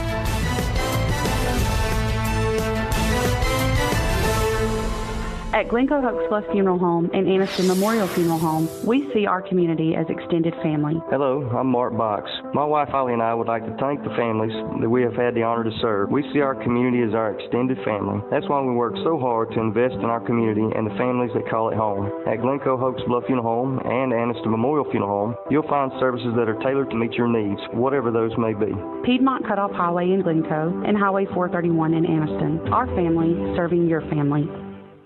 The Calhoun County Commission, made up of J.D. Hess, Danny Shears, Fred Wilson, Carolyn Henderson, and Lee Patterson, ask you to take a look at what Calhoun County has to offer. Beautiful parks, neighborhoods, recreational facilities, historic sites, and museums. Our citizens enjoy a high quality of life and strongly support the arts. If you are considering expanding or starting a new business, take a look at what Calhoun County has to offer. You will be glad you did. Connor Montgomery punts to Colby Hester for Ohatchee, who takes it from the 41 to close to the 45. So we'll call it a 3-yard return for Hester. And it'll be first down and 10 with 8:25 left in the opening quarter in our battle for the belt. Ohatchee and Glencoe, as it'll be Jones getting the underneath carry, and he'll get a couple of yards. Well, we'll call it 1 and set up a 2nd and 9 at the 45-yard line. Glencoe on defense. We'll have Jordan Haney at a nose guard spot. Also, J.T. Hancock at defensive tackle, as well as Matthew Williams at a defensive tackle spot along the line of scrimmage. Linebackers, Garrett Gaskin, along with Aaron Mann, Colby Bishop, Caleb Chapman, and in the defensive backfield, Noah Fairley and Cooper Gomez. As coming to the near side, Ohatchee could break this one open, as it'll be Jones, the running back, taking it down the sideline and gets it into the Glencoe red zone inside the 20 to around the 12-yard line. Like a second look at that big gainer. And it's just a little pitch play that time, Paul, that goes for big yards. See a little speed option out to the back here, and they had good blocking, point of attack, got a big gain out of it. And there's the opposing quarterback, Nolan Fairley, that saves the touchdown, as that goes for a first down all the way to the 11 on a 44-yard gain. Noah keeps it off of right guard, and he'll get maybe a yard to around the 10-yard line. We'll see where they officially mark the football, as Caleb Chapman, among others, on the tackle for Glencoe. Just about 5 minutes into the first quarter in our battle for the belt, as Ohatchee looking for their second win of the season, and for Glencoe, this is their senior night, their final home game, and they're still looking for their first region win of the season. So the second down, as here's the pitch going to Baswell, as he'll try and turn the corner and breaks out a one tackle. Check that, Jones, and he'll get a good gain shy of the first down, but that's going to set up a 3rd and short, Paul. Yep, same play they just ran earlier, speed option to the right this time. And there you see a good block by Tyler Waters, the fullback, to be able to help Jones get, we'll call it 7 yards, and it'll be 3rd and a short 3 to go. As Ohatchee getting closer to the goal line, looking to get the first point of the ball game. So 3rd down, a couple of yards to go, as Noah gets the snap and plunges right up the middle. And that's looks like it's going to be a little bit shy of the first down. Depends on where they spot the football. A solid job so far, Paul, especially in the middle of the defensive line for Glencoe, of bottling up kind of that middle of the running game for Ohatchee. Right, they did a good job reading, pulling linemen, coming up, filling their holes that they're responsible for, stopping, really no gain on anything up the middle. So 4th down and 1. They'll spot the football officially at the 5-yard line, as Ohatchee going for it. Noah up the middle, gets some good blocking as he'll bounce it to the near side, and he'll get in for the touchdown. So a 5-yard touchdown run by Bryce Noah. Had 2 touchdowns last week, his first of the night, to put Ohatchee on the board first. Yeah, again, it was just a straight lead, quarterback lead play in the middle. He just bounced it. They did a good job stopping him there, but he bounced out. I believe they got more speed than Glencoe. They may need to stay outside running. And you talked about it, Paul.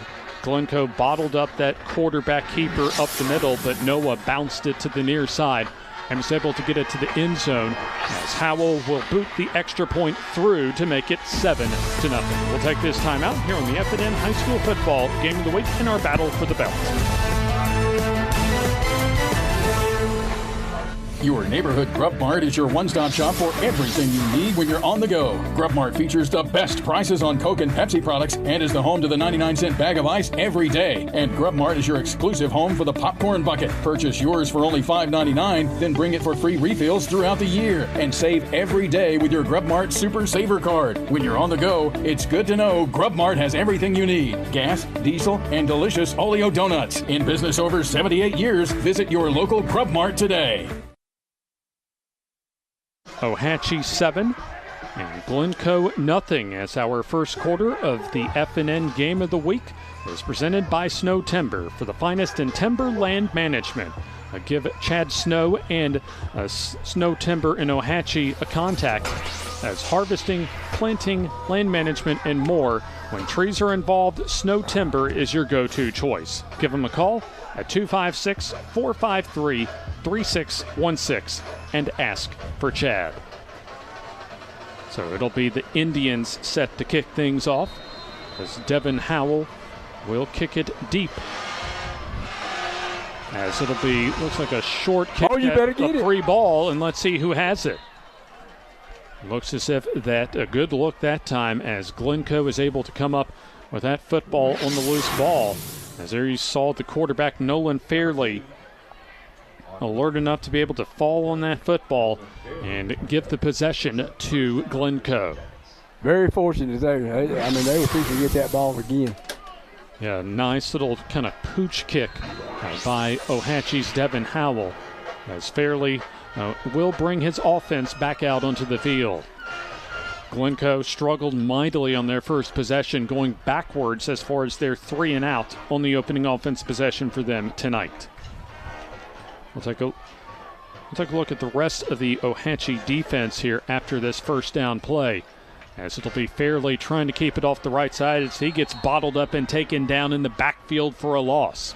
There you see Tristan Kiker leading the way on the tackle for Ohatchee, as the linebackers will be Jesse Baswell and Devin Howell, as well as Tyler Waters and Chris Ferguson, the linebacking core. Bryce Noah and Colby Hester, the corners.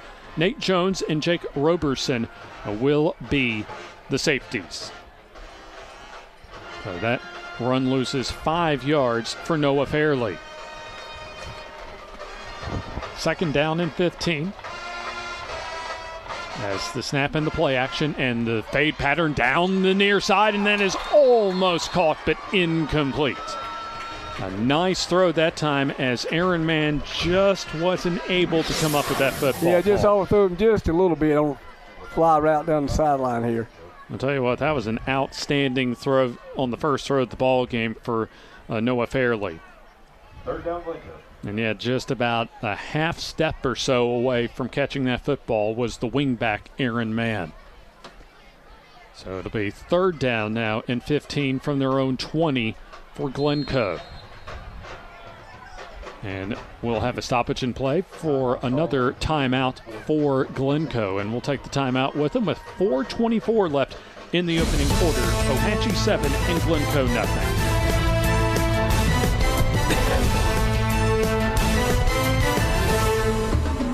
At Farmers and Merchants Bank, we're showing off our school spirit with our newly designed vertical Spirit debit cards. Now, these are customized with your favorite school's logo, and half of every Spirit card purchased goes toward your school. So, show off your colors and support your local school with the F&M Spirit debit card. You can learn more at fnm.bank. Member FDIC.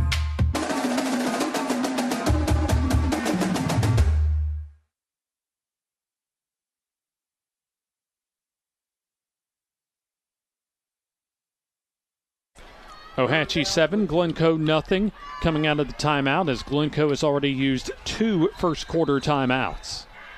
They have just 1 remaining the rest of the first half, as third down and 15. And this will be the straight ahead give going to Austin Mann, and he'll go right into the middle of the Ohatchee defense, who had that bottled up. And actually a loss of about a couple of yards, as there you see at the bottom of the pile, Kiker and Chris Ferguson, one of the 2 players that we had on the FNN Coaches Show this past Tuesday night, which, by the way, we'll have another FNN Coaches Show on Tuesday from Struts in Oxford. So no gain, as fourth down, as Connor Montgomery back out to punt. And once again, to return the punt will be Colby Hester for Ohatchee. It's not a bad punt that time by Montgomery, as it'll get a modest roll for Glencoe, as it'll go across midfield to about the 47-yard line, where it'll be stopped there. So first down and 10 coming up for Ohatchee, as they've been able to dominate defensively, and they were able to use a 44-yard run by Nate Jones to set up a Bryce Noah 5-yard touchdown run on 4th down and 1. Yeah, I believe Ohatchee's got the edge on team speed. I look for them to maybe come back and stay outside with it. They've got good yardage running outside against this Glencoe defense. Noah shotgun as Howell gets the jet sweep carry, trying to turn the corner near side. And good patience with a flag on the play as he'll advance the football to the 43-yard line. But, Paul, I think from where that flag was thrown, that play is going to come on back. Yeah, they got a holding call out here out on the perimeter there.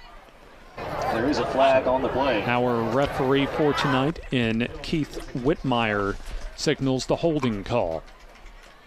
Going to be a spot foul that'll invoke actually our first penalty at the ball game for either team. Our first penalty with 3:24 remaining in the first quarter. Block in the back. Offense. 10 yards, spot of the foul. Repeat, first down. And there you hear Keith Whitmire, our referee for tonight. The 2022 season of the FNN Game of the Week is sponsored by Alabama's conservative Republican leader, Congressman Mike Rogers. First quarter brought to you by Snow Timber. As it'll be a first down and 13. As the play action for Noah, he'll fire with a wide open receiver, and that's caught by Howell as he could go the distance and will for the touchdown. They misfired on the first try. This time a second chance, and they connect. Yeah, they came back to the same route. Little play action pass over the top. Good throw and catch. Once he catches the ball, you see he's got more speed than number 4 there for Glencoe and just simply outruns it to the goal line. Yeah, and there you saw Devin Howell just outrace his defender who was outside the picture. As the extra point coming up. And by the way, Baylor Langdale, one of the seniors on the coverage, as here is the PAT kick up and good for Devin Howell as we'll take the timeout with them. 14-0 Ohatchee leading here on the FNN High School Football Game of the Week, the battle for the belt.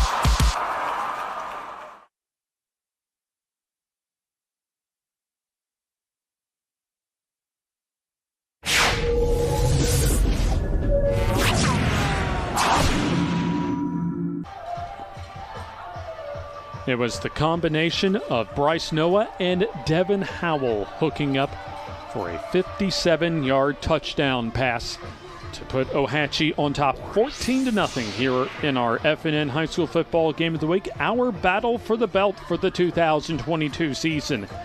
As the winner of this game will receive our FNN belt for their winning efforts tonight. So it looks as if Bryce Noah and the rest of his squad, Noah about ready to kick things off and does so, and a short kick that's fielded by Glencoe inside the 40, their own 40 that is, where they'll take over first down and 10. Snow Timber, our first quarter sponsor tonight, and also would like to remind you that every week of our Game of the Week this season, it's sponsored by F&M Bank, home of the high school spirit card. Service, solutions, and strength isn't just a tagline. At F&M Bank, we're here for you. So Glencoe trying to find something on offense as they've gone 3 and out in their first 2 possessions. A little over 3 minutes left in the opening quarter as Austin Mann gets slammed down in the backfield for a loss. And a busy effort so far from the defensive tackle spot for Tristan Kiker, as there you see him leading the way on that TFL. Great job filling the hole there by the linebackers.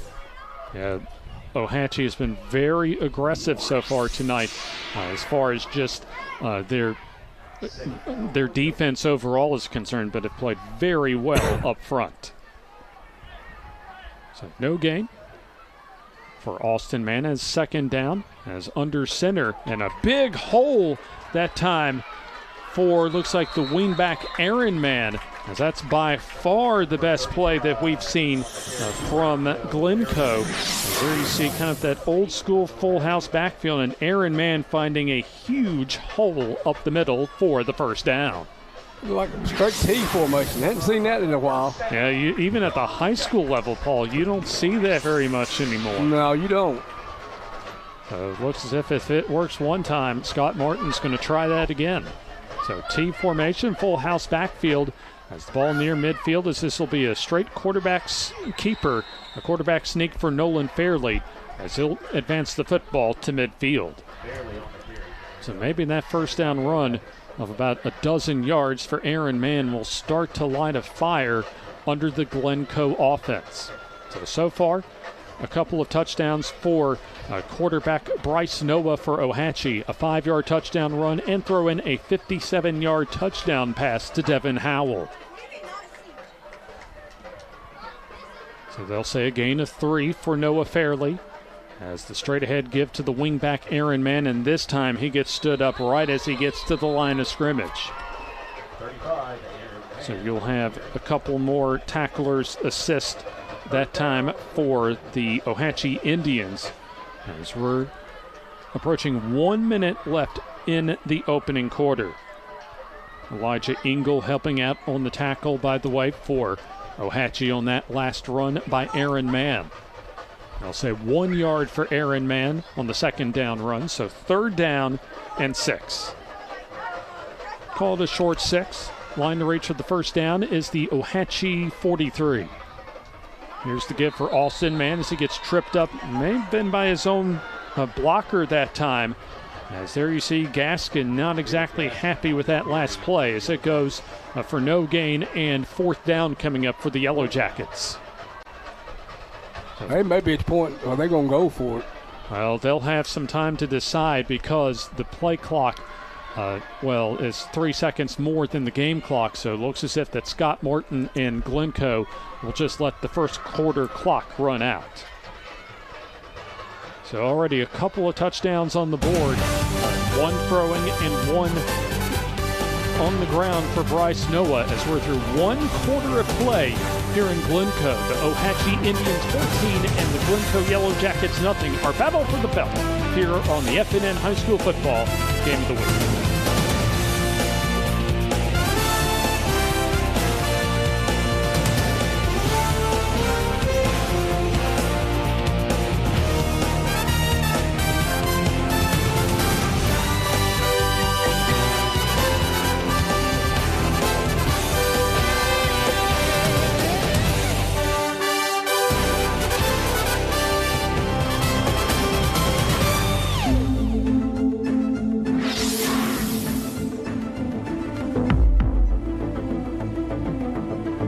Donald Trump and the MAGA Republicans represent an extremism that threatens the very foundations of our republic.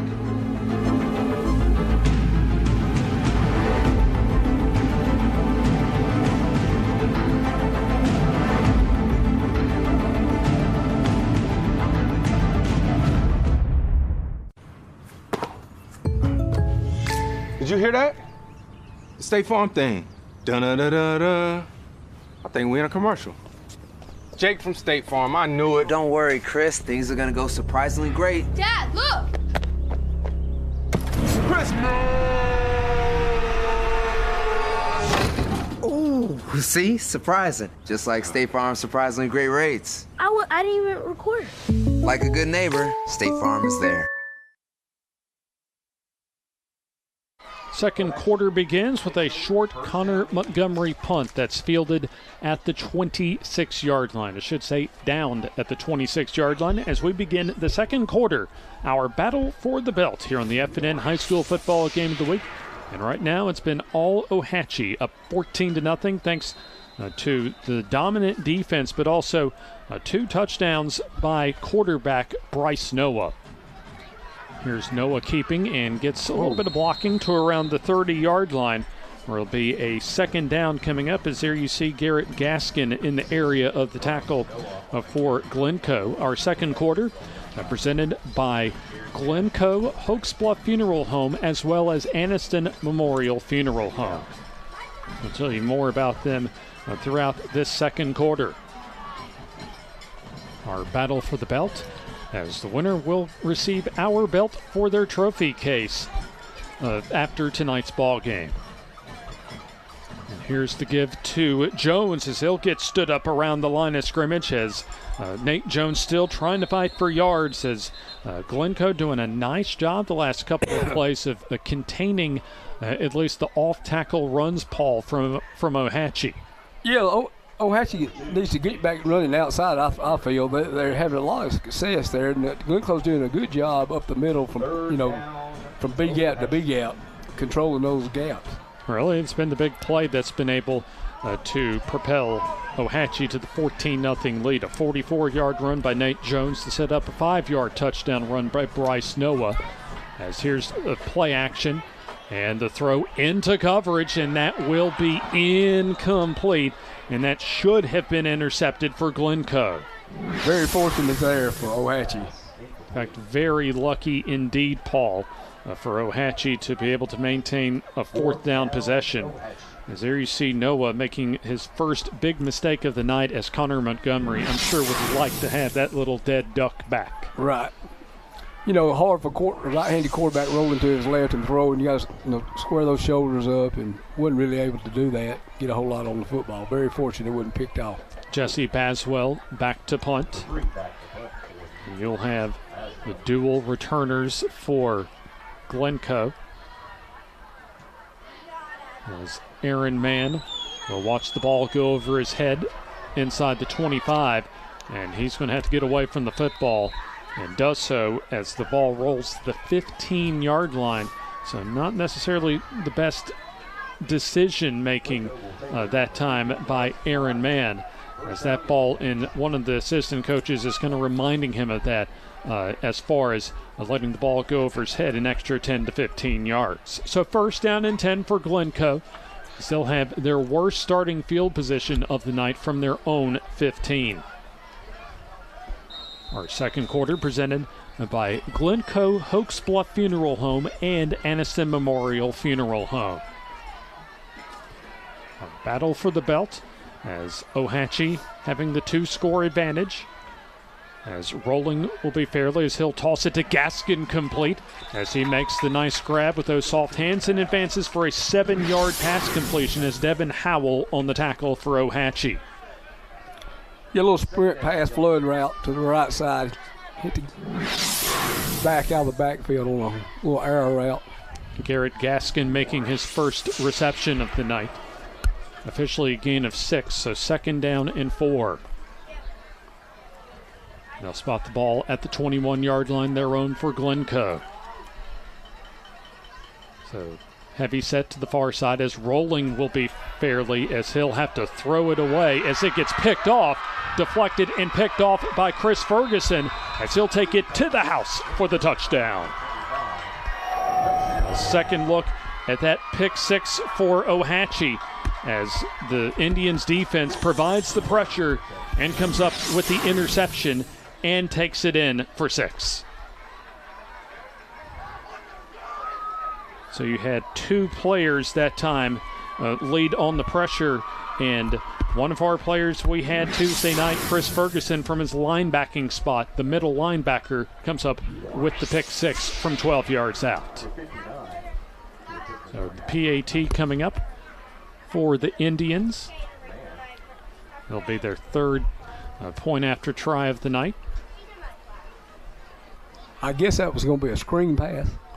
Yeah, I think it's supposed to be a rollout pass, kind of that little. The play was over. Unsportsmanlike. Ohatchee. That penalty will be enforced on the kickoff. Touchdown is good. So there you hear an unsportsmanlike conduct penalty, a little too much celebrating in the end zone off to our right after the interception. So here's Caden Mann coming on for the point after, as he's already made a couple, and that kick is off to the right. No good. And we'll take the timeout here. New score, Ohatchee 20 and Glencoe nothing. F&N game of the week in our battle for the belt.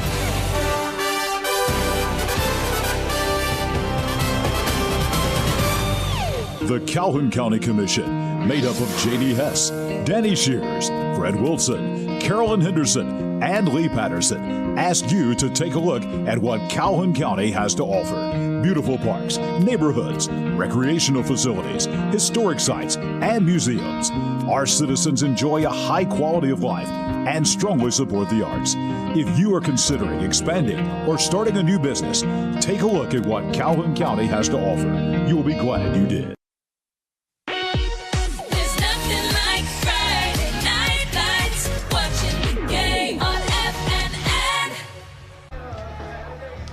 Ohatchee 20 and Glencoe nothing here in the second quarter. 9:35 to go in the opening half.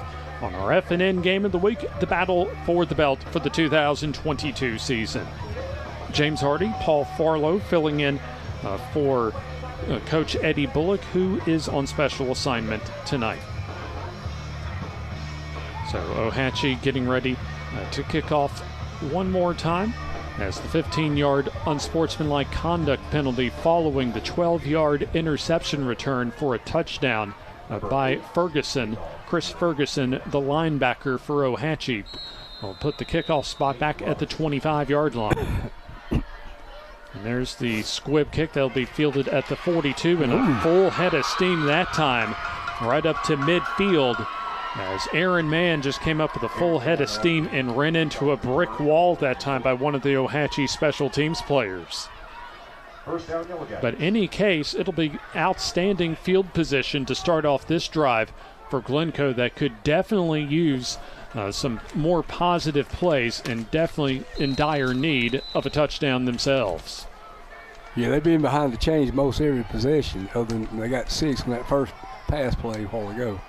Glencoe, Hokes Bluff Funeral Home, and Anniston Memorial Funeral Home present our second quarter. As here's the straight ahead give right up the middle. So the fullback, I think Gaskin that time was on the call. And there he's checked that the running back, the primary running back, in fact, Austin Mann, going right up the middle and actually getting a fairly decent gain on first down of about 4 yards to the 45-yard line. Also a big thank you to Mayor Baswell and the council from the town of Ohatchee for their support of our game of the week this week. So Austin Mann gets a 4-yard gain on first down. Football at the 45-yard line, as we'll have a substitution coming off the bench in Colby Bishop, the junior tight end for Glencoe. They'll get, due to the stoppage on the field, they'll get a fresh 25 on the play clock. Could use a first down and really a whole lot more, as Fairley will try and keep it up the middle, and that's not going to go very far either. So I tried to keep it right up the middle, and he ran right into the teeth of the defensive line. Dylan Allen, Tristan Kiker, among others. For pre-planning or in your time of need, you need professionals. For traditional funerals, memorial and graveside services, cremation options, and military honors for our U.S. veterans, count on Glencoe Hokes Bluff Funeral Home at 1901 Piedmont Cutoff Highway and Anniston Memorial Funeral Home at 3865 U.S. Highway 431 in Anniston. On the third down, as it'll be at least close to, depending on the spot, it'll be Fairley, the quarterback, trying to sweep off the near side, and he may be a yard shy of the first down, as we're approaching 7:20 remaining in the opening half. So obviously down 3 scores. Glencoe will go for it on 4th and short. 4th and 1 from the 40-yard line. That's the 40-yard line of Ohatchee, as we'll have a stoppage in play. In fact, a timeout on the field. Timeout, first one of the night for Ohatchee, and we'll take the timeout with them here in the battle for the belt on the F&N High School Football Game of the Week.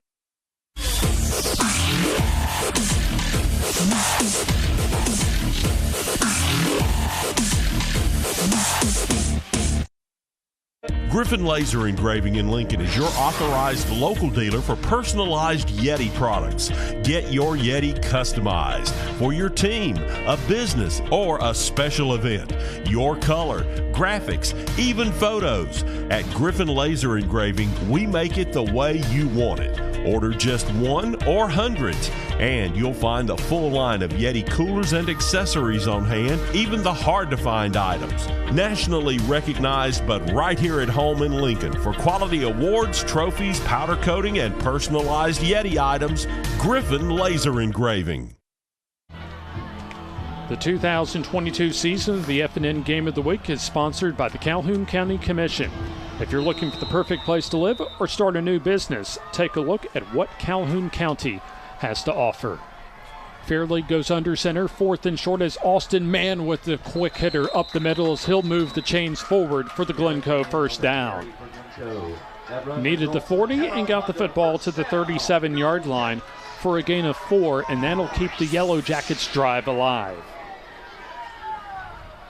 So Glencoe still looking for their first points of the night as they come in at 2-5 overall, 0-5 in region play. Ohatchee just 1-7, but they are 1-4 and still mathematically alive for the Class 3A playoffs. So first and 10 as the T formation set and play action as the throw is knocked away, incomplete. So there you see the intended receiver, number 8 in Christian Prater, the tight end, as that pass a little too far out in front ahead of Prater, incomplete. Second down, Yellow Jackets. Looked like a nice job by Baswell to knock that ball away, setting up a second down and 10. Yeah, they only had a one-man route there, and Ohatchee was all over it. So second down and 10 as that'll stop the clock with 6:25 remaining until halftime. A full house backfield once again.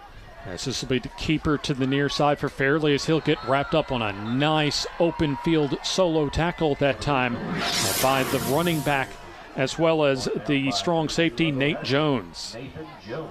And there you see outstanding tackling as Fairleigh tried to cut it against the grain, but Jones was able still to get himself in position, Paul, to make a solid tackle. Right, looked like he's trying to run a little option play there. They ran it a while ago with a little success there.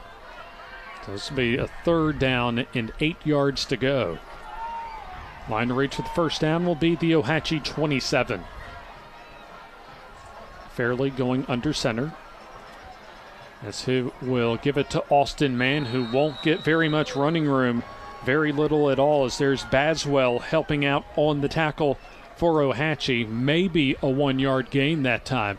So it's going to be fourth down from the Ohatchee just inside the 35-yard line, so Glencoe will go for it on fourth down. A rushing touchdown, a passing touchdown for Bryce Noah, as well as a Caleb Ferguson 12-yard pick six, the scoring tonight for the Indians of Ohatchee. So line to reach for the first down will be the 27 for Glencoe. Play clock down to 3. Dropping back to throw will be Fairleigh as he's under pressure, trying to escape, and now throws, has a receiver, and it's caught for the first down. And there's, looks like the big wingback tight end and Carter Cook, the tight end that got open and preserves the possession for the first down. Let's take a look at this play, Paul. As far as outstanding scrambling from Fairleigh, the quarterback, finding the receiver and having the presence to get it to him for the first down. Yeah, pretty good scramble. The receiver came back and met the ball, too. Ohatchee did a good job scraping on the quarterback. Good throwing kick. He was wide open. Yeah, almost nobody in the screen for Ohatchee as they'll spot the football inside the 20 around the 18. That's a 17-yard pass completion, as the straight-ahead give goes for very little that time. Might have even been that keeper in fact, was the keeper for Fairleigh, as it'll be a second down and long. 2022 season, the F&N Game of the Week is sponsored by Young Oil Grub Mart, home of the 99-cent bag of ice and everybody's favorite, the popcorn bucket. Buy yours and get free popcorn refills for an entire year. So a couple of yards on first down for Fairleigh. A quick hitter up the middle for Aaron Mann, the wingback. As he'll get some decent yards. Looks like about another couple, maybe 3 yards, as we approach 3.5 minutes left until halftime. So far, it's been all Ohatchee on the scoreboard, but Glencoe in scoring territory as they are in the red zone. So it'll be third down. It'll be a third and about medium, so we'll call it 5 yards to go from the 15. Line to reach the 10 for the first down. And here's the option and the pitch to Aaron Mann as Ohatchee ready for it, as Chris Ferguson along with Nate Jones and others leading the way on the tackle. A second look, as there you see Mann getting the pitch, but good assignment football on defense by Ohatchee to be able to read and stop the option play, Paul.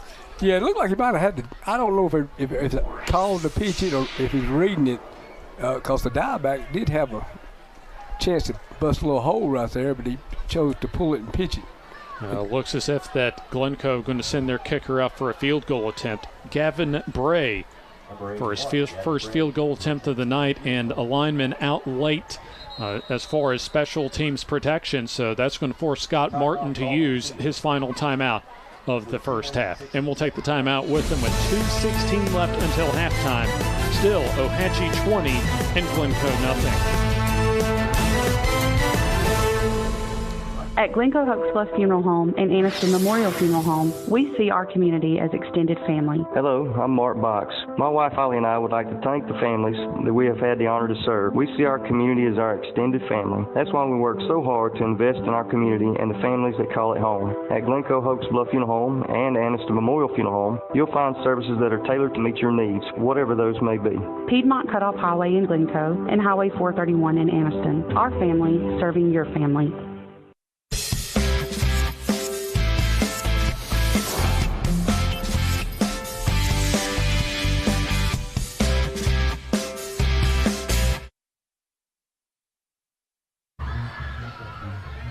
Two minutes, 16 seconds left until halftime as Gavin Bray comes out for a 38-yard field goal attempt. Football toward the near hash mark. Snap is good, hold is good, and the kick has the distance. Does it have the accuracy? No, it doesn't, as it's off to the right. No good. Plenty of distance that time, but just sails off to the right. Looked pretty good initially, but yeah, just pushed it off toward the right. So Glencoe is held at bay on the scoreboard, as Ohatchee will come out with 2:09 left until halftime, leading 20-0 in our battle for the belt. James Hardy and Paul Farlow with you, as Glencoe Hokes Bluff Funeral Home as well as Anniston Memorial Funeral Home teaming up to present our second quarter. Here's the play action rollout, and the dump down pass is complete. Looks like to Howell, as he'll get close to the first down. So nice little play action pass that time by Bryce Noah, as he found his near side receiver, the short receiver, for a solid 9-yard gain.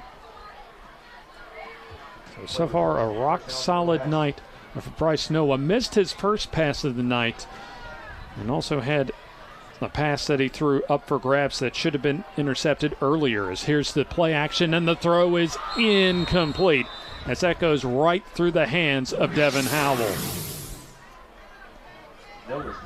They've been running this play. I think this is the third time they've run that corner route, Paul, and that was open for the taking. Yeah, it's been open every time they called it, too. He caught that quarterback looking in the backfield back there, that back coming out, eye candy holding him right there, and the guy running that corner route got behind him. very fortunate there. The ball wasn't caught for a touchdown. Yeah, fortunate indeed, Paul. So 2nd down and 10. Looks as if that Ohatchee going with the 2-minute drill. As we're approaching 1.5 minutes to go, as the RPO pass is high and incomplete.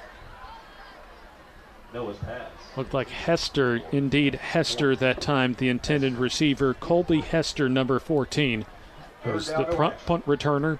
And that was the first time that we've seen Hester get an attempted reception that time. Pass was high. At Farmers and Merchants Bank.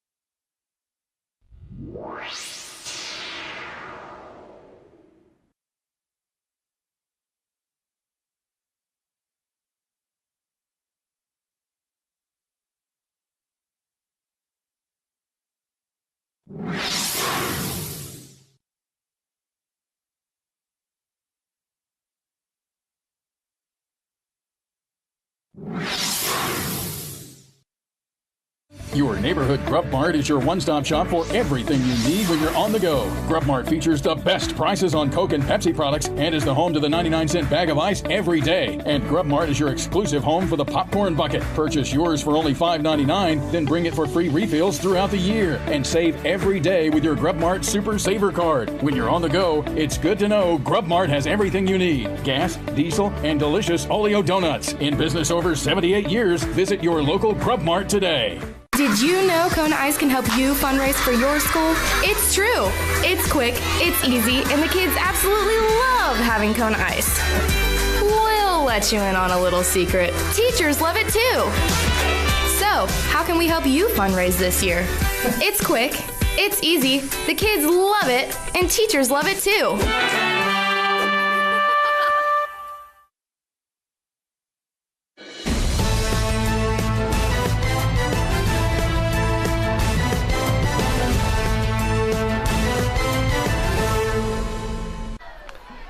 Bryce Noah kicks it off for Ohatchee as Glencoe fielding. Noah Fairley gets wrapped up after going laterally, picking it up from about the 25 and gets taken down at the 26-yard line.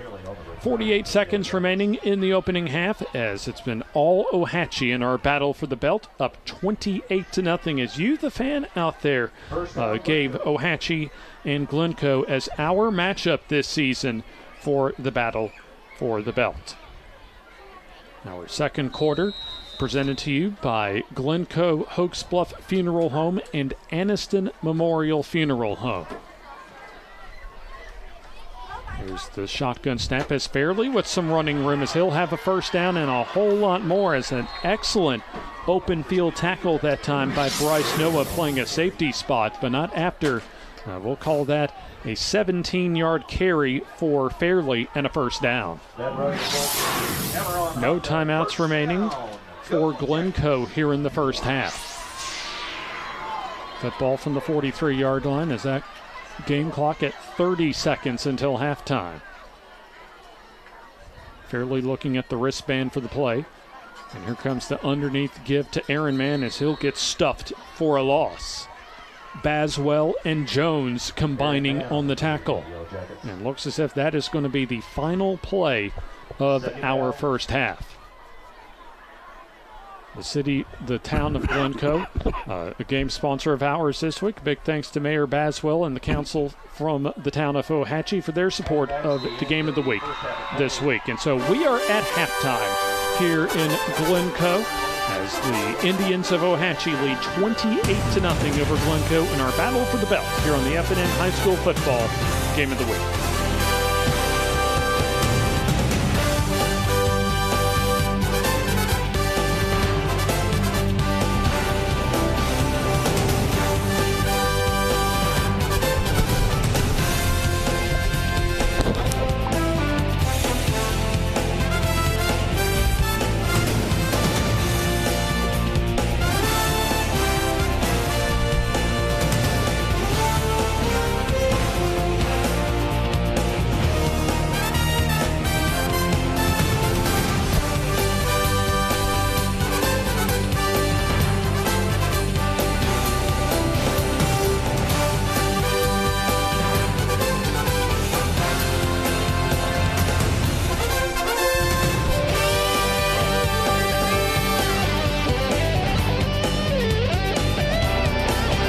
Did you know Kona Ice can help you fundraise for your school? It's true. It's quick, it's easy, and the kids absolutely love having Kona Ice. We'll let you in on a little secret. Teachers love it too. So, how can we help you fundraise this year? It's quick, it's easy, the kids love it, and teachers love it too.